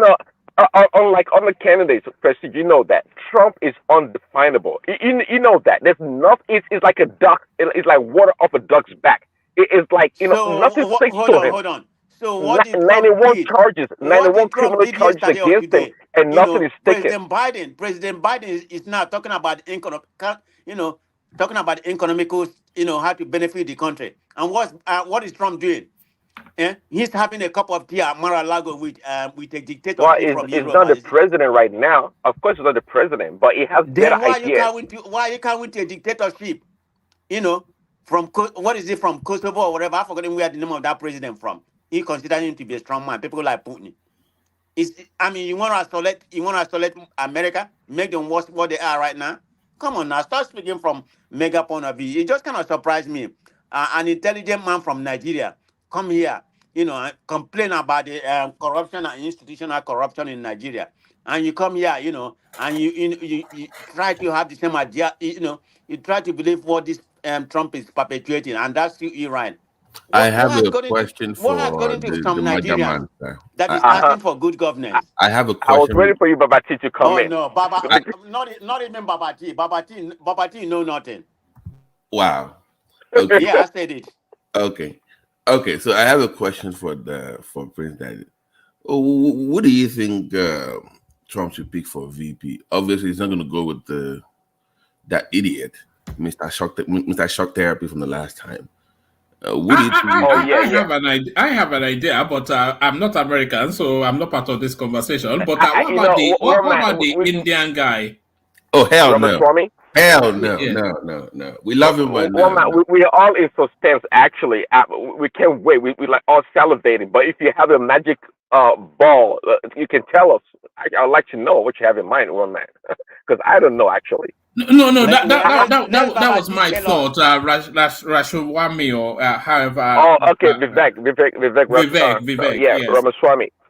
Vivek is actually on a short list, according to what I've heard. He's going to be that lady from New York, the second in command. What's her name? The lady from New York. Republican? Yeah, that's who they say he might pick. The lady from New York. What's her name? I think he's the second in command to to Mike Johnson. Well, I've forgotten her name. But it doesn't from really New matter. York? No, but something tells me that Babati, that he may choose a female, right? A woman, right? And of course, I don't think Carrie Lake is going to be on it. I mean, she's on a short list, but who knows? Carrie Lake is out there. MTG is out there, and I don't think Boebert is going to be on. What about Tim Scott from South Carolina? Now, personally, I don't like Tim Scott, but Donald, that young guy, the younger black dude, Donald, I like him. That would work. The one that gave the speech at the convention. Yeah, the young black dude. Are you talking about Scott? Are you talking about Scott? No, Scott is not Tim Scott. Not Tim Scott. No. Oh, the guy from Florida. Yes, exactly. The black guy. Yeah. Oh, how long he's been in the Congress? About 4 years or I don't know. But no. The reason why that will work is because, and I agree with Prince Daddy, is because if you look at what is going on, even you as a Democrat, you have to be worried with what's going on in Chicago, New York, in those areas that ordinarily it's a automatic vote for Democrat. They're having a rethink in the black community now with the way you have these people taking over the stuff. That's what I'm trying to tell Prestige. Prestige doesn't want to listen to that. You all have mispriority when it comes to that. It's what they are saying in their own community. It's not what I am saying. What they say. There's no way they're going to vote for Trump. Come rain, sunshine. No way. Forget about what they say right now. I'm telling you, as somebody, who study American politics. They Prestige. They closed their school down to house illegal immigrants. They give them imagine that. Give them housing, health care, and they don't have anything. And they're going to vote when it comes to the last day, because of who Trump, was in the first 4 years he was in power, they're going to end up saying, okay, let's wait to these two evil people. Which one is better? And it's going to come down to Biden. No, Prestige. So what female name did you? I think that girl because maybe that governor from South Dakota, that pretty. Oh, Kristen Noem. Yeah, very beautiful. She that white supremacy from. But I'm saying that when it comes to women votes, if you're gonna vote for Trump as a woman, regardless of who he picks, you already have your mind made, and it's about white women, anyways. You know how they betrayed their. You know how they betrayed You know how they betrayed the sisterhood, right? After the whole grab them by the pussy thing for the last time, and they still waited for Trump.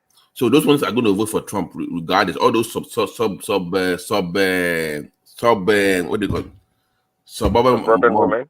They're going to vote for Trump. So I don't think you should pick a woman. I even heard that Greg Abbott is on the list. That is more hawkish speak now. You don't need Greg to get you more votes. You're gonna get. Yeah, You don't need him to. I don't think Greg.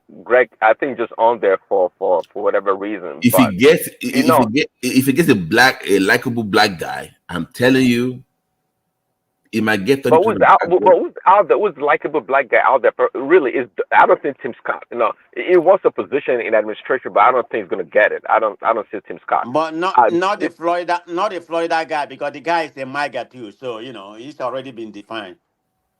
He's already been defined. Trump Okay. likes He may be younger, loyalty now. He values loyalty. If you're a loyal guy, But he likes. He doesn't like people that exactly. do that. But But that's not if going to persuade black people. That's my point. Y'all are painting y'all you are know, painting the wrong narrative. That is not going to work for. It's not going to work for Republican. I mean, I'm say, just seeing what I'm this seeing is a right now. golden opportunity for Ron DeSantis if he had played his politics rightly. This would have been it was a given that Ron DeSantis was going to be the VP candidate to Trump. But of course, he listened to the pundits and the consultants, and The problem with DeSantis, he was busy playing wolf, wolf, wolf, wolf. He can't even define what wolf is when he was asked. So that's the problem. That's why his politics took it. I think he could have done better, but he was trying to beat Trump so bad. He was trying to mimic like Trump and act like Trump. He lost himself in a way. So I think that's what did him in DeSantis. But the difference time around, Babati, is that look, unlike Mike Pence, that the Republican establishment actually put him forward for Trump to pick. This time around, the VP pick is going to be strictly on Trump's discretion. Absolutely. So whatever he chooses is going to respond for it. He's going to be responsible for it. Well, I mean, if you want to talk about Republican Party, maybe before a little bit half and half, but it's now almost 99% Trump. Whatever Trump won. I mean, his daughter-in-law is going to be the co-chairman, whether you like it or not. Exactly, of the RNC. Everything is going to be about Trump. So let's see how that's going to play. I don't know what Trump is doing. Because he has the leverage to do that. And back yes, to exactly. He has the leverage of that 29% of Republican. So that's not going to win him election. That's what I was trying to educate Prince Daddy. You can't pick Vanny Swaney for instance because his value is already tied with Trump. It's a Trumper in a way. And black are not going to vote for one Indian. Let's be honest. They're not going to vote for an Indian VP. I'm just being honest with you guys. Because there's tension in between those two communities. People don't want to talk about it, but this is politics now. So you cannot, he's a good guy, but you cannot go with him as a VP. He has to be somebody, maybe like a white woman or a black man. That is, or maybe a black woman. No, do we have any black woman in the Republican Party that you can vote? What about Condoleezza Rice? Condoleezza let's just move on. You don't know. I mean, Condoleezza. No. Condoleezza Rice, she's an extremely brilliant woman. I mean, she'd have been great. She would be a great VP. That lady is so brilliant. But I don't think she's gonna. I don't think so. I mean, that's the only reasonable person I can think about. Right, but the other Republican, they don't have any kind of sway. But Condoleezza Rice, maybe, yeah, I can see that. But anyway, let's go back to Nigeria. I just want to give you some information about Prince Daddy. Then that's the only reason why Babati jumped in, because he heard about Mega. But anyway, welcome, Babati. All right, Prestige. Thanks. I have a name, by the way, before you go on. I have a black woman that I think will be good. What about Carrie Lake? Who? Carrie Lake. She's a black woman. She's a Republican. Carrie Lake. No, he's not. She's not. Yeah, she's You're talking about the lady from Arizona? Yeah, Carrie Lake. No, she's not black. Well, she's half black. She's running for Senate right now. You say she's black? Really? She's half black now, or half something. No, she's not. She's not. I mean, if you guys give Kamala Harris, if Kamala, if Kamala Harris passes for black, then Kylie okay, I got you. Okay, I got you. Is Kamala Harris black? Is that how they are? Is that MAGA than she is? So that's the losing. Didn't she lost her Senate bid from Arizona last year? Now she's running for governorship, which is going to lose too. Because the guy Is that how Kamala Harris is being presented in the United States as a black woman? She's been portrayed bad, as a black woman. Well, she's black. I thought she was Indian. Woman, Is she not that's the Indian? thought. Yeah. I mean, her mom is so if Indian. she's black now, then everybody's black now. You forgot the But, Indian. woman, when she came to the Senate, she was introduced in the Senate, the United States Senate, as the first Indian American woman. That's how she was introduced. But today she's black. Where did you see that? I think the whole world sees her as an American, as an Indian woman. The way they were talking about it, that she has Indian heritage because the mom is from India, the dad is a black from Jamaica. I have one more question for Prestige. Why did you forget this guy that served on that Trump, Ben Carson? What? Ben Carson for VP. What's the matter with you? What? I mean, he's a surgeon. I mean, he's a smart guy. Prestige. He called Ben Carson Mumu a world-renowned surgeon. Really? I'm talking about politics. I'm talking about his in the NF when it comes to politics. Forget about his intellectual. He's one of the best surgeons. You know. He served as secretary for housing development on that. Yeah, what did he do? I mean, look at his record during the housing period, during the former when Trump was in power before. I mean, that man was like a lame, dumb stuff. He didn't do nothing. I mean, he was one of the most criticized. He was one of the most criticized person during Trump regime. You know, I mean, come on now, Ben Carson. No. What kind of black vote are you trying to get with him? You know. I mean, people regard him as a rhino. So what are you talking about?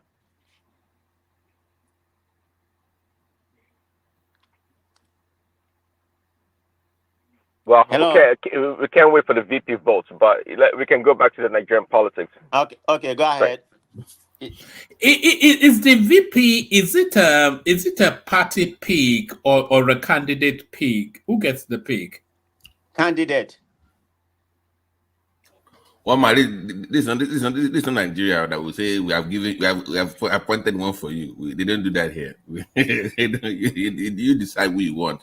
That is the reason why John McCain can pick that empty head from Alaska. Sarah Pelly. And nobody says anything because that's who he wants. Is that not the Tea Party lady? But that's who he wanted. You decide one man. That's the lady that said you can't put a lipstick on a pig. It's still gonna be a pig.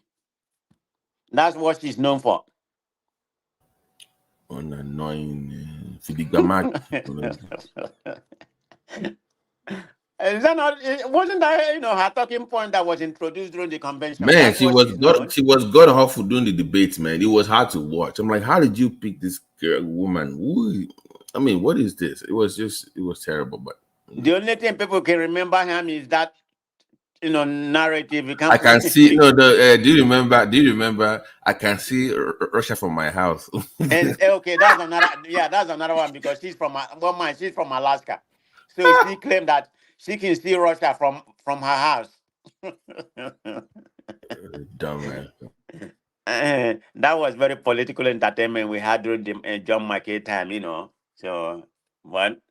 It's going to duplicate itself this time, All we're going to have from Trump right now is going to be all entertainment, That's all, because he speak anything he wants to. He speak his mind.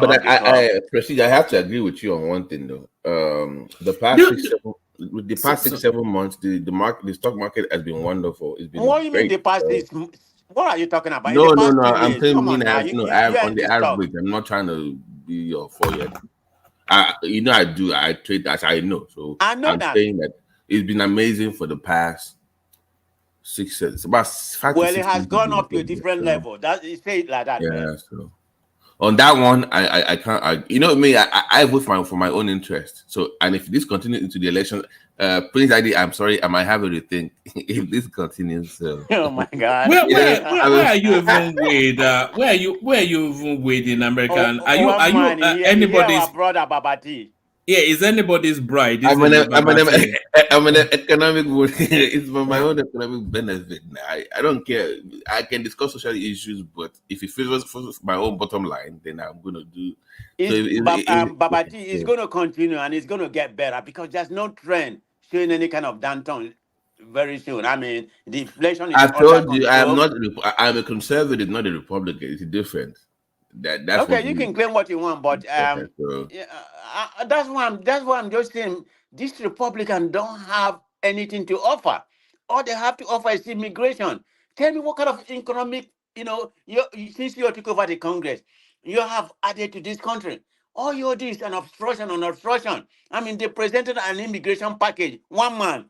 You see all these people complain about immigration. They have one of their best conservative person from Republican Party that draw what considered to be the best immigration package ever. You know what happened? They were supposed to pass it, and it was drawn by Republican. So Democrats said we're going to go with it. You know what happened? Trump said no. So how can you be coward to one person? I mean, like he's the emperor of your party. Of course, he is right now. Everything Trump says goes. What I mean, what kind of world are we living? People don't sit down and think about what Trump is doing to that party. I mean, Trump said don't do this, they do. Everybody cover to him. I mean, there's no democracy when it comes to Republican Party. The way they cover to Trump, and you think that this is normal it's normal democracy. I'm Prince Daddy. I feel So, for you. Oman, before we move on, Prestige, are you comfortable? Let's say halfway through, let's say Biden wins, right? Halfway through his presidency, Kamala Harris takes over.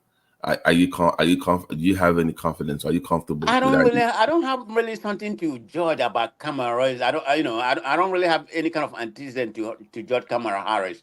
But what Okay. I know that the Republican has defined him very bad I right now. don't. That I don't think that she. forget about I what. don't think Biden will finish the second term. Okay, that's your Which is opinion. my How you opinion. know? I don't. Do I'm you, just. But they said that about the first term, though, didn't they? right? Okay, how old Yeah. is Trump? How old is Trump?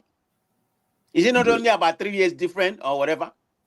Okay, you don't know what happened. I myself, I don't know what's going to happen tomorrow. I mean, Biden is 81 years old. Are you telling me he may not live to be 100? You can't forecast. I'm But just it's not saying. even Just the think. No, problem. The in structure. case he does America not is not. make it, it's Wait a like, minute. are are you America is not comfortable? Nigeria. Are you comfortable with the President Kamala Harris? I don't know. I'm not good. I can't answer Even that. guy, She even doesn't yourself, have any no, antecedent. you don't want that. I know you're not comfortable, and she's from your state, too, by the way, and you're not comfortable with that. But Yeah. you know she's not. She was one of the best Attorney General. Yeah, locking all the black people up, Abby. Yeah, locking all the black people up in California. That's what you don't comfortable. When you commit a crime, you need to pay for it. What are you talking about? Okay. Because she's black, she's Yeah, gonna give right. them a favor? No. Yeah. I The mean, one, you're like come from the one from, she from apologized for, Abby. That one. what to Okay. apologize about? She did a Yeah. great job Okay. when she was Attorney General. So why did she apologize for it then? Well, it's political pressure. You know how it Really? is. I When see. you do something, come out and It was apologize. unfair to the black You people say, in well, California now. she didn't You know apologize, that. but she said she may have done something different. No, it was unfair. No, the law, the way it was written, it was unfair. Come on. Even she had to admit that, like, it was kind of too strict. Come on. Well, you Know. have some tough Attorney General. They have to do what they think is the way to liberate some of the bad thing happening at that particular time. I mean, I don't fault her for what she did. Don't commit any crime if you don't want to pay for it. That's the way I see things. So I don't see anything that she did. She didn't put any innocent person, in jail. She did not. So I think it's the way you have painted her. That's why her popularity. But I don't know what she could have done. So I don't have any issue about that. Whether Biden finish, by the time he finishes, he's going to be 85, which is probably currently he is the oldest president running and occupying the position. But that's notwithstanding. We don't know how long that one is going to last in this air. But Biden, I mean, even Trump. Tell me what Trump know about politics when he came into power. Is it not the structure that surrounded Trump? Babati, can you actually say that Trump was the one, his brain, his policy, from his own mind, is the one that run this country during his 4 years that he was there? Is it not because of the economic people that he has around him that make it better? Isn't Of that course, sign of a I good have, leader? hold on, of course, I You have know, my you opinion. get no, no. You I see, mean, he unlike inherited the a good Nigerian, hold economy. on, unlike the He inherited Nigerian version a of good democracy. economy from Obama, so that kind of transcend to him, Yeah. help him for the first 3 years or whatever. By the way, I heard his wife is still planning. Is Michelle still planning? No, all those are Republican narrative. That woman is not running. Yeah, I don't know why you're coming about it. I think she's gonna run for something one day. Maybe Senate or something. Maybe if you're wrong, we yeah. already settled for Biden, and Biden is running. You see what's been happening since yesterday. I mean, everywhere, in the country, I mean, the confidence is high right now, because Biden has rejuvenated, so. Yeah, they gave him his shot. Okay, what's wrong with that? Don't our president take shot in Nigeria? What are you talking about? That one, Igbo shot. It doesn't matter. You can smoke it well, whatever. All I need him to win the election, and stay for the next 4 years, more than that. I mean, Yeah, come on, 85. but to ramp it up, the markets are responding well to. I mean, if you look at the cap, I mean, Nvidia gained 2.3 billion in. I mean, they lost it in 30 minutes, and they gained it back in about 5 sorry, minutes. what is that Nvidia? I've been Nvidia hearing is all your AI stuff now. They have to go through all this circuit and everything, and they're going to be the one to power it. Nvidia was a no name like a $40 company before. Now they are close to $1,000. They almost went close to $1,000 today.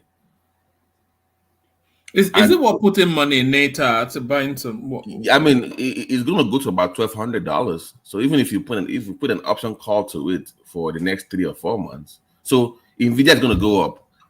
If it's tech or anything that has to do with AI for the next 5 to 6 months, is going to run up.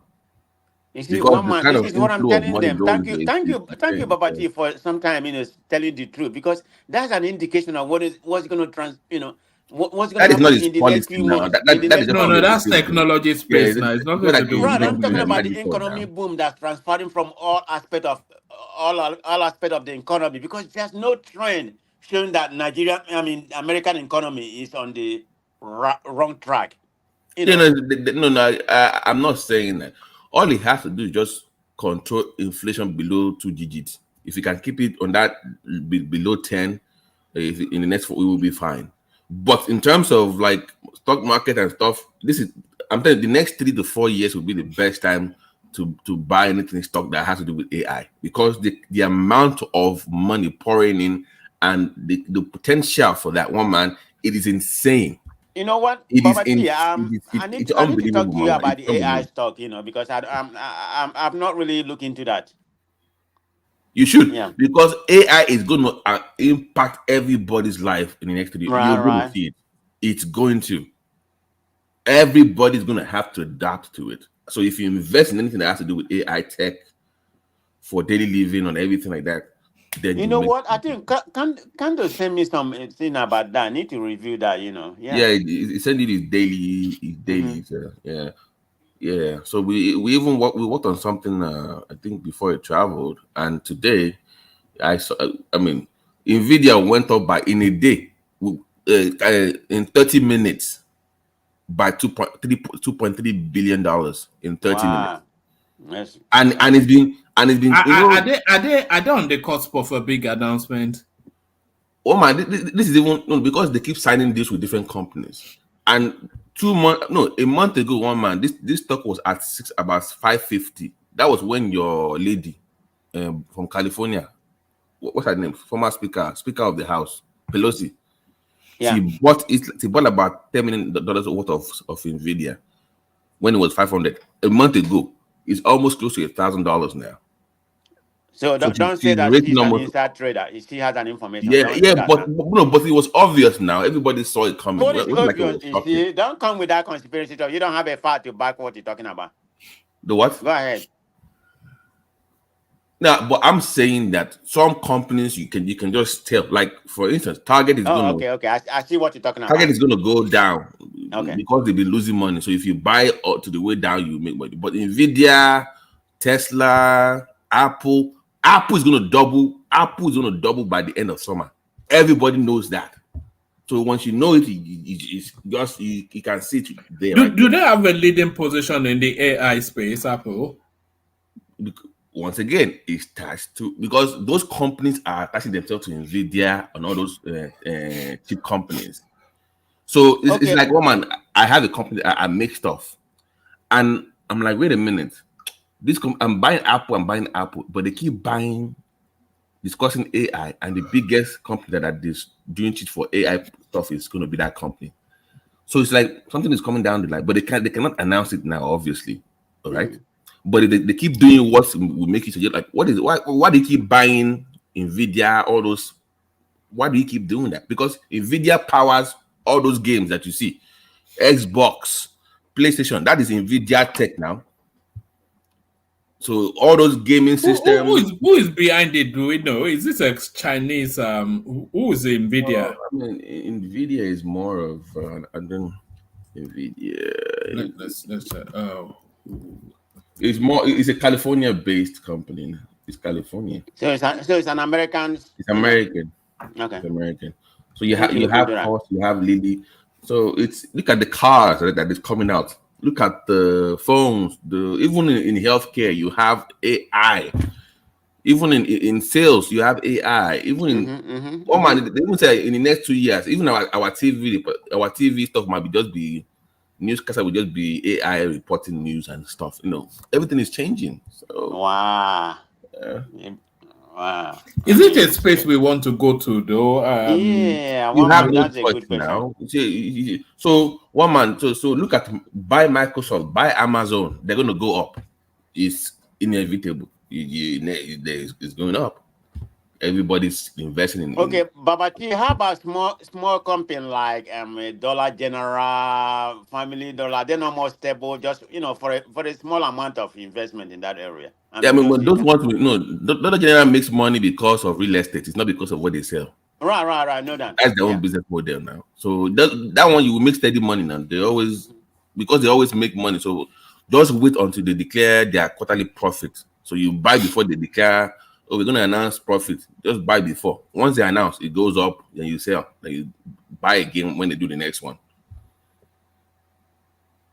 So before who is the most aggressive person in that? Is it Elon Musk in that AI space? Who is the most? Anybody that wants to power their stuff with AI. So if any company that I mean in terms of the players in that field, who is the most aggressive? Because Elon Musk is always talking about AI.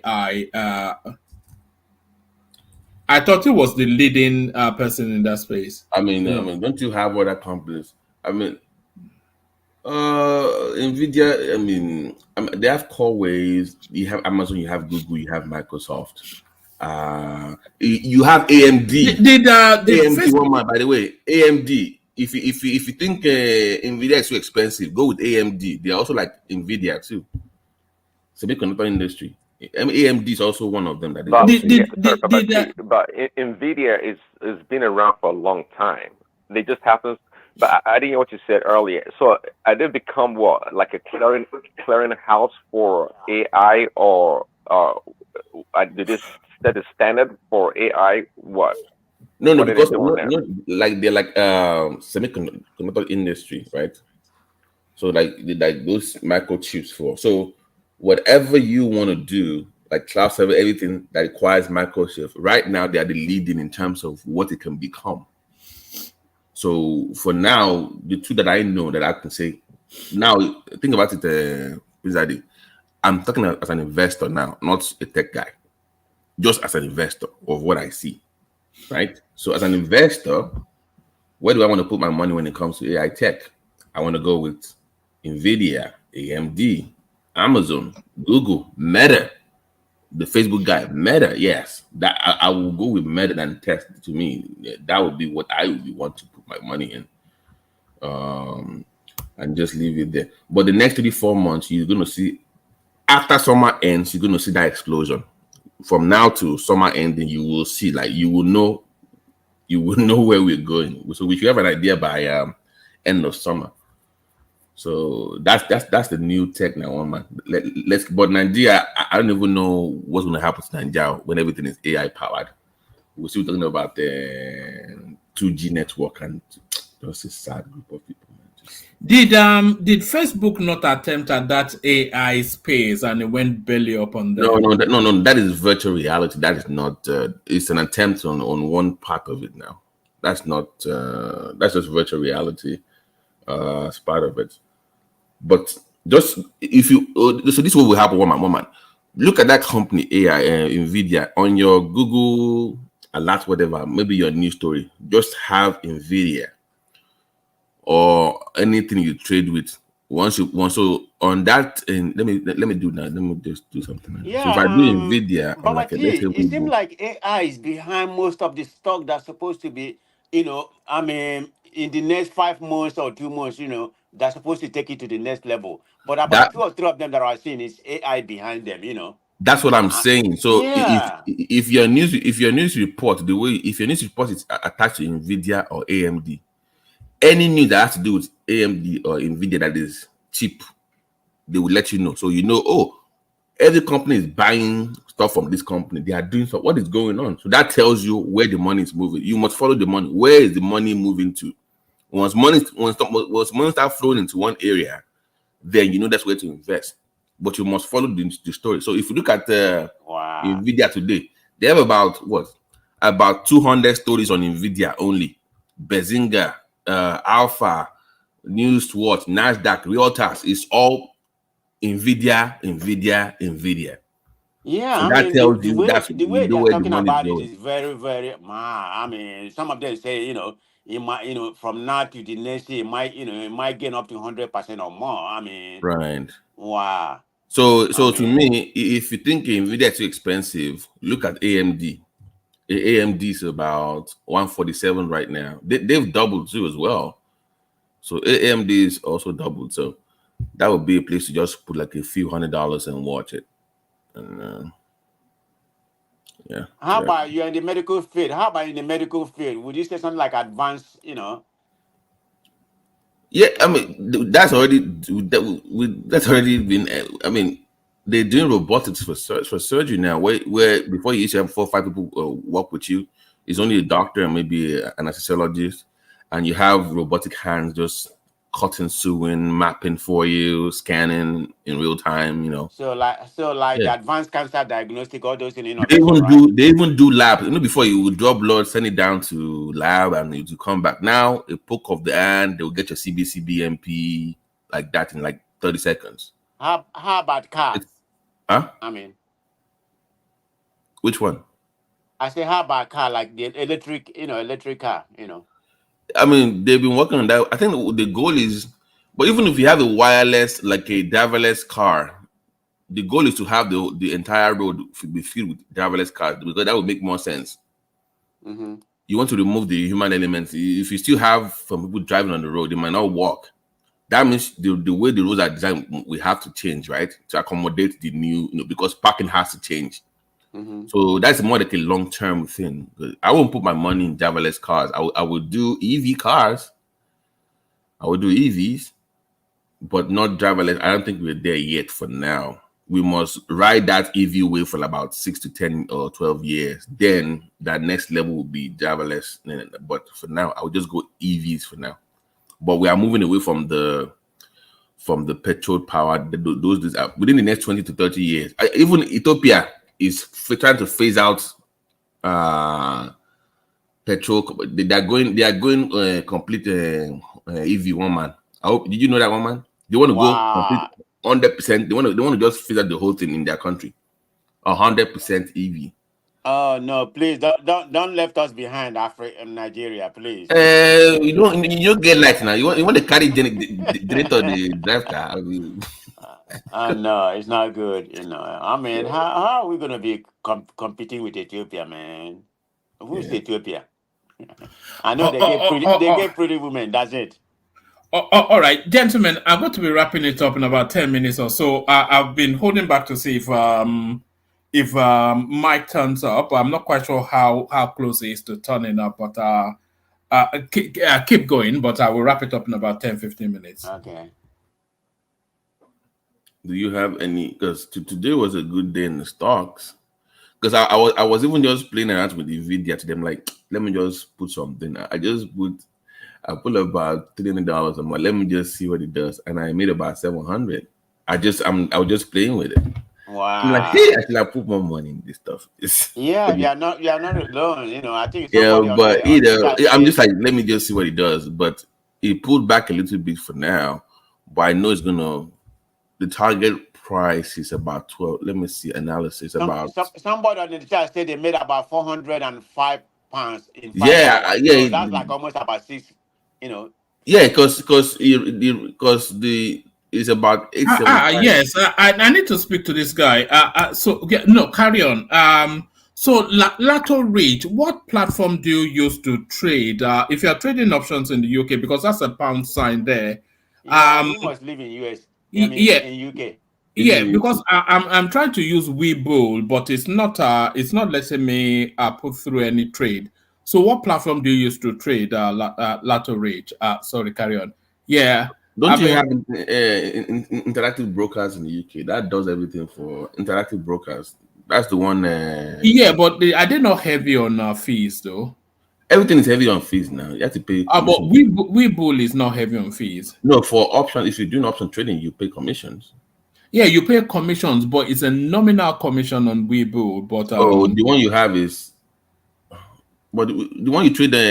Okay, I know you were doing crypto before. I don't know which one. No, that was on Binance, Bittrex, those sort of platforms. Or like just strictly crypto. Just strictly crypto, yeah. Latodich, can you come up? Can you send him a link if you want to talk to, just share with anybody.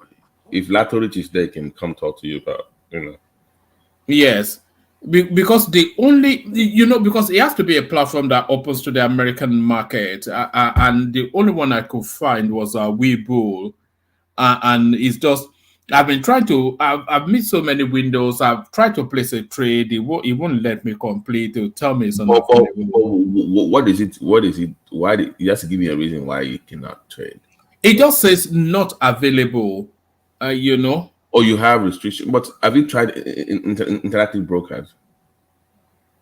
No, I haven't. No. Interactive brokers is one that I know globally. They trade anything from everywhere in the world. Everything is let me see. It says 212 trading 212. You trading. Let me see. Oh, okay. Here's the company one more. Let me put the link. I think the one that they use is in the UK. It's called. Is it Trading 212? Let me see. Yes, I know that Trading 212. I think the chairman, or maybe the former chairman of Trading 212, is actually the now new chairman of Webull UK. But yeah, I mean, if that works, then give it a try. Trading. Yeah, I mean, they had it's like almost like a Webull. It looks like Webull. It has the same. It's like there. So for me, I mean, okay. Mama, just drop your email so that they can contact you, so that you can, okay, yes, yes, that's probably. But it says it's called Trading 212, so that's probably. Yeah. All right, Ganil, did you want to come into the conversation? You're there. I'm sure you're waiting for the after hours. We're waiting for your host as well, but he seems to be busy with stuff. Maybe Prince can host now. Prince Daddy can host the show. Prince, Ngo. I could just leave you guys to it, and then I don't have my certification yet, so I don't know if I can do it. All right, I could just leave you guys to it, and whenever Mike turns up, he'll start to bully you. He'll start to bully you as he always does. You can put it. We can put it on the backstage, one man. You want to go? Yes, no, I could put it on the backstage, but and all these Biggie and all these people that like to come for the and Simba, they're waiting to come on, but yes, I think we probably have to put it on the backstage. All right. Did Gani want to come in and say something? We didn't hear for. Solly was actually the first person to come in. When is Obadeko going to host a show on this program? He has not hosted anything yet. When is he going to host anything? Yes, exactly. So that's when are you going to host something? I mean, you've been you're a veteran on the platform. You are why are you going to host it? What about you? When are you going to do that? I'm very busy, man. You see me been listening to you guys. I've been doing a lot of stuff here, so including eating Abby. And I'm not eating. Nigerian Poco eats a lot. He eats a lot. No. I'm like, I don't know. Like every night, like just I'm like, what can you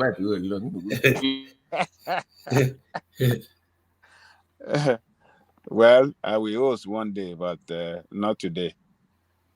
So that you can, because I've always wanted to ask you some questions about the Jakonde, because I know you like Jakonde a lot, and his time in Lagos. I always wanted to like talk to you about how comparing those days to what we have now. And so, because I know you know a lot about the 80s, and so if you can just share that with us, maybe one of these days, that would be, yeah. We'll talk about it. It's better back then than what we have now. What we have now, the Badger people that we have in governing Lagos now. So, could you imagine Jakonde within 4 years sign a contract to build that what do you call it, that metro line, and paid 50% of the value of the contract, and but that for how many kilometers of rail though did he pay for? Yeah, it's the same thing, right from Iju, from Iju to Oyingbo, and there's another one that they want to build from Ikorodu down to Lagos Land. So, but the starting point is that from Iju, and from Iju it will connect to Ikeja, and from Ikeja you're going to come through the Ojota area, and then move down to Ido, or like just like instead of having the red line, but we will now have a connecting line by the back of that stage all the way down to Yes. So, and they already marked that routes. They already cleared the routes. The machinery already, some of the machinery are already on the ground. The work was about to commence. 50% of the value of that project already been paid. The France company that is, to build that subway already, I mean, they are already on ground. No. Wait, did you say subway? It's a metro line. I mean, it's just because Lagos is below. I mean, some places need subway, like that island needs subway, but Lagos is below sea level. Though, so I don't know how subway we actually. That's a good idea. In a below, I don't. But no, it's just the same as what we have now. Okay. No, it's not going to be underground. It's going to be on top of the, just the same as what we have now. So, but what I'm trying to say is that within 4 years of administration, they have already started doing something, and that project will have been completed.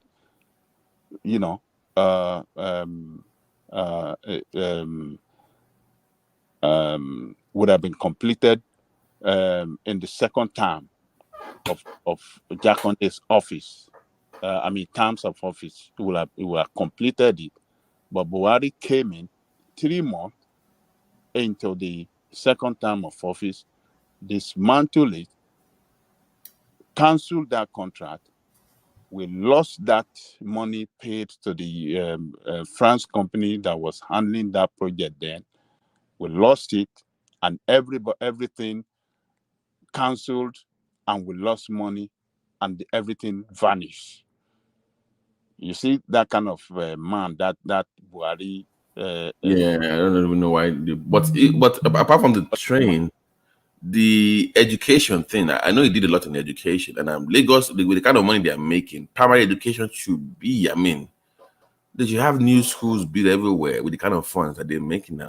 So I don't know what Jack Conde did in terms of primary education, though. Was it a lot? Was it at the same thing, or at the same pace with the housing, or it was just the same thing? Look, those people, as they were building schools, they are giving free books for the elementary, the secondary school. The secondary school was even the big deal, the best of the best. They build more schools, they give free books, everything free in the school. Also, mathematical set, everything, every material that for your academic use in school, free. And what do we say? Free health service too. Free health service. You go to hospital, general hospital, and they build more general hospital within that 4 years. Within that 4 years, he built the Korodu Hospital. He built. but Sowore is about to finish that biggest pediatric hospital in, like, I think Africa or something. They have one there. It's almost done. I saw the structure. It's going to be one of the biggest pediatric hospitals. Sure. So it's building one too in terms of health. Healthcare, I think, is doing well, but education is what I don't see a lot. The rate of construction, the speed that guy is just building stuff is yeah, he's doing a lot, but it's just like education to me has been neglected in. But healthcare, I know he's had about 3 or 4 hospitals that is done. He's doing the pediatric hospital. I've seen some private also coming up. But education, because I want to just compare those times and see what they can do to improve. With Lagos the problem, the money is there. Compare what Jakonde achieved within 4 years and what these people achieve within their 4 years or 8 years of Tinubu'S in Lagos. Then you will just write it off that they fail completely. They are no match to Jakonde. What Jakonde achieved within 4 years. The housing project, is it the housing project you want to talk about? The Jakonde houses that were built everywhere in Lagos. This is public, low-cost housing project everywhere. About 500,000 housing units within 4 years. Schools, hospitals within 4 years that were complete. The mini water plant to support the main water plant in Lagos. The only water plant that we had before Jakonde came in. Within 4 years, he built additional mini water plants, like maybe 4. Thank God you even brought that up. The water thing. Yes. I know you mentioned that before. Water was the collapse of the water corporation across Nigeria. Because I know back in the day it was run by the state government, alone water corporation. What can they do to bring that back? Because I'm tired of seeing even when you want to build, you must factor in borehole, like it's already part of the cost. Why can't they bring that back? For Lagos, and how do you think that they can afford it now, or what do they have to do to revive that part of the economy? Because it's also it's a part of the economy that they want to neglect now. That can make you money as a state. That's the problem, because they didn't improve on it. The way Lagos State was expanding in size, and they should have improved on what Jakonde built, left behind. But was listen, sorry. See, Jackson did a great job, and I mean, but when the military came in, Lagos State went down the toilet. It did, and and Tinubu had to start from scratch. Really, it was really terrible when Tinubu came to power. But Jackson was a great administrator. Okay, he did great for Lagos. He did great for Lagos, but it wasn't like Tinubu came into power and everything was nice and glory and they built on it. That wasn't the case. Everything was down the drain. They had to revamp, redesign, and did everything over for Lagos. So we can't really compare that. Jackonde was great, which he was, and said Tinubu was like, he didn't do much or they ruined things. That wasn't the case. No, we can compare. Look, the Tinubu wrong Lagos shrouded the running of government with corruption. So that's why he couldn't achieve much. He had so much money. He developed, revenue base for Lagos, and he made that money, huge money that never expected. But he didn't achieve much with that money. It did not have it, but rather it was using that money to build his political empire, to settle this, to settle that, to promote, convert those some traditional, what do you call it? Some ballets. They promoted them to a king, and expanding his politics. So he played too much of politics, and that got so much money and some other things. Well, you have to blame the military. You have to blame the military because the military, the interregnum that occurred after the military, it's what made. Say if during Jackonde's time, the politics in Lagos was different. They played politics in the right way. Let me tell you, it was even when Jackonde came in. When they came in, the development that we recorded within 4 years, in terms of road construction, in terms of infrastructure for Lagos, rural development, rural area development, and with infrastructure and built, and he opened up so many places. What do you call it? Angelico, Lagos was much smaller back then too. If I remember, Lagos was much smaller. Oh, hold on. What I'm trying to tell you, he opened up so many places in Lagos in order to bring, how do I say? He opened so many places up, and he recorded a lot of development in Lagos, like the Alawusa we are talking of, the Sherry that we are talking of, the Okwebi area we are talking about, the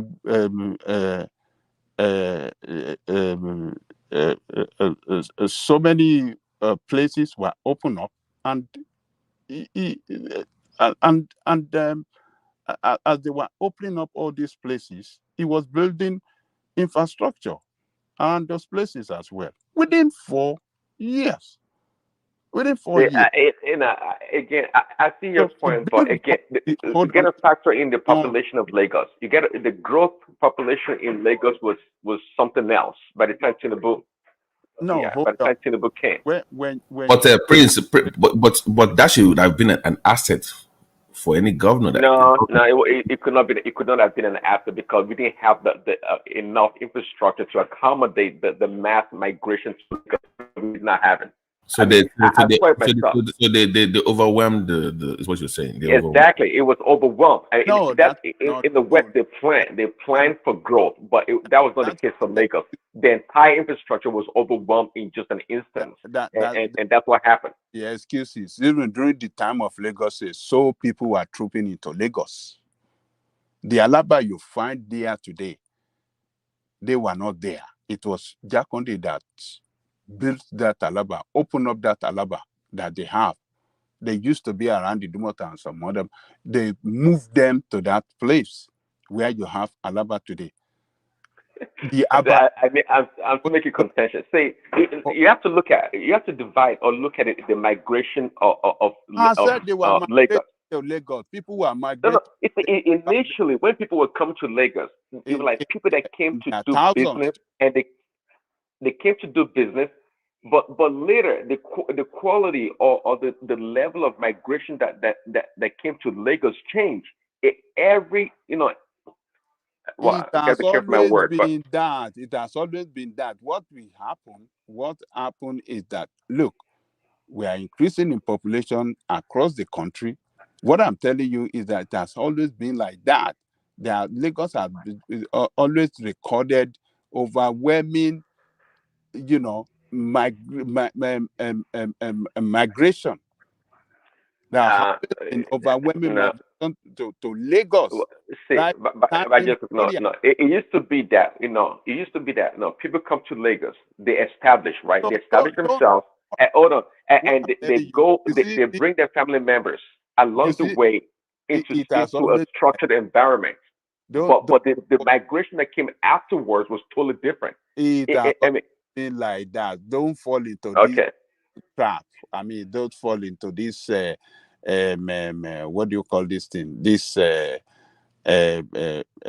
politicians' way of bamboozle people. Oh, Oh, this is actually, look at me. I'm just telling right. from my own no politician, my own experience. What I saw, kind of what happened. This got nothing to do with any politician. I mean, I'm just telling you because back then when we moved from Apapa to Surulere, the population of Surulere was so scanty. It wasn't densely populated, not at all.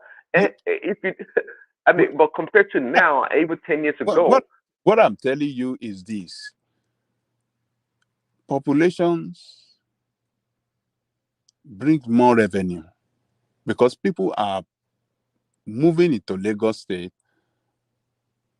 with their investment, and government is generating more revenue, and that revenue will be used. That is why I said That's what I'm telling you. They were not that moving investment. They were not.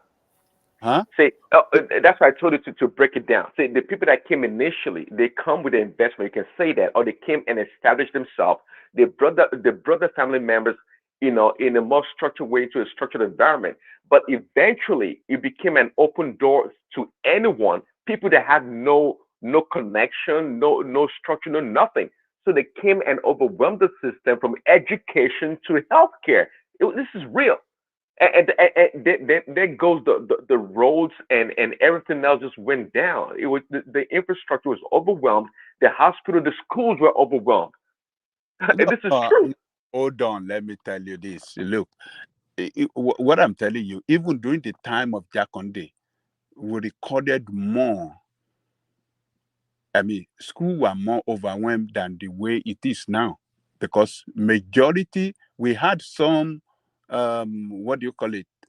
We had a lot of people from other parts of Nigeria, particularly from the east, that brought their children to Lagos to come and school for free, because it was free, and their governors were not conducting free education back then.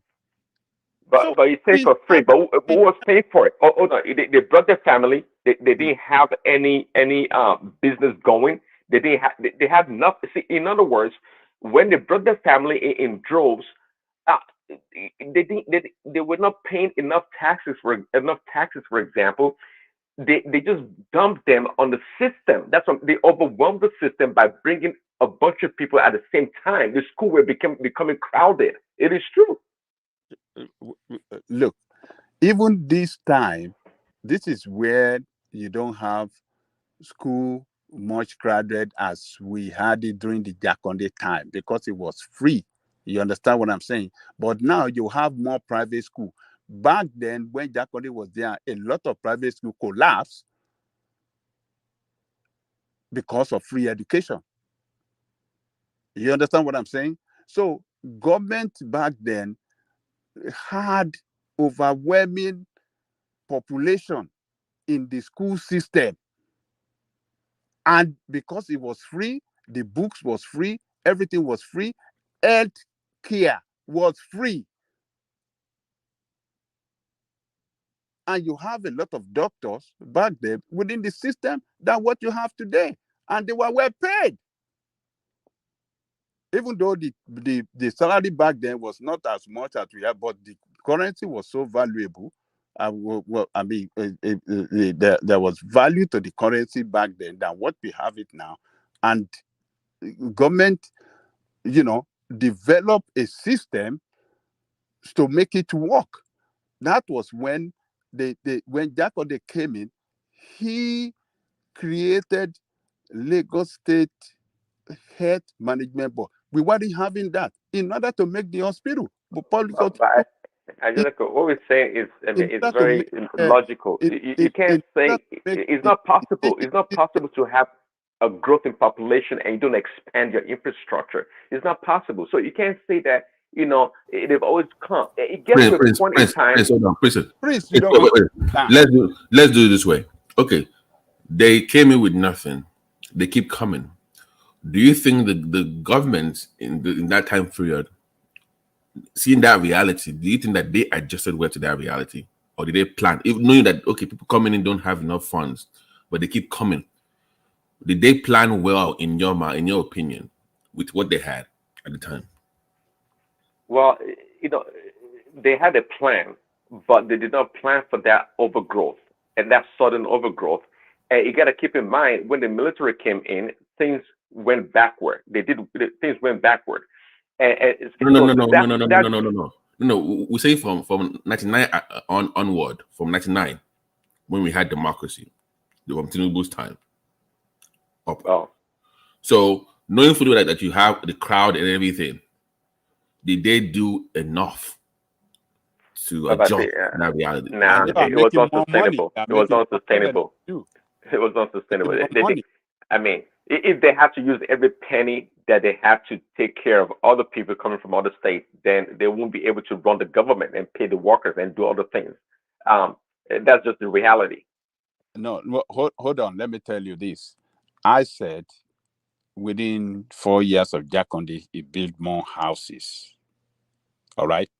Public houses. Than what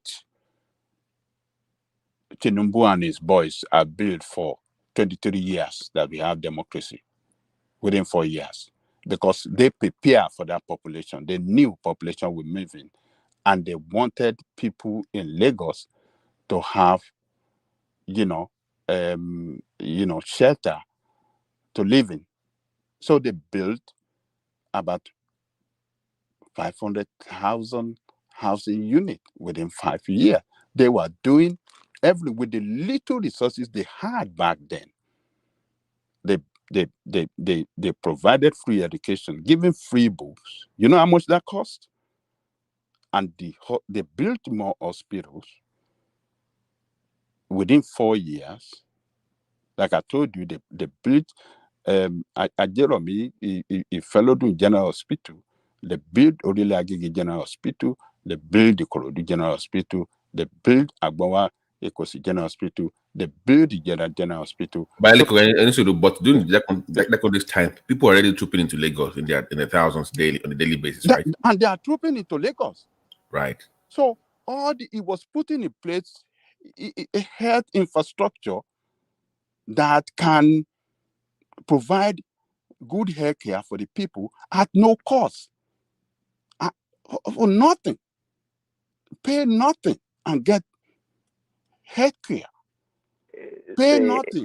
You can't say at no cost. You can't say at no cost. It gets to a point whereby your expenses and revenue can I come at it this way? Can I come at it this way? If Lagos starts doing things like that, which I think it's laudable. And let me tell you this. But what's happening is that the more Lagos provides, the more people will flood in for those benefits. So even if they do the best they can with everything they have, like to Prince's point, because Lagos is the only one of you still doing it, people will start trooping to go for the benefit, which will overwhelm the system eventually, like he's done in his own opinion now. So you have, unless other states start picking up the slack, the end of the couch, no matter what Lagos does, even if they do the best job, people will still overwhelm because the crowd will just keep coming to enjoy the benefit. But Angelico doesn't want to recognize that. He thinks we have unlimited resources. That's how Angelico approaches this, which can be true for any government. Babati, you know, I was in Abuja in the 90s at one point, and when Abuja was growing, it was being beautiful. People from all surrounding states started flooding into Abuja. You know what the city government did? They now increased price of everything, so people ran back. So Abuja never suffered that overpopulation. Yeah. They will say, yeah, anti something now. You know where I'm going with this. No, a city is not designed for destitute. It's designed for people that can afford it. City is not easy to maintain. You have to, any city in the world, London, all of them, they make things expensive. So you go to. So how do you accommodate the poor then? You can't just keep them out. No. No. City is designed for who can survive in it. It's a concrete jungle. You understand? Come and hustle. If you can make it, you stay. If you can't make it, you get lost. In New York, you live in America now. All the you go to the cities is more expensive than the rural part. Now, Jakonde, I don't know what he was thinking. You made Lagos cheaper and more even welfare than other states that are not even that. I mean, come on, you made free education in Lagos when you have all these other states where it's not free.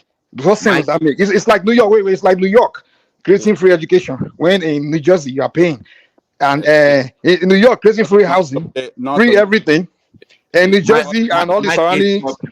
It's all in the no, it's not. What does it have to do with poor people now? It's all in the Southwest that we had free education, free health service, but Lagos State, being the richest state, was able to do more and was able to raise even more revenue, just as we had them doing today. We have them raising more revenue than any other state. So Lagos has been like that.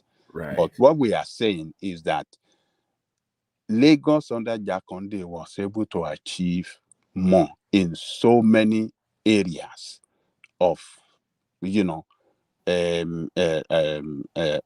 life or of our economic well-being than these people that are governing Lagos State today. You can like, but they are addressing. Jakonde didn't focus on economic. You focus on welfare. It's from Awolowo kind of a socialist mindset. Socialists don't run cities. Capitalists are the people that run cities. Cities are designed for. The point is that if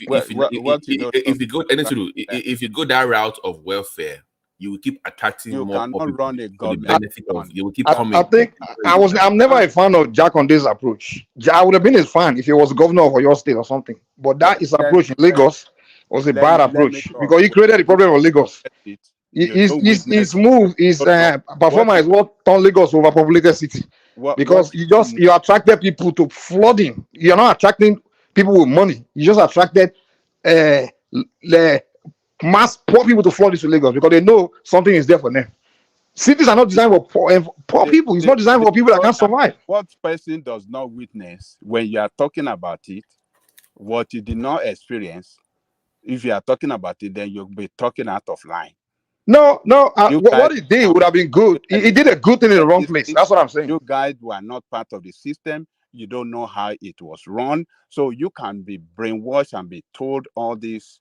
What you don't know, just don't talk about it. What am I saying? I don't know. What is it? What am I saying? It's not factual. Yeah, you didn't experience it. You didn't know. Like what? What did I not experience? Is it Jakonde school? Like, they are giving everything free. And which government, even in this West, do they not run welfare in the West where you live? No, the I think what it's saying is that the initial investment for cities is capitalist model. Once it's established, then you can now start taxing them to now pay for welfare. It comes from them. That's how cities are designed. You can't start with the socialist model, then want to go to capitalism. Look, what we practice that work. What is going to work in one country might not work in another. It's the same principle anywhere in the world. You live in capitalist country, And this is what is the problem with you guys, because you live in a capital. This is the system you are used to, and you think that is the way it's going to be in other places. It doesn't work like that. What we're not talking about country, we're talking about cities. Cities are not built for social welfare. Cities are built for capitalists, for bankers, investors. Cities are, they call it concrete jungle. Your money is the only thing I use to survive in cities. So it's designed for money makers.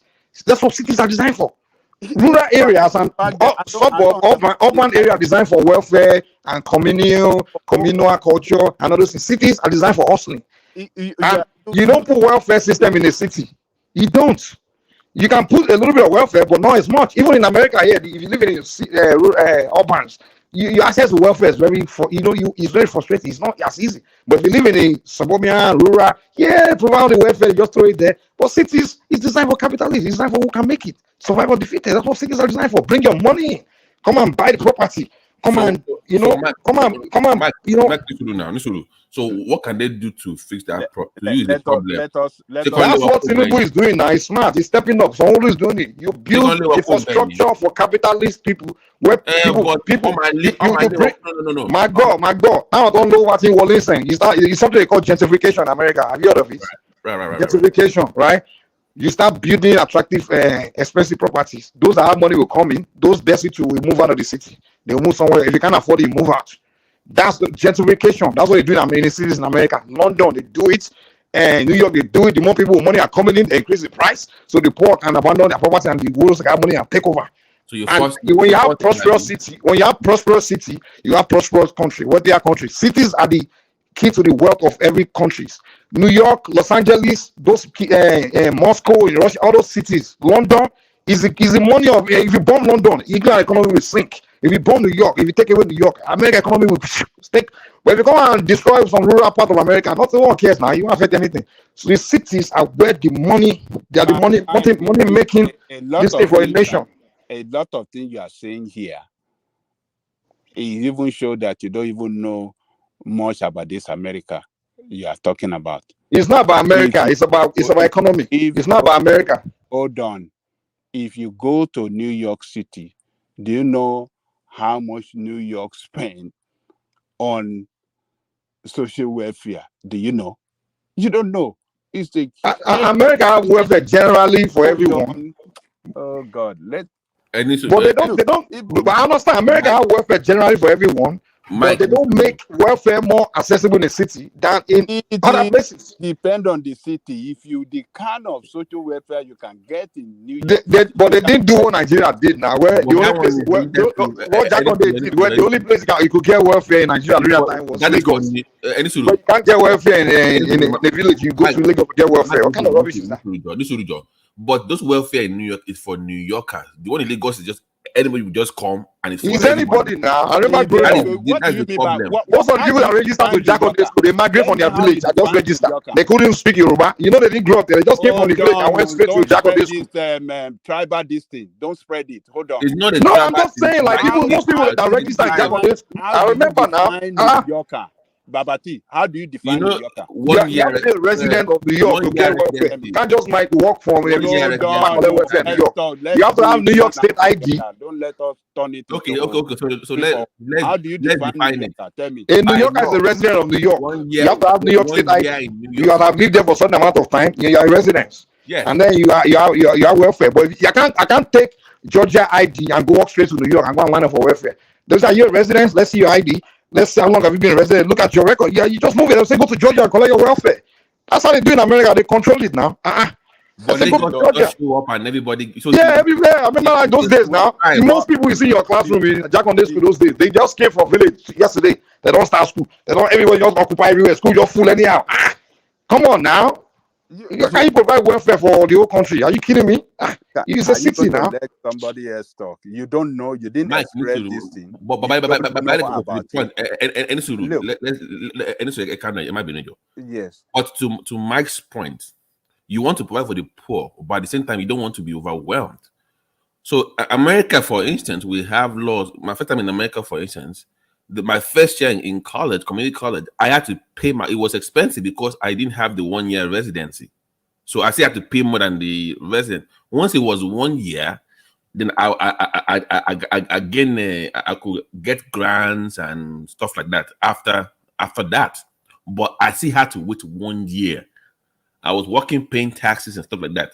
But Lagos, unfortunately, people just show up without actually contributing anything within a year or two, and they already have access to this benefits. They get access to what they didn't have access to their own state.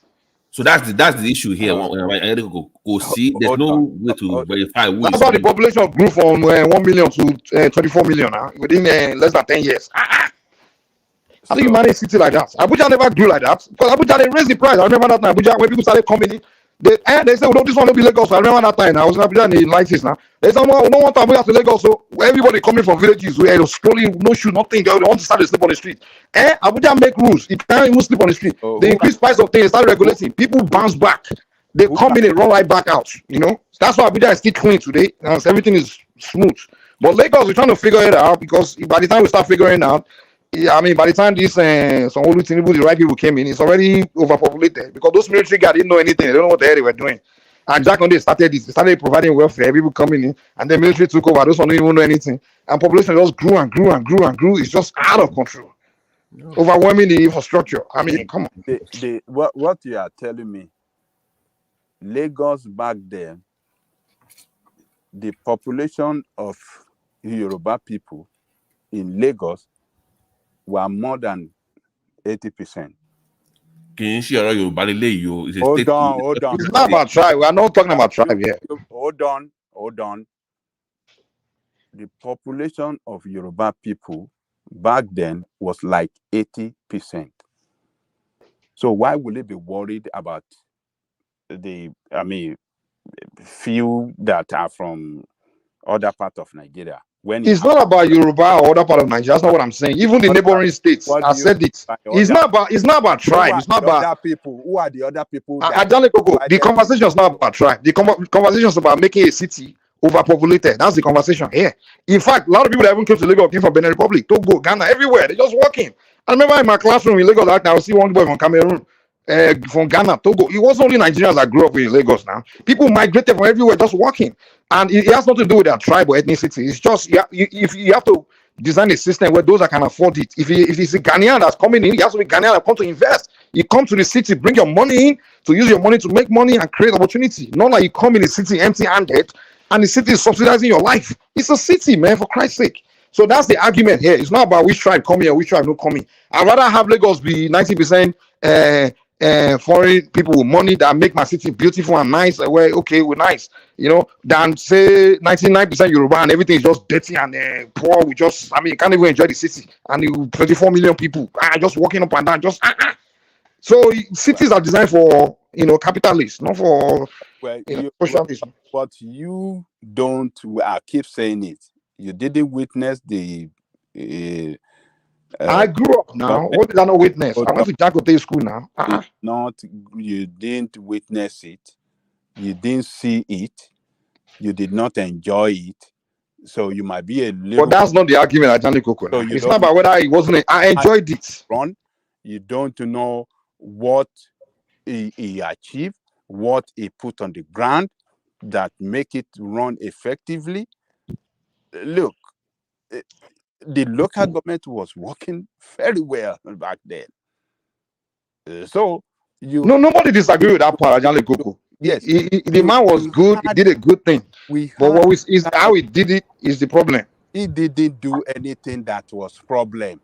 No, you do it, but you don't make it a welfare. The welfare, a lot of our people were very, very poor. Very poor people. Then those are already on ground. You build it for them, not like you just build it for everybody. A lot of our people cannot afford to send their children to secondary school because cost of education was very high. And you find a situation that people that can be regarded as the middle class or the rich are the only one that can conveniently pay for their children's school fees for secondary school. The children of the poor cannot go to school. Okay, let me ask you this. Would you encourage Abuja to do the same thing? So So don't forget about Abuja. No, I'm just asking. Would you encourage Abuja to do what Jakonde did back I don't then? care about Abuja. Abuja is not. I No, don't care no, it's about. not. It's part of Nigeria. Now. It's a city. Now I'm just asking. Like, it's Forget a about city. that. I don't care about what Abuja. But for the sake of the conversation, you have to now. No, I don't. I say I don't care. I'm focusing on Lagos. Is it not Nigeria? Because I don't It's a know city. about It's a city that they are investing in. I don't want to talk about that. So Abuja should start creating free this thing for all of them from Zamfara, Kaduna. All of them are just flooding. Come and collect free things. Something they can't get in Kaduna, they come and get it in Abuja. That's Mike, what you want. I mean.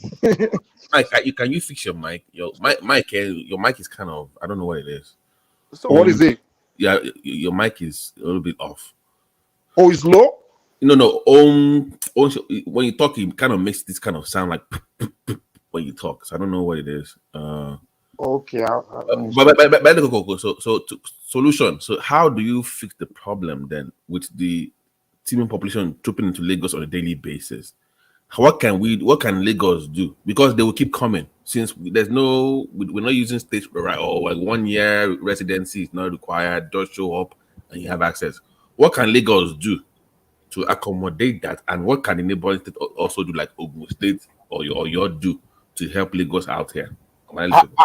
I think Rosie wants to come into that conversation. I apologize. Sorry. Yeah, no, so guide that into the conversation at some point. Okay, so we were just, I don't know what country Rosie is, but we're talking about building states and attracting investment. You don't know what country is Rosie from. Have you No, where she resides. I'm not saying that, but I'm saying that every state in America, in most places, there's some kind of population control that you use mechanism to prevent, people just trooping in. But we're talking about Lagos, and they've had this population explosion for about 30 years. And we're talking about the impact of Jakonde, who I admire a lot, and I think Babayele also admires as well, and what he was able to do. Now, he did the socialist approach where, through welfareism, was able to take care of people. But the consequences of that was that he attracted more people from different states across the country. Mark's argument is that states like that was supposed to be designed for the rich. She left to pay more taxes. Then you can then pay through those investments to the poor. So the argument is, now that we are here now, people are already here. Do you chase them out through gentrification, like Mark is suggesting, like they do in America, where you can just, by law, legally, you can take over properties and just build skyscrapers and have companies come in? Or, that's my question to Babayele Koko. They already have the population there, trooping in on a daily basis. Some who are not productive enough or to even live in the city. What do you do with those people, Babayele Koko? Do you find a way to move them to the neighboring state or have them go back to their state? Or what can you do, right? Because they're already Lagos, Abi, they're already there. So what can you do? Is the question. Since we have them in Lagos now. Let me tell you. Look, the government of Lagos, first of all, must allow the local government to function. When you have local government functioning, autonomously from the control of the state government, then each local government can now, come out with a policy on how they want to govern their local government, effectively and, to the best on how to manage their local government very well. You understand? That is number one. But what you have today, you don't have it today. They are under the control of the state. They were not allowed to develop at their own pace and come up with innovative idea on how to manage their resources and their locality. So that is number one problem that is meditating against how to govern well. Yeah, we get the governor's part, but even if you govern at the state, at the local government level, you will attract that crowd into your local government, right? They will come. Yeah, they will. So how do you deal with that? The local government will define how to govern their own space for the betterment of the people that live there. Housing So law, right? They will come out with ideas. Let me give you an example. Housing laws. We need to know who you are renting the house. Yes, the housing law and the introduction of ID card. They will come with a lot of innovative ideas on how that way nobody just shows up and say, yes, my kids want to go to school. They say, where do you live? yes. Have you paid taxes? What is your number? Yes. Yeah. These are the job of local, not even the job of the state. The job, the state is there to formulate to have a law that can govern the state, and the local government will have their own law that, within the confinement of that state law. You understand? So when you don't have a local government functioning on their own, then you're going to be having all these problems we're having. And why do you think politicians don't allow local government? It's because they want to amass so much power to themselves, much power and more control and more, more suppression of any voices of opposition within the party and the opposition party. So it is the politician and the people running this that does not make things work. So they are the one that created all these problems that are pushing against the progress of the state. So your point is that Lagos can accommodate that crowd, but it can accommodate that crowd. It is the management that really matters. Are we managing that crowd to our own advantage? No, they are not. It's an asset. It's an asset to the state. Even here in America, there are many cities right now being overwhelmed with population from not immigrants, from Americans themselves relocating to different cities. And those cities are not prepared for the growth in population. So how much more Lagos or Nigeria that you're talking about? Are you kidding me? When they are giving all these excuses, you know they increase prices. What part am I kidding you, Mike? So what do you call the gentrification that's going on in cities in America? What is the purpose? New York, that I know the population is reducing because people are exiting New York because especially Brooklyn. I remember Brooklyn. It's not Brooklyn, right? Maybe you didn't hear what I said. I'm saying, people are leaving New York and go to other cities, and those cities that they're going to are being because they can no longer afford New York. It's too expensive. My point is that if they are free to move around the United States, right? The people, right? But I'm telling you that people are leaving New York because it's too expensive. I'm not arguing about that. That's what I'm saying. But Mike, that is part of New York. You can move upstate New York and go live for cheaper. No, we're talking about New York City, the city. Okay, New York, the borough. Yeah, the city, the boroughs. Yeah, the 5 boroughs. Yeah, people are getting out of there. Everybody want to live in New York City now because it's lively, it's everything. And you can move to Abulegba now. Exactly. Well, New York, man, one small 4 square, 5 square apartment studio. It's like $2,500 a month. And people are still people are renting it. They are renting it. Those I can't afford, they just bounce, man. Say, man, we can't do this. But you must make provisions for people to move to the outskirts of the city. You must make provisions for them. Now, like the train system now, where you can live in Agbado and work in Via. You see what I'm saying? So you can live in those. If you're a poor person and you have low income, you can live in the outskirts of the city, Agbado or all those areas. Then you can take a train in the morning. Go work in your but is that not, most of the poor, they live in New Jersey now. There are people that work in New York that can't afford New York. They live in New Jersey. And then they go to New York to work and they go back to New Jersey. Why do they do that? Because New York is more expensive than New Jersey. Abi? That way, Mike and his corporate guys can enjoy their island. You can come work for them. So, but it was the reverse in Jakonde time. Jakonde made Lagos much cheaper than Ogun State. When Ogun State was in New Jersey, when Lagos should be in New York, where the people Ogun State should be cheaper, more the welfare place, and then those that are workers. No, why Ogun State? They come and work in Lagos. Why are you comparing? I'm good. Because you guys are from Ogun State. That's why. The issue is this. Look, if we have today like I was saying earlier, if we have local government functioning, Lagos State will have been better than it is today. If the local government are functioning, I'm telling you, you will have seen a lot of innovative. I agree now. If they were functioning, they would have controlled the population. That will have transformed that Lagos State, and that Lagos State will have been one of the best places to live in. You will have seen competition among local. Good morning. Yes. Good morning, everyone. Yes. Foley, Yes. congrats. Oh, I say, heard your man is back in the US now. Finally. Yes. Yes. So we're happy for him. We're happy for him.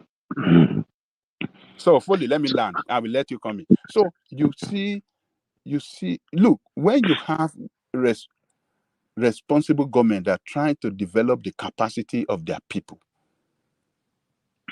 giving free education, they can afford it. It wasn't that is unaffordable when Jakonde were providing this thing. Not only Jakonde, so all the Western states, even Ekiti, all the Yoruba land, it was free education. They were all doing it like Jakonde. Yeah. So we have 6 Jakondes during that time, Abi. What do you say? Yeah, I said they were all doing it like Jakonde. All of them. Yes, it's the same. So why are you not giving those governors the same credit as Jakonde if they were all doing the same thing as Jakonde? Then giving the free things. No. We look. Even Ajashi in Ondo State, Bisi Onabanjo in Ogun State, it was the same. It was the same. Even a lot of things were transformed. Even the broadcasting, the broadcasting corporation, they transformed it. There are a lot of things that these people transformed within that 4 years. So they were making the taxes, they were taking the taxes, but they are spending the money. They were spending it to the development of the people and the city and the state that they govern. I'm not saying that whether they don't steal money one day, but they are not corrupt as these people. Oh, this one is just too much. They get so much money in revenue, they do little. That is the problem.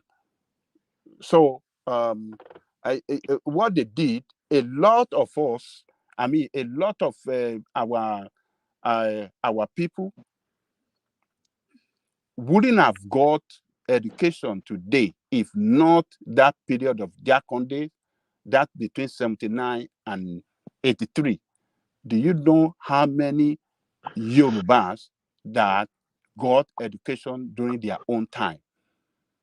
It surpasses, within that 4 years, it was a massive transformation of people from the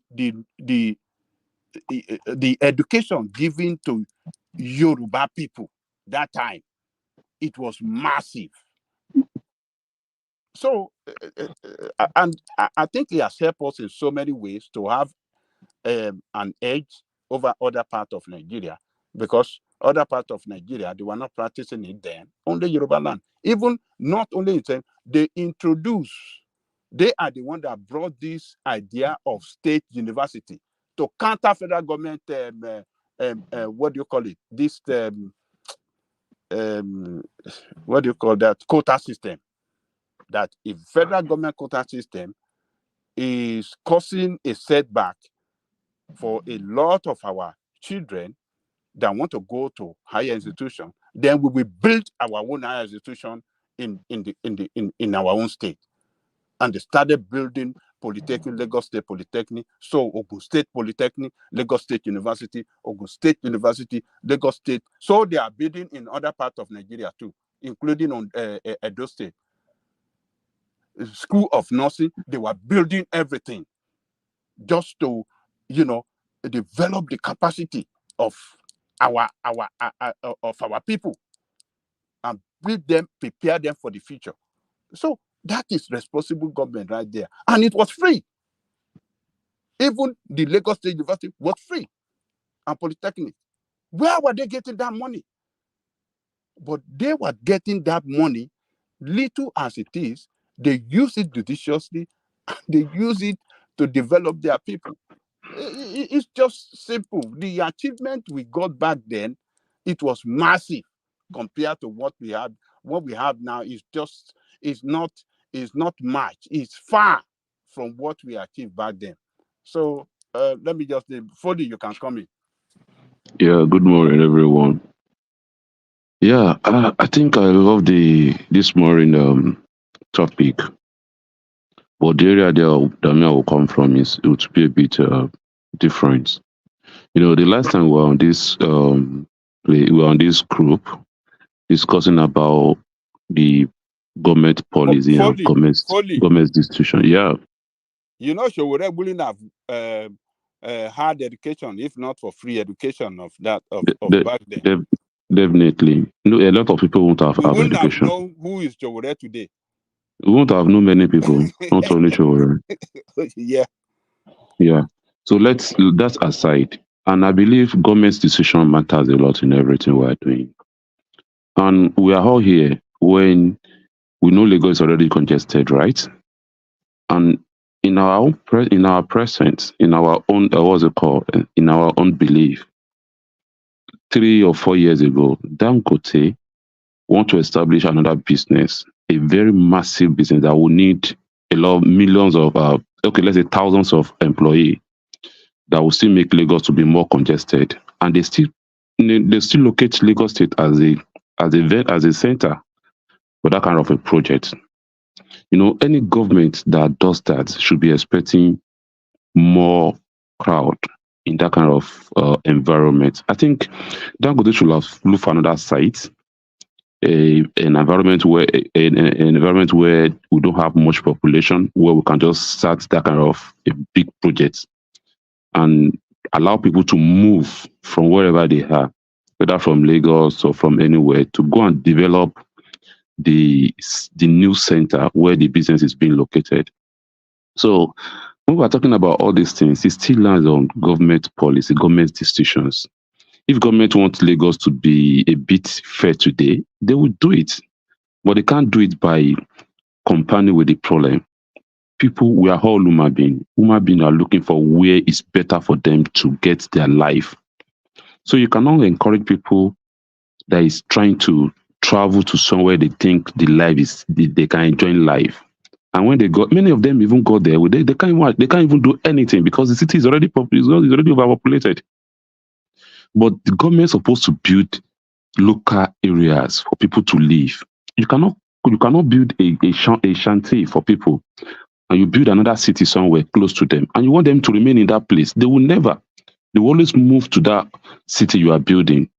Nobody is ready to live his own life in a ghetto and see city somewhere and will not go there. Even if you take them to go and sleep on that bridge, they will still do that because you build a city and you destroy the local area. Government should be able to focus on the local development of the local communities so that people will remain where they are. There won't be unnecessary movement for them to go and look for life that is not there somewhere. So I think that's my submission on issue of Lagos population. Thank you. Prince, are you there? Yeah, I'm here. Yeah. Yeah. So the I think it's more like I think Rosie still there? She says she just wants to listen for now. Oh, okay. Rosie, once you're ready, let us know anytime. I was just reading the private, but Prince, I think it's more like a city design thing where we find a way to accommodate the rich corporate guys like Mike in their own area. They don't want to mingle with the poor ones, but at the same time have the those low income earners in an area where they can come and work for the big guys like Mike, then go back to their own zone. Because people it's like I can't put the shelter in Manhattan, for instance. The property value will go down, right? So corporate want to be with corporate guys, So what? So I think it's more of the design of the state as more of not accommodating everybody. They can accommodate everybody. It's just the way you design the city to accommodate everybody. I think that's the issue. Am I on point on that, Prince, or am I too far off? Yeah, it's impossible. I mean, I hear your point, but it's impossible for a city, not even Los Angeles, New York, to accommodate everybody. It's just impossible. You can't do that. It comes to the point that we don't have government don't have unlimited resources.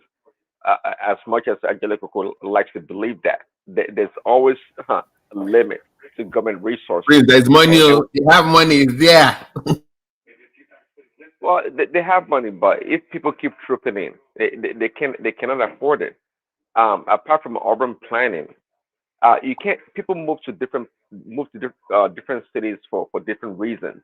Uh, I mean, here in America, right? People leave their nice, beautiful suburb or whatever small city or town they come from.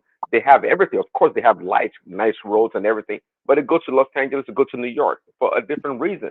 So people will always migrate. That's not the problem, but and these people, of course, they have economic opportunity for where they're coming from. But unlike Lagos, for example, that has everything, and the population keep growing, it's not possible that even with the planning in place, they cannot accommodate everyone that comes, or the growth, the rate of growth. And I was trying to make a point earlier. Maybe Mike didn't understand what I was trying to say.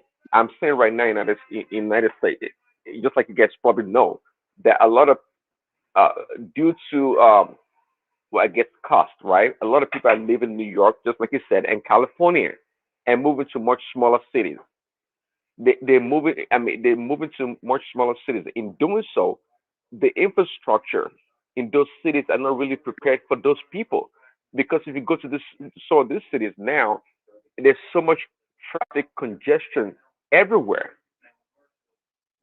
and and the price of housing is going way up, skyrocketed. So the people that left the bigger cities to go to the small cities are now are now facing the same problem they left behind. And why that is because the increase in population was a surge, and that's the point here. That even here in a planned society in America, they could not accommodate in such a short time for the increase in population, even though they have in place a plan for growth. But the surge overwhelmed the system, the infrastructure, the healthcare that they have to know that, which of course drives down the quality of care, and allows the pricing of things to go up. It is natural. So you can't say if Jack and they had everything all planned out and Tinubu came and messed it up. That's not the case. That's not the case at all.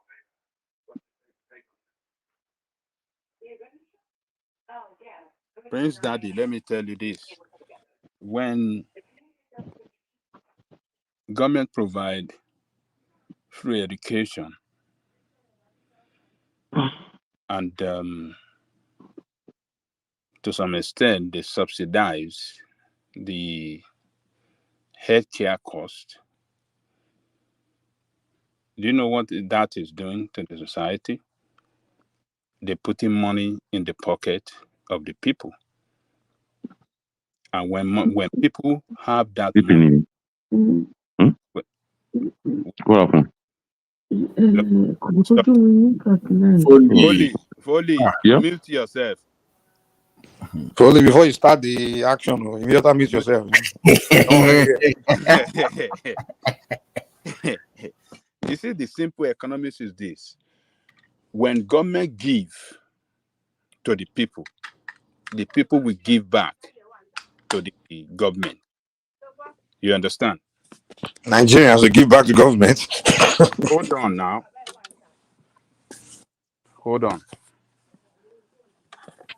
So when government give, people will give back. And what I mean by this is that when you give free education, yeah, bye.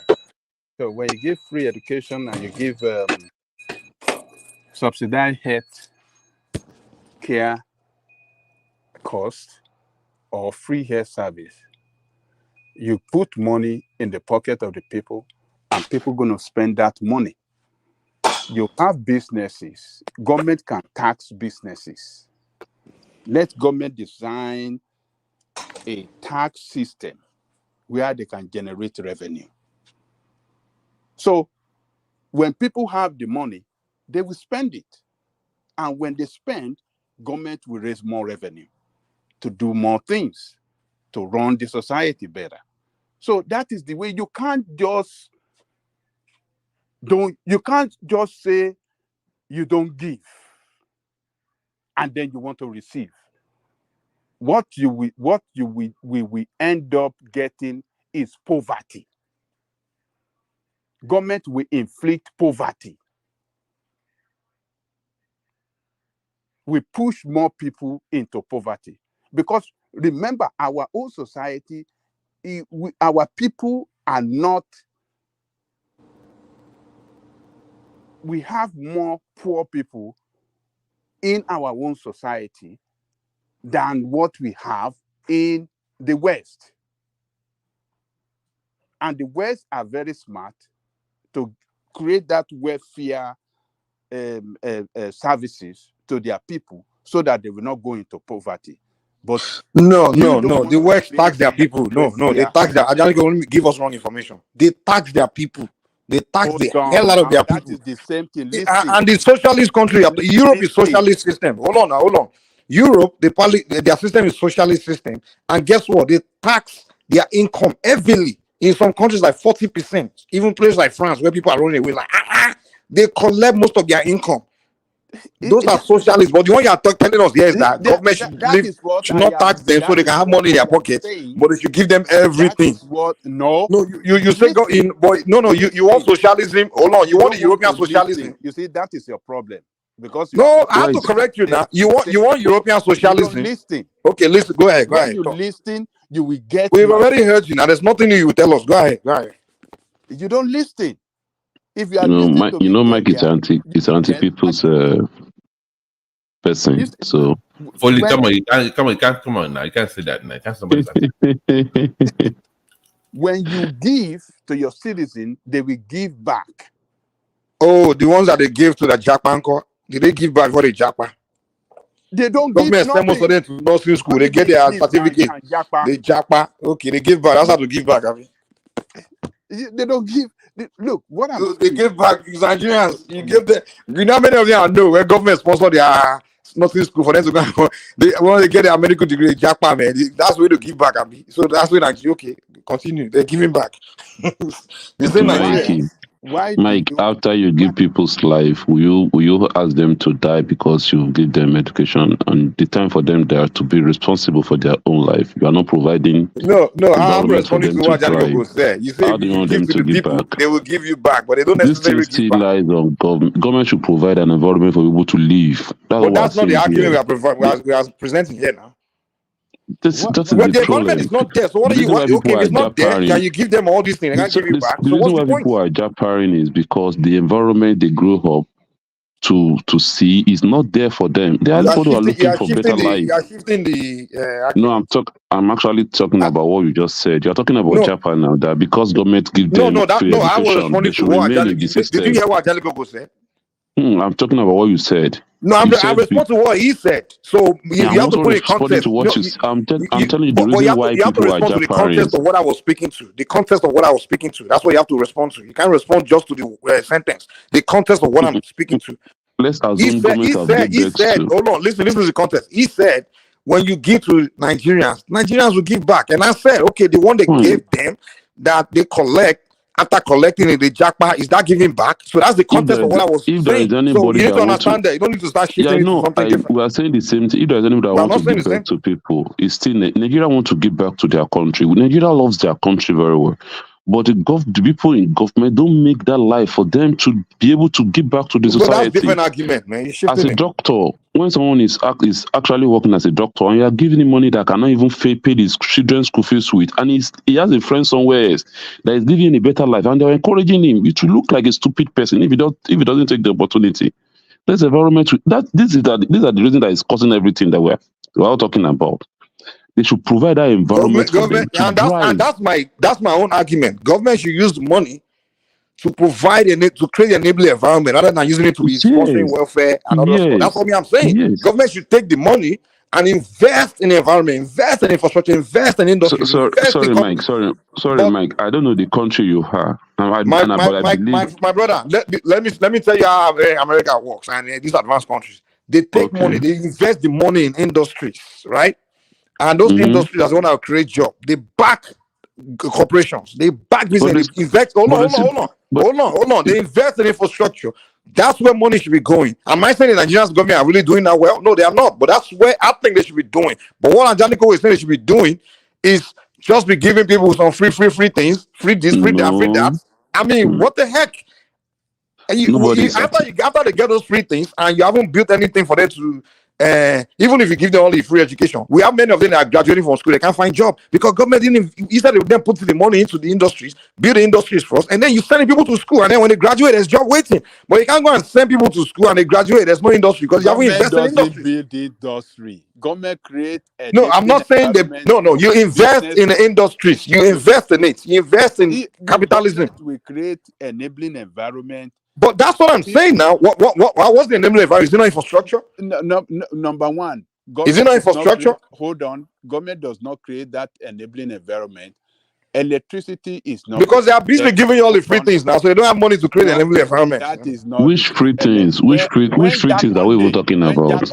They are not taxing you. They subsidize almost everything. How do you know they are not taxing us? How do you know they are not taxing us? They subsidize the hell out of Nigeria, man. How do you know they are not taxing Nigerians? Tens of billions of dollars when you could be using our tens of billions of dollars to build freaking infrastructure all across the place. So the capitalists, people that are capitalist minded people, they are gifted. Why is Mike always blaming the victim? Why are you always blaming the victim? When you know some people are taking the money, when you know people are taking the money to go and put in their own personal gain, and they are not investing it the way they're supposed to invest it, and you are blaming the victim here. This thing is not fair. Serious. Who am I blaming here? Who am I blaming here? You are blaming the citizens. Explain to me how I blame citizens. No, explain to me how I blame citizens.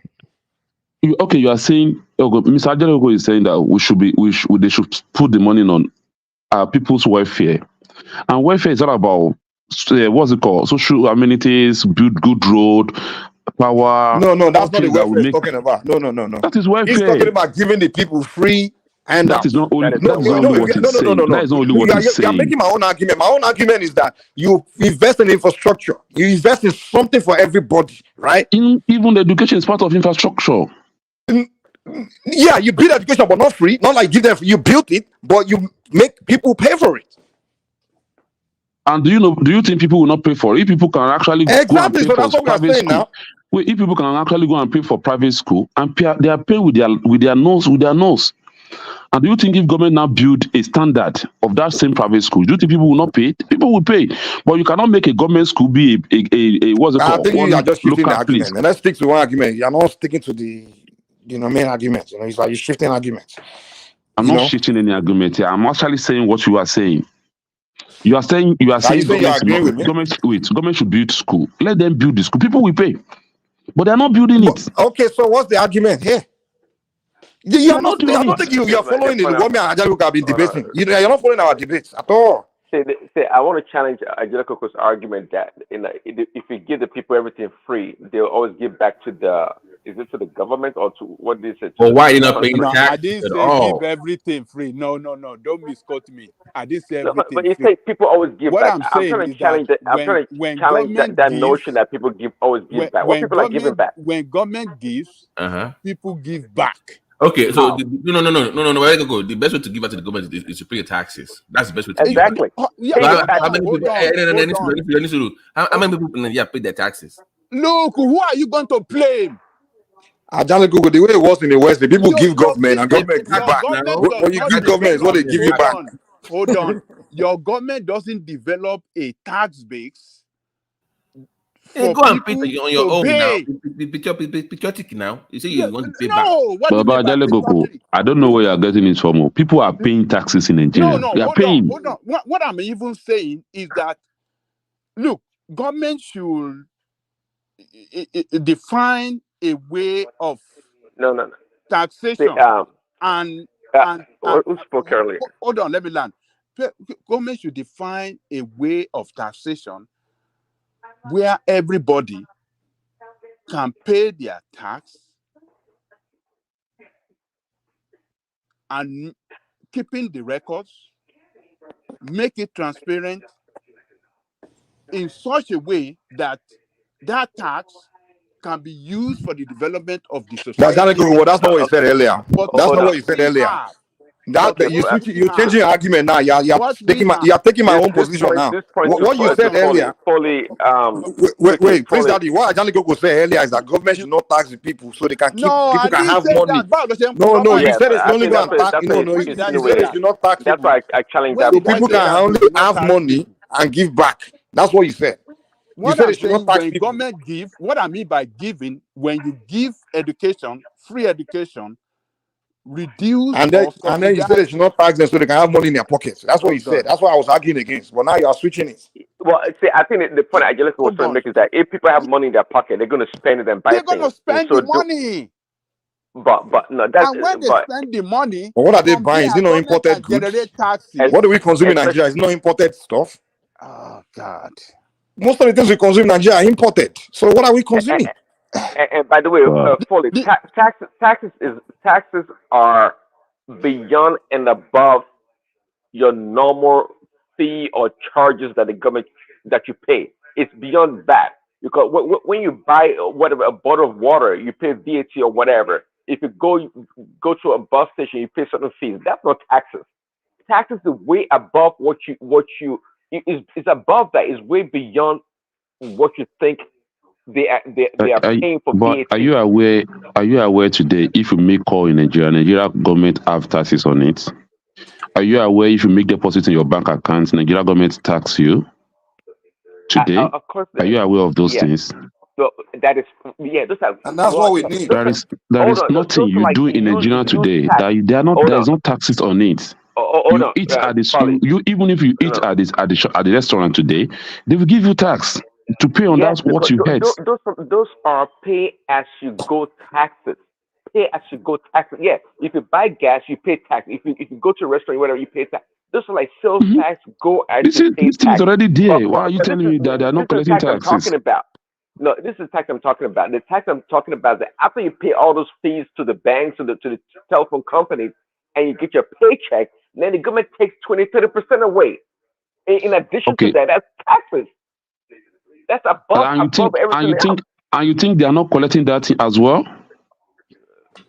These people are taking the taxes already. That's what we're saying. How many you are people taking are it. payroll? It's only they are not accounting for it. That's the issue. I think about 70-80% of Nigeria's economy is really informal in a lot of ways. There is not anybody that is working in Nigeria. They don't pay no payroll taxes. No. They don't pay no payroll taxes. There is not anybody that is working in Nigeria that is not paying taxes. Even shop owners. Ordinary shop owners. I just explained I'm telling you, these people will, this month alone, I know how many tax revenues, workers of all this local government, tax revenuers that have come to collect money in our offices. They always come. Some of them will even come with fake receipts. Internal revenue. They will even come with fake receipts, and you pay them. And who is going to? Who do you think is supposed to be responsible for all those things? I'm not talking about the government. We're not talking about the corruption. What I'm talking about is that those are pay as you go taxes. Yeah, you get a shop, you rent a space. That land, that space you are. Some people come and they clean it. They got to clean the gutters. They got to do this and that. Those are pay nobody cleans anything here. That is what it's supposed to be for. That's what it's supposed to be for example. But above everything else, if you report your income and your revenue and your expenses and all those things, then you say, yeah, this is my profit. Then you pay taxes on it. Let me tell you, any organization in Nigeria, any companies in Nigeria, they are paying their taxes. Nigeria government collect it from them. But these people are not ready. They didn't make it transparent for people to know, so that they can be able to embezzle it. You will see somebody working at Board of Internal Revenue. The kind of card the idiot will be using, you'll be shocked. Because the government they are not even ready to make it transparent for people to know how much they are getting, because they want to steal it. Of course, the government will always steal, but folly. So, to your, I mean, in your own assessment, right? You think Nigerians pay more than their fair share of taxes? Is that what you're saying? Prince Daddy, all those things that Jack Conde built that we are talking about, free and other Western governors back then, free education, free air service, some other things that they were building. Where were they getting that money? Where do you think they were getting that money? Where were they getting that money from? Well, It's taxes taxes, right? and the But allocation. So yeah, but the tax base taxes and was allocation, and back then the internally revenue internal revenue revenue was not as strong as it is today. It's well developed now than it was back then. Now that they have developed the internal revenue generation capacity and they are making more money, that is when the government deliver less. because now they have more expenses. You don't see, so now you they don't have get more what is expenses. happening now. No, they have more criminals that is stealing the money. That's the problem. That is it. You don't get it, Those Prince man, Daddy. those You then, don't get, like you all this don't dark get it. all this dark of a thing. They are not ready to steal money. They want to use the money to work for people. But these people are going there to go and steal money. They have And that's the developed difference. a better capacity to generate revenue. To generate income, But but they are going there they to are embezzle it. delivering less. I mean, that is it. They are Well, looting the money. I'm not questioning you guys the corruption that exists in that system. I'm not questioning that at all. I know, of course, it exists. No doubt about that. It is huge, and that is the bane to our development. No other thing. No other thing. No other thing. Have governor that is ready to serve the people with his team. I'm telling you, you will see rapid development in that state. You will be shocked in any state in Nigeria. Look at Governor Zulum. How dare can Governor Zulum win United Nations, I mean, maybe European United Nations award on primary health care in Nigeria?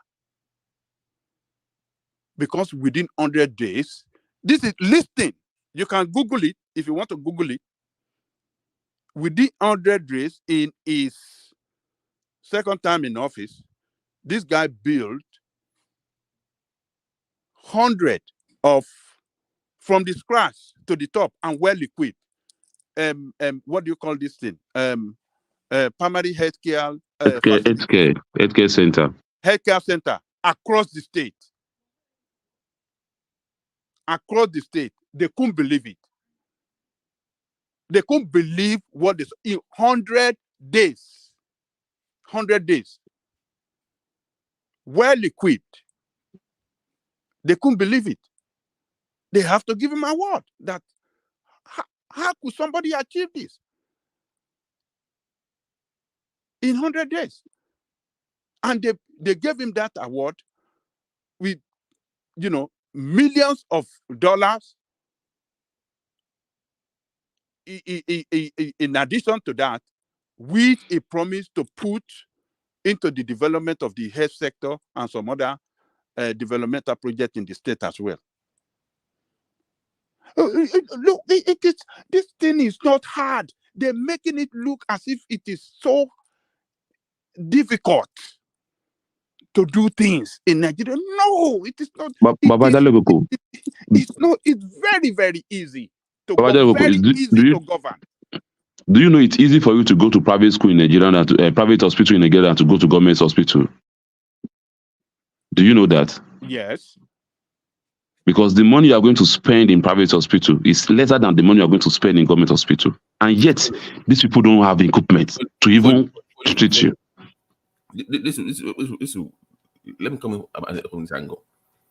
So when you are making your argument or your campaign to people, these are the points that you should be raising with them, something that affects them directly.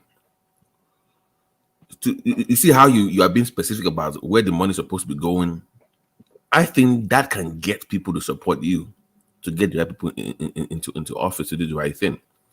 So people that are in a position like you, the same way you're talking right now, the points you're raising, because even it resonates with me.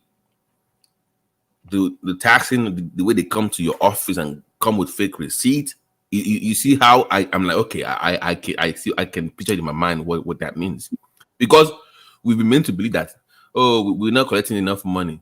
So your point is they're actually collecting the money, but they're just stealing the taxes.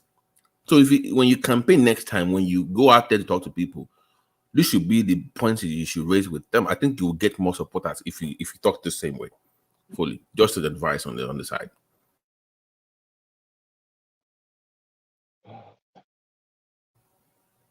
Hello? Yeah, I can hear you. Yeah, at times when we are talking here, I'm not here to talk as a politician, though. I'm not No, a I don't know. I'm Even never if a politician. fully, even if you do, this makes sense to me. I'm just saying that. Just look at me as you're trying to, you want me to vote for your party, for anything. I'm saying that What I have is I have a passion for a good Nigerian, and I have a movement that is driving towards what I believe in, and I join them. So even the party we are talking about, we've not even grown to be that party as much. I can see us as a movement, because we actually we are kind of people that actually we believe in things that we think it should be normal, that is not normal. And we are trying to speak about it. It's not all about, because when you carry it as a party thing, people see you as a politician. And politicians in Nigeria means you are a criminal. Once you present yourself as a politician in Nigeria, people see you as a criminal already. Okay? And we that we are in this space, we are very few. We are very few. But we know what we want for a society. We know what we want, how a society should work. And that's why we key into that system. We don't want to join these bad wagons. I can be politician by joining APC or BDP. But we don't want to join them, because join one day, even if I make billions from them, I will leave the money one day. But I will leave a society that I can't even proud of. And this is the problem we have. So most of us here, we're supposed to be doing what everybody is doing, not by someone campaigning alone. It's our own space, our country that is bleeding, that we all need to muscle ourselves together to make sure we correct all the errors, not by defending the already failed system. We don't need to defend them. They failed the system. And what we need to do now is to make sure that we correct the errors. And anybody can actually do that as well. And I've never been a politician, but I will never do without voting, because I can vote for anybody. I don't need to look at you as whether you're PDP or PDP before I vote. I voted for competency. And that's why brought me here. Issue of having Sowore in 2019, seeing him as somebody who actually mean well, and we support him because he's actually speaking our mind for us. We're not supporting Sowore, we are supporting ourselves and supporting our space. But when we talk, people see us as the politicians, and we are not. We just set up people that want better thing for the country. That's all. And we are doing this not because we want to go there and make money, or we want to go there and better our life. No. And I would love to drive on a good road from Abuja to anywhere I want to go to in Nigeria. I would love to have a good hospital when I'm sick. I would love to have 24/7 electricity. I would love to have education that I'm actually proud of, that okay, they're giving my children best without spending through my nose to pay for their school fees. These are the things I think we all need in our space, and we are not getting it. And some few people were getting more than enough, and they were enriching themselves from the same resources that we all of us supposed to be sharing. Okay, so some people are they have excesses, they have more than what they want. So what we are requesting for is to just give us that environment that people can actually drive and enjoy the little life they want to spend here. And I think these are our own points here. So all this corruption in the space, government allow it to happen because somebody in that government is also corrupt. So for you to even manage your employee, somebody you employ not to steal. It will not be easy for you because you yourself are worst. There is not any politician that can steal money in Nigeria if civil servant did not involve in it. And there is no civil servant that can also steal money without government in getting involved. So most of them are working together. They are working hand to hand to steal our resources, to steal our commonwealth. So, and most of us here, we are talking, but our voices don't even getting them. It's not even getting to them. By the time you harass them, they will call police to come and harass you. They will deal with you. They will lock your shop for like how many days before you know. Next time you won't talk again. These are the problems that people are facing. They have the forces around them to make sure they silence whatever you are bringing in. Even the election we are talking about, they didn't even allow people to vote anymore. They've manipulated everything. They use talk, use money, they are the one in charge. So this is our own space that I think all of us needs to like see it as our own responsibility, not by someone is a politicians or is a political opposition. No, it's our space here. We are driving to get back from these criminals.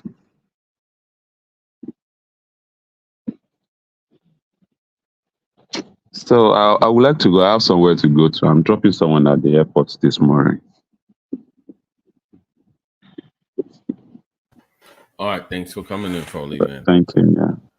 Hey, AC forever. Adio. Thank you. Let's see what she already has to offer us next time. Hopefully, it comes with something more reasonable this time around, not the typical attention seeking. Prince, are you still there? Yeah, everybody left, so I don't know what happened. Yeah. Well.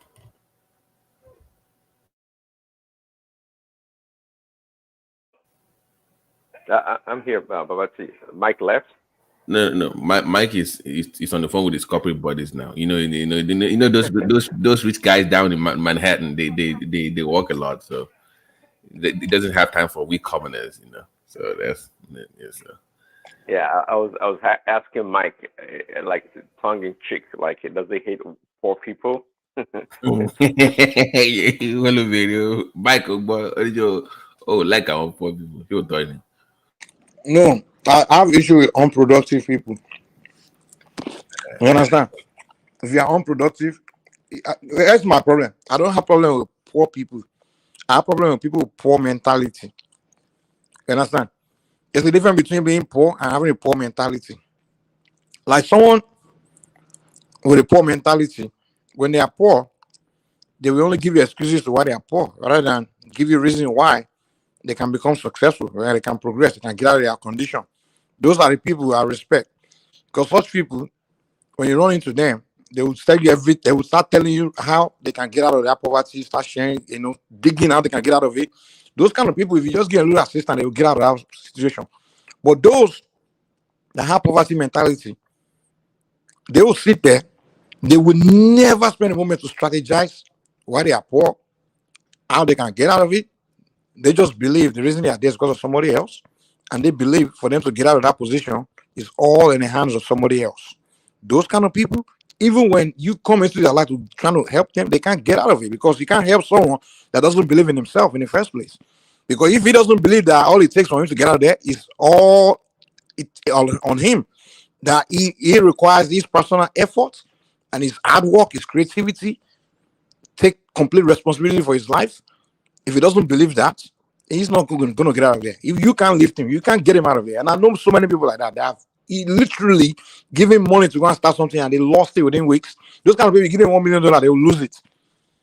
They will lose it because they don't have the thoughts that to get out of poverty is on them. So why would they understand that the money they have in their hands is what they will have to use to invest and get themselves out of poverty? They will lose that money because they don't know what to do with it. They don't have this the progressive mentality of progress is all in me. My life, my destiny is in my hands. I have to control no matter the odds. I just have to believe that I can make it. As long as I'm breathing, as long as I have this brain in my head, I have tools, I'm walking with my 2 legs, I can make it in life. Those are people I respect, no matter what you are. Those kind of people, I'd rather sit down with them than even sit down with Dangote. Because I know this person here with this progressive mindset, If I sit down with him, our conversation will be based on how we can build something, and I can probably learn one or two things from him that I can even learn from Dangote. Those kind of people I interact with. No matter, I don't look at how much you have in your pocket. I look at how much you have in your head and your mentality. But those with poverty mentality, once I see them, I just walk away. I can't even stand listening to them because they will just point finger everywhere about all their condition. They'll point finger everywhere. You know, so that's the way I think. I don't hate poor people. I just don't like. I just have issue with people with poor mentality. Give me. Come on now. What are you giving? But you know, Prince, that if you're a very creative person, very productive, if people around you are always complaining, "Oh my, draining now," you get draining. So I think to his point is kind of thing. That's just the way life is. You have to roll with people that think like you are believing fairly or unfairly is what works into making money. You must But like I hear Mike's point, but is it an error on Mike's part to assume that everyone is capable of doing what he can do, or achieve the same thing as he can, given the same resources? I think it'd be a kind of a mistake. Prince, listen, you cannot let in life. You cannot legislate parity. Of course, Some will always all have things are equal. Yeah. It is what you do with what you have, no matter how little, that matters. Not the size of And what that's the problem of Prince Adi. You guys have this mentality that everybody must do it because everybody can't do it, so we shouldn't emphasize it. All you need in life is enough people to think like that. Why do you think these countries are advancing? Because they have enough people thinking like that. No, You will always my have point, that. Mike. Hold on. You always have those people with poor mentality. No matter if you go to the most best, some people are born like that. You understand? And that's why they don't give them any Hold relevance. on. Hold on. If you say that, okay, Hold on. exactly to Give your me a point. second. Give me a second. People like that always exist, and that's why they don't give them any relevance in society. You will not see why people having conversations are talking about those kind of people. When they have a conversation, they talking about people that actually have progressive mentality, and you see them giving awards to them, talking awards program, and describing them, talking and covering stories about them. They don't spend time covering story about one broke guy that wasted his life. They don't sit down talking about them. This advanced country.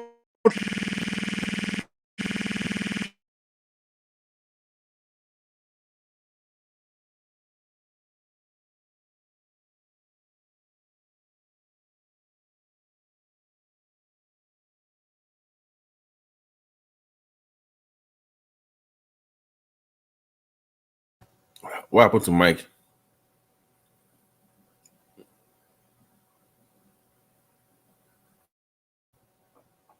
Yeah, not sure what happened to Yeah, he went up. audio, but No, but I think it's more of I would say it's more like if I have an area of Lagos, let's say the island, and you have skyscrapers all around the place, it attracts more investment. I can aspire to say, no, one day I'll get there. You know, I want to do this. I want to, So, I don't mind if corporate guys wants to be by themselves, you can have, it's just reality, Nobody hates the poor. Nobody should hate the poor. But the people that are poor by choice, poor choices, okay? That one is a different issue. I I think had a phone call, man. There's this person always call me okay. the wrong time. But let me say, I Papa, want the Aliabi. I want to call Aliabi, Mike. no, I didn't say that too. not everybody, not everyone has that ability to turn things into money. Okay, for example, let's go with Einstein. Einstein, as brilliant as he was, we all know that if you're smart, they call you an Prince, what happened to you? Prince, I'm not disagreeing. You see, like my father will always tell Prince me. is muted, yeah. Prince, no, hold on. my father will always tell me. I used to just walk into their board meetings when I was young because it was part of this corporate, and I would just hang around. He says, in this game, it's not about knowing. Sometimes you don't know, but if you don't know, find who knows the person that knows. So the idea that you must always know everything, if you don't know enough, then you cannot succeed. It's not true. If you don't know, you find who knows, or you find the person that knows that thing. Exactly. But that's a different That is it. mentality. But that's a different mentality. But see, to even think like that is in itself, it's innovative. To know that you don't know something is such a wonderful. I don't know how to describe it. Okay, it's something great. I don't know. Therefore, I'm gonna go look for something that knows. Not everybody thinks like that, but but it's easy said than done. But Prince, when that's your problem. Why are you I think focusing on those that don't think like that? and that Wait. I'm about to drop. The problem is this: we focus on those that don't think like that. Why are we giving them relevance? No, we No, should no. be See, focusing Mike. on people that are capable of Say thinking like that. no. Say. Why do we? Okay. See, Okay, hold on. Listen. Hold Why on. do Let we? me. We are having a Leave conversation this. about Hold on. Nigeria, and It's you're not my saying thinking. It's the ability to understand people from different backgrounds and ability is part of leadership. Okay. no. There's some people you Okay. don't spend your No, no. energy See, worrying about. sometimes you have to be able to recognize people's ability and also to be able to put people in the right place that they will succeed. I said it No, earlier, for example. okay. Hold on. Okay, give me a couple seconds. Let me talk about Basil. Let me talk about. Do you know Jeff Bezos? His own story. I heard from the horse's mouth. No. Basil. Don't. Okay, this I guy, man. remember Basil. Okay, you wanted to study what astrophysics. Okay, that's Jeff Bezos when he was in college. So one time he had this assignment. Okay, that he couldn't solve. There happens to be this brilliant guy from I think it was from Sri Lanka. That's where the guy was from. So Bezos, I think, is struggling all night. Bezos from Amazon, one of the richest people in the world. I'm talking about. He spent so much time trying to figure that problem out that he could not. So the next day, he approached this guy from Sri Lanka and asked him, "Hey, about the problem." The guy just looked at the problem, took it like a couple of minutes, and just gave him a direction how to solve it. Bezos was so perplexed. I think it was at the same time upset that he could not solve the damn problem. Okay, but this guy solved this problem in like no time. So for that reason, he actually dropped astrophysics and pursued something else. And today, okay, we all know who Bezos is, a Okay, so what multi-billionaire. point are you making now? What exact point are you making now? The point I'm trying to make is that sometimes you can be smart, but it doesn't necessarily mean that you have the ability to create wealth. Yeah, people that create wealth, okay, they have a different Prince mentality Daddy, chill and out, DNA. man, chill out. We're not saying no one is making that argument that everybody will create wealth. It's not possible. Well, no, you It is are. not When you say possible. something, you said it earlier. Hold on, you said We earlier say if you give some progressive people. So, mentality. Hold on. Listen to me. What I'm arguing here is people should have progressive mentality. It doesn't mean if you have progressive mentality, you're gonna become rich. No, you're gonna at least stand a chance to get yourself out of your condition. Getting yourself out of condition doesn't mean you become rich. Getting yourself out of your condition means you at least not gonna be worse than what you are and others around you. That's the point of having progressive mind. And when you start telling me that, oh, not everybody can think, no, everybody can think positive. It's about thinking positive and looking at your cup half full instead of half empty, and believing that, listen, taking responsibility for your life, that's the first step. Knowing that in this life, if I'm going to get out of this condition, I need to first hold myself responsible for it before anything else, and so have a what progressive percentage of mind. people think like that, And Mike? hold What percentage on, of let me people land. think like that? You think? Wait. And no matter how you preach it, there's still going to be some people that will never have it. We understand that. But the point here is we should promote it in our conversation. Promote progressive thinking. Let's give relevance to those that are capable of thinking progressively. Not relevance to those that are not capable of progressive thinking. I mean, talking about them. They are not relevant, man. You shouldn't give people like that relevance. They are people that should be left alone.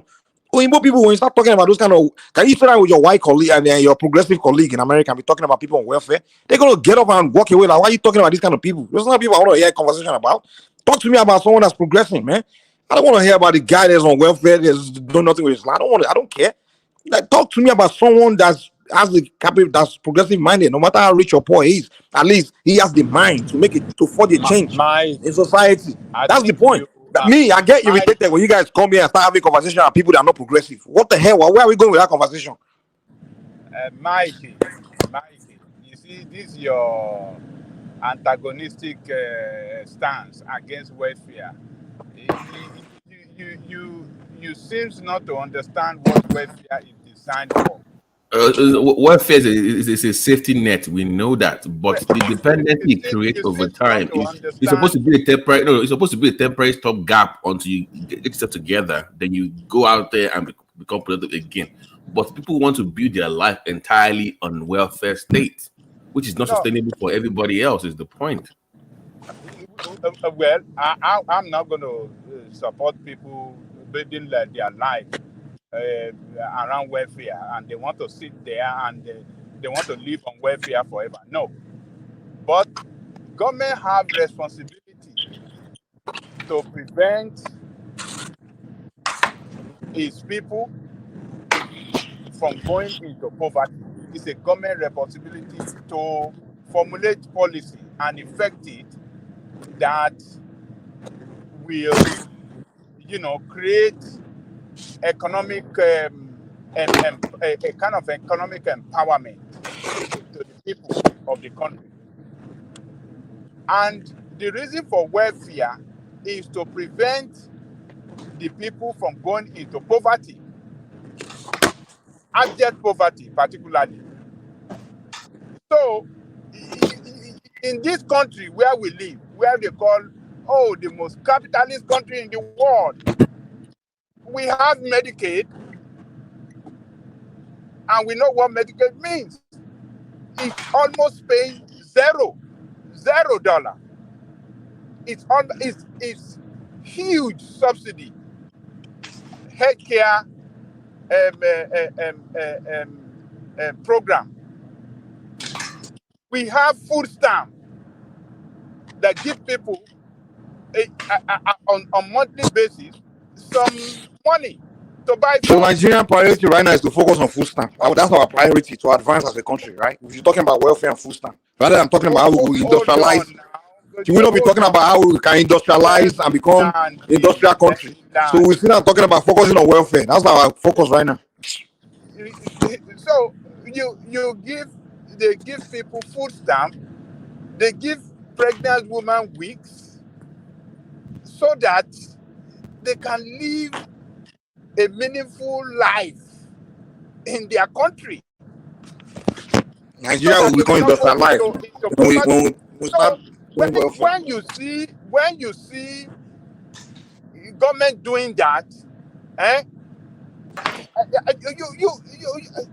you can't say, they are irresponsible, they are not doing anything, they are irresponsible, they everything have to be capital. No, they know that some people, and those people that have been given this free stuff, these are people that they are almost like paying nothing in taxes because they are poor.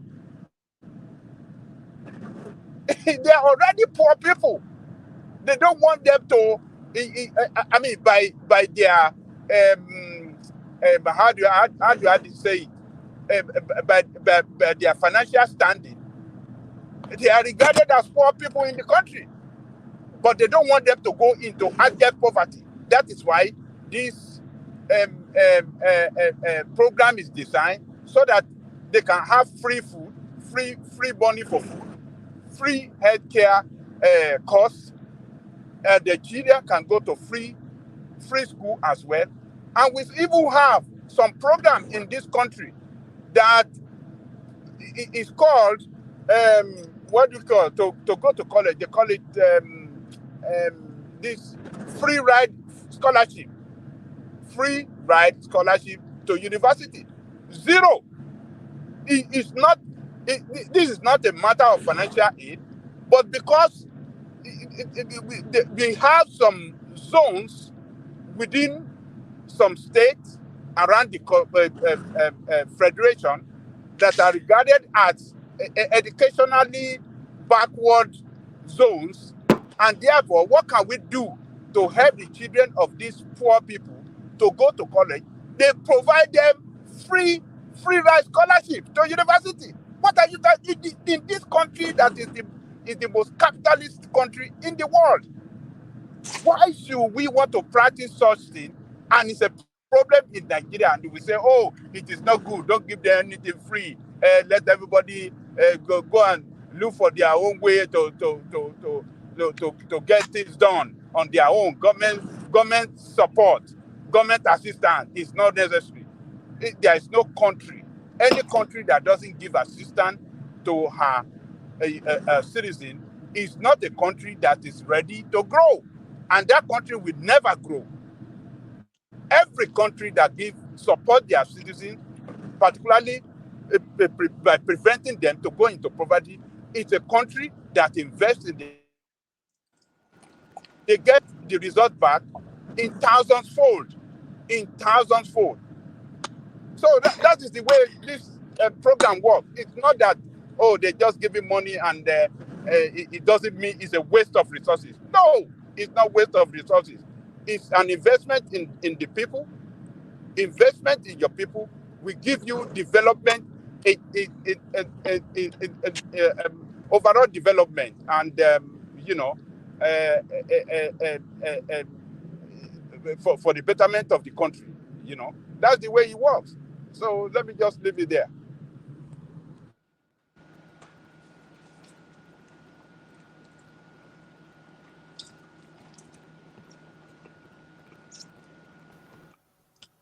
So, out for about 30 minutes. Okay. Oh, Prince is out for about. If anybody have any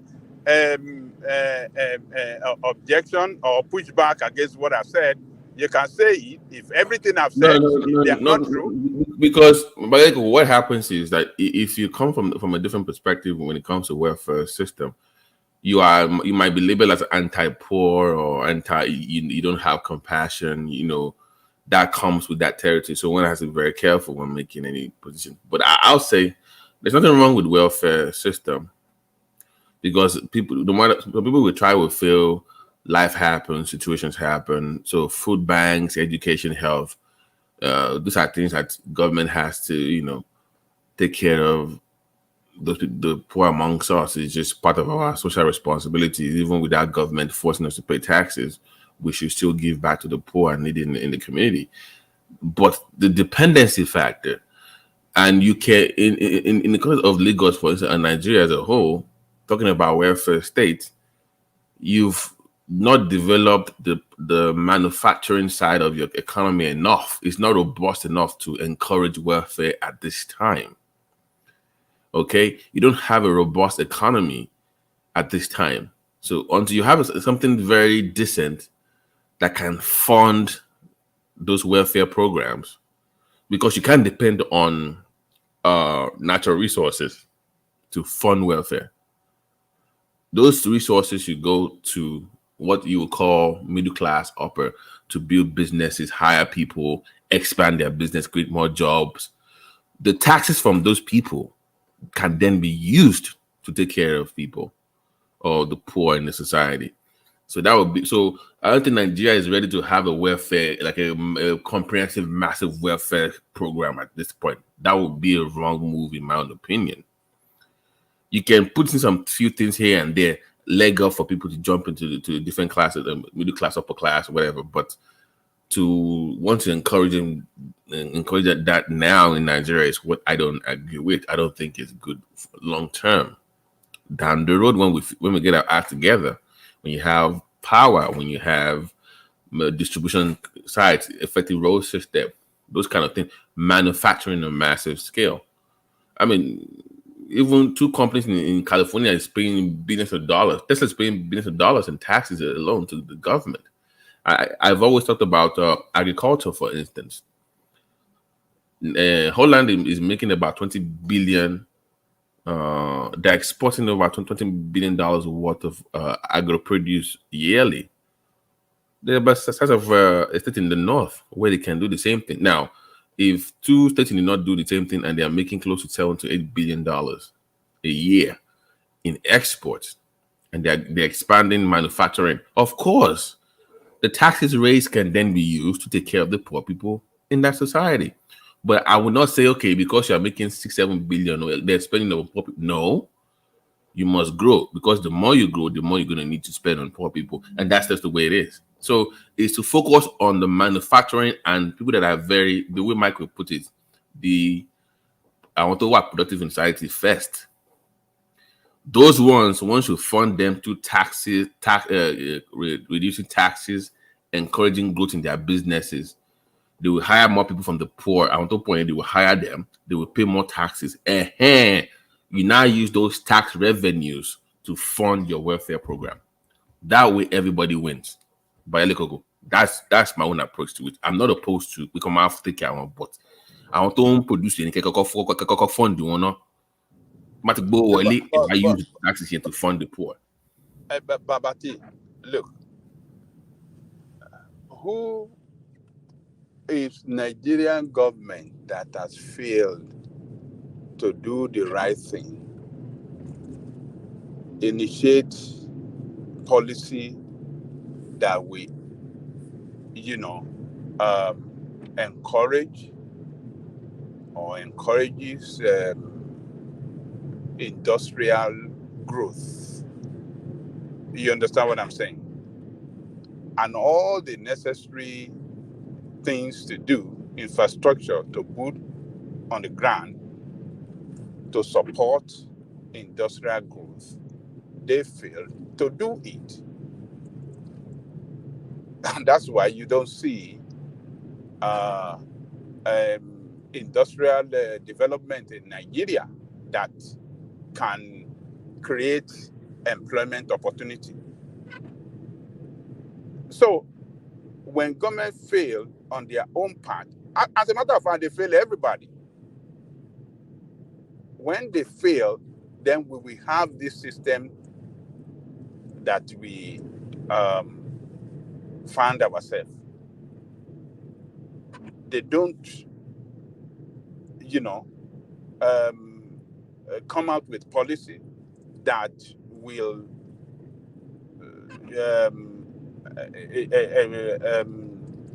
support industrial growth.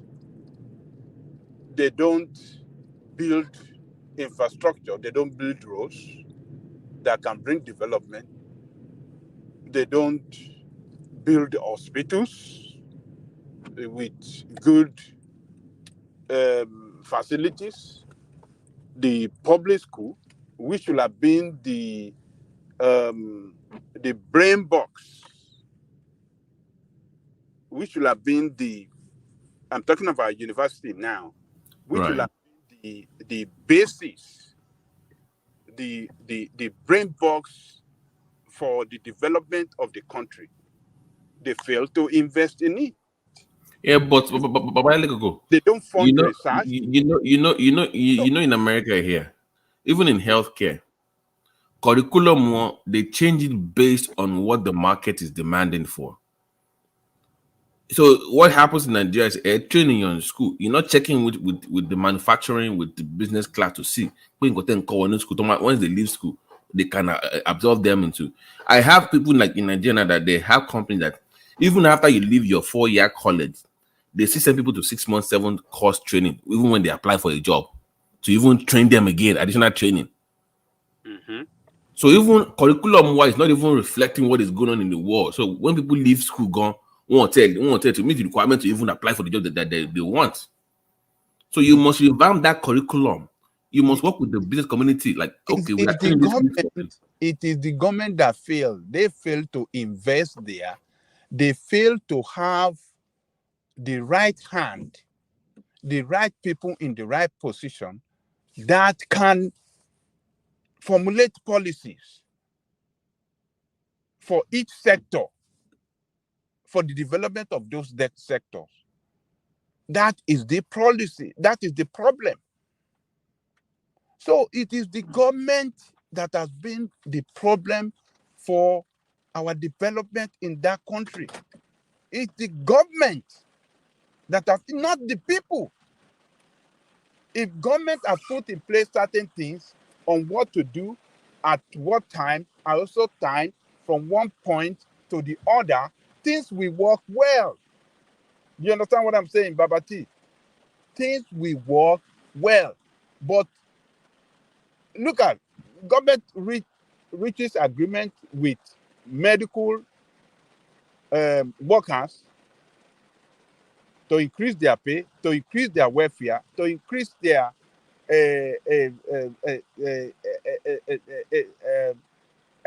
everything for them, but they fail to honor it. The same with the teachers. The same. How do you expect? And as you have failed, as they fail to honor the agreement reached with them, they fail to invest in those sectors. How would, I mean, what do you expect? What do we expect? Are we expecting magic? Magic is not going to happen. Countries but where those things from work. those so those from Babati, did you see the Joshua and Gano fight today? oh no boy Oh no. Oh no. What disappointing me gone? What disappointing Who disappointed me now, man? I wanted to see a good fight. I mean, like in Ghana, I mean, I was saying it before, like, why are you going into boxing? You want to start challenging the top? Come on, man. Start with the lower guys now. Don't start with the number 1, number 2 guys that have been fighting for 10 years. That have with so much experience. Experience need Joshua be trash here now. Experience. You know? I mean, I was kind of disappointed. But you did never come here tonight. You won't even come here again, sir. No, I don't even think you will come on the internet for the next. If Francis had won, you bought it like that. You know what you want me by here by now. You'll be talking about all Nigerians, Tinubu, everybody. The guy over here running this one. But I felt bad, yeah. I wanted to say good fights. I mean, I will at least we can say okay. I didn't care who would win between them, but I wanted to see like a fight, not like that, not like just complete one-sided, complete trashing, man. Oh boy. Ngannou will go back to MMA, man. Just leave boxing after this one. I don't think it goes back. I don't think he goes back. He can do features with them, but he's made enough money to. He made 20 million from this fight too. So if he just does one more with wider or whatever, I think it's close to 40 years. It's about 38 years old right now. So yeah. So the guy, I don't think he will give him a chance again. Yeah, I don't even think I want to fight Fury the second time. You just move on, man. Because this performance was too one-sided. Like, and it was exposed. Last 5 or 6 rounds, 2 rounds it looked bad, man. 2 rounds, baby. And they got knocked down in both rounds, man. Like, the guy got exposed, you know. So, I mean, I think Fury, that first fight, Fury would have done similar things to him in that first fight. But because he caught Fury in our early round, so Fury wanted to be careful now. So Fury just, let me be careful. So the rest of the fight, Fury gonna rush it. But everybody knew it. Wait, it doesn't make sense. No boxing experience. You're going against number 1, number 2, number 3. Are you kidding me? Like this guy, man. The guy would have been a good boxer. I mean, I still think he has what it takes. Well, he should have went against like the guys that are like number 5, number 6, those guys. I won't be if you're Jack Bar, you know what I'm saying? Or even if we go, that was the trash I'm gonna say. Or even Andy Ruiz, that kind of level before you start challenging super heavyweight, like a superstar boxers. Are you kidding me? It's like one amateur footballer. You just start playing football, I'm gonna go face Ronaldo. Oh yeah, really? You want to play against Ronaldo and Messi?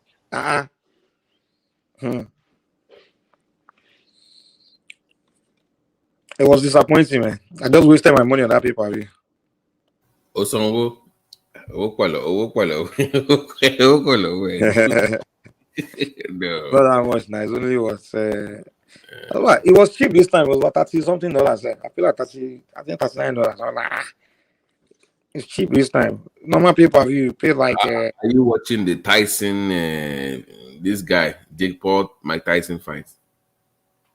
That one is not making sense. Though. Is it true or is it? It's going to be on Netflix Live now. No, Netflix wants to launch their own live program too. So that will be their first live. I mean, they've done other live programs like their car stuff in Vegas, but that one doesn't make sense. What kind of fight is that? The grandfather versus. I mean, the Jake Paul. That guy is stupid. Do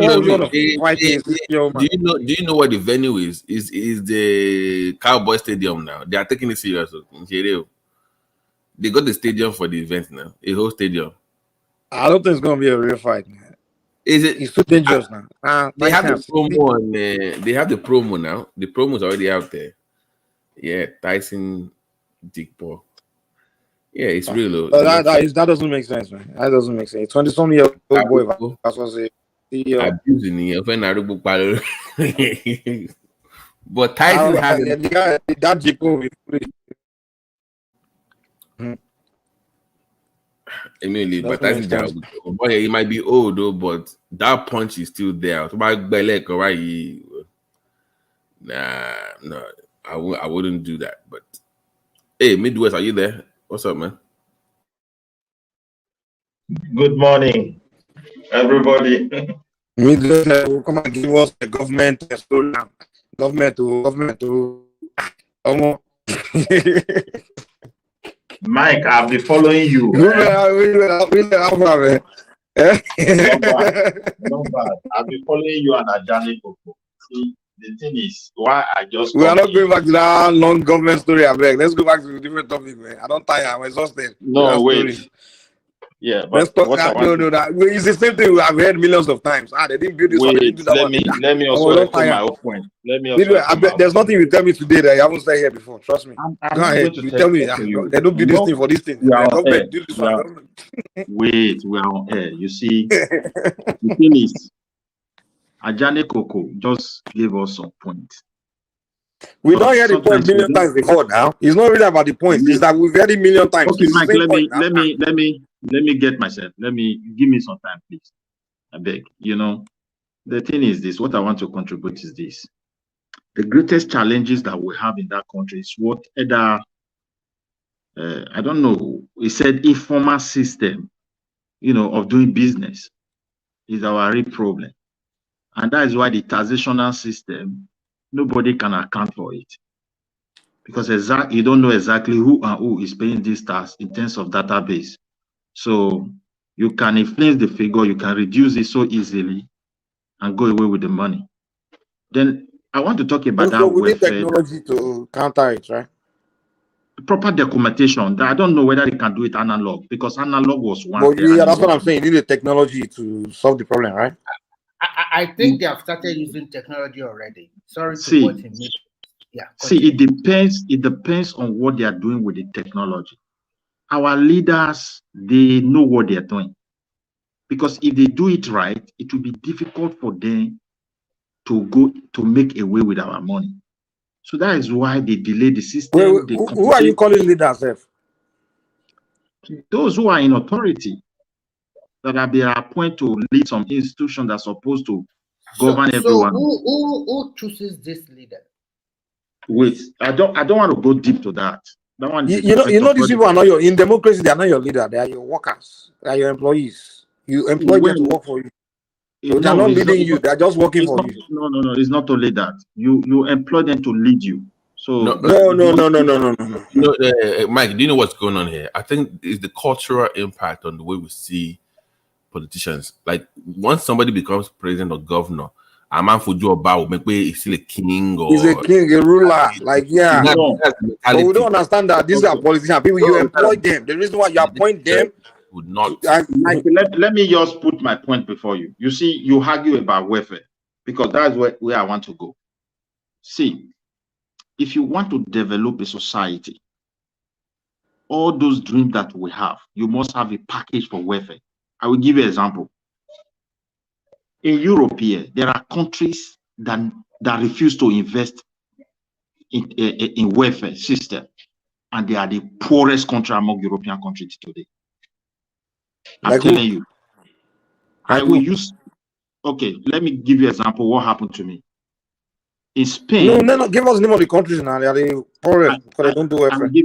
Most of the poorest countries are these Roma countries within Europe: Portugal, Spain.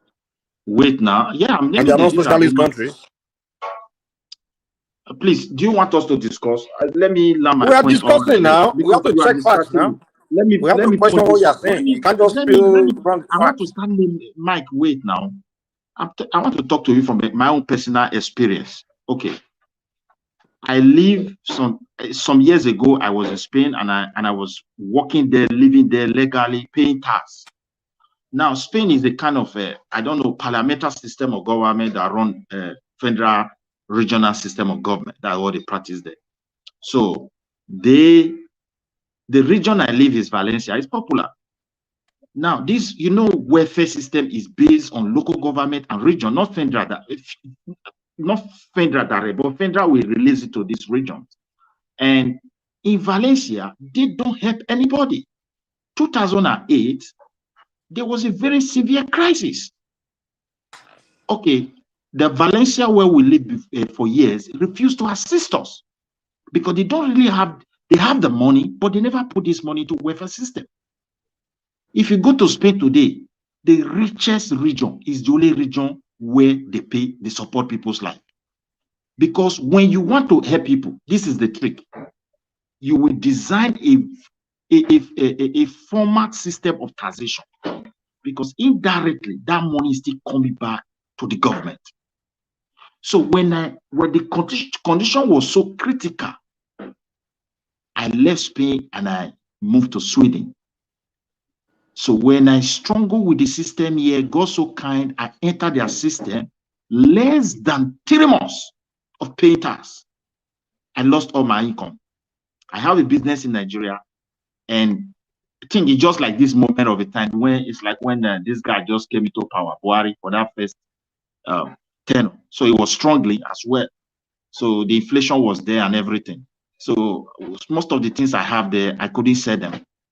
Okay, So, let me ask you a question before you go so further. let me put this one. People are listening. I don't Let me like put when this one someone's before giving too much stories, man. Wait, Mike, I'm not going to enjoy wait, that. Mike, wait. Look at where I'm going. This is very important.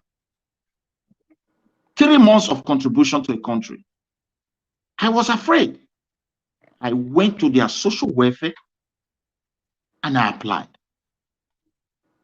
Okay, fine. Less than 3 days. The money for my rent, for feeding me and my family, they paid it to my account.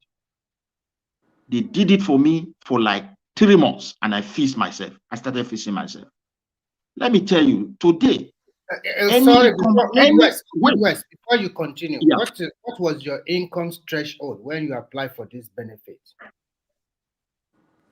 The money when they started giving you money for your house and for your children and for your wife, are you making any money?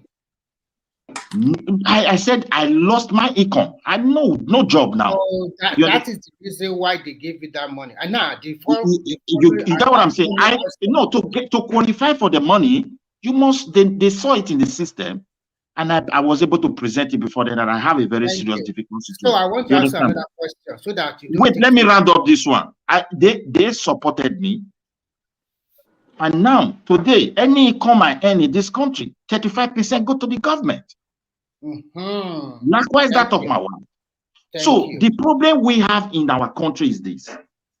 As a sorry to butt in. Just for people for clarity. Now, the income you are earning today, you are paying 35% back to the government. Yes. Wait, everybody, not because they help me. No. I want to make some clarification because the thing you are telling them. I also live in the Nordic, which is like Scandinavia. Yes. When you said you do not have a job and they give you a lot of benefit here in Finland, when you now make some income above some certain threshold, they ask you to pay back those money. So not that everything is free like that. You have to let people know it's not free. Okay, let me clarify you the way it works. When you started making more than enough money, what they ask you to do? See what happened. See the way they tax us here. It also depends on the local government where you live. The government set a range of 30% to 35%. So every region, that is what the federal set for the. So every region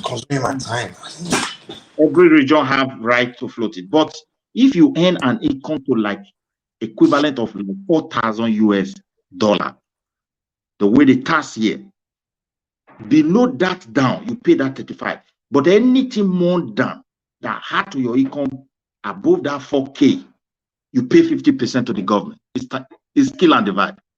Let's say, for example, what you are telling people here now is that They supported you when you lose your job. When I was in need. Yes, but when you are now making more money than expected, You pay. or maybe It's not even when you make more. Hold on.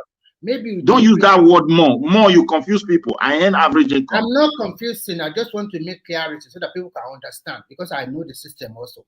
I want you to clear some issue for them. Now, when you now started making a lot of money, did you pay any money? No, don't put a lot. Don't put a lot.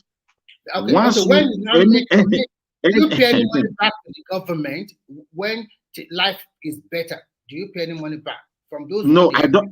Whatever they invested in me, I don't pay any shishi to them for that. But once you feast yourself, you start earning income, then the tax will follow everybody equally. Okay. But can I give an example of what transpired here? Maybe you can now compare with it. Okay. Because what you are saying, I don't get it.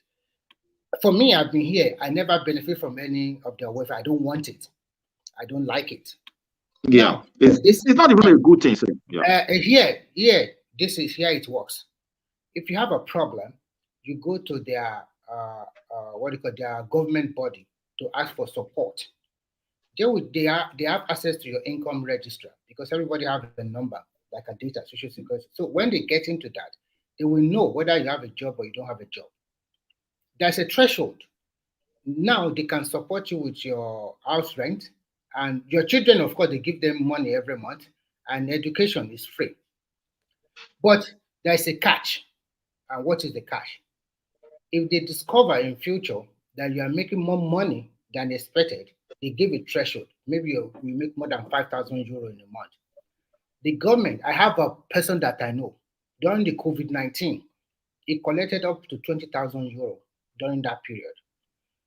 He thought he can, then after the COVID, he started making a lot of money. The government wrote him and they asked him to pay back the money. So they are still in court. They are asking, how much can you pay back every month? So what I just want to tell people here is that it's not all that free, that you guys just put it there that it's free. So it's not that free. Wait. Look at the way it's okay. I understand. I'm not going to argue with you. It's almost similar, but just like differences. In my own case, let's say I was in difficulty, and that difficulty is very clear because they can see everybody's income. Then this one is called social welfare. Now, in this case, before you qualify for it, they will make some background check. And at that very moment, they see I'm not earning anything, my wife is not earning anything. That means we are really in need.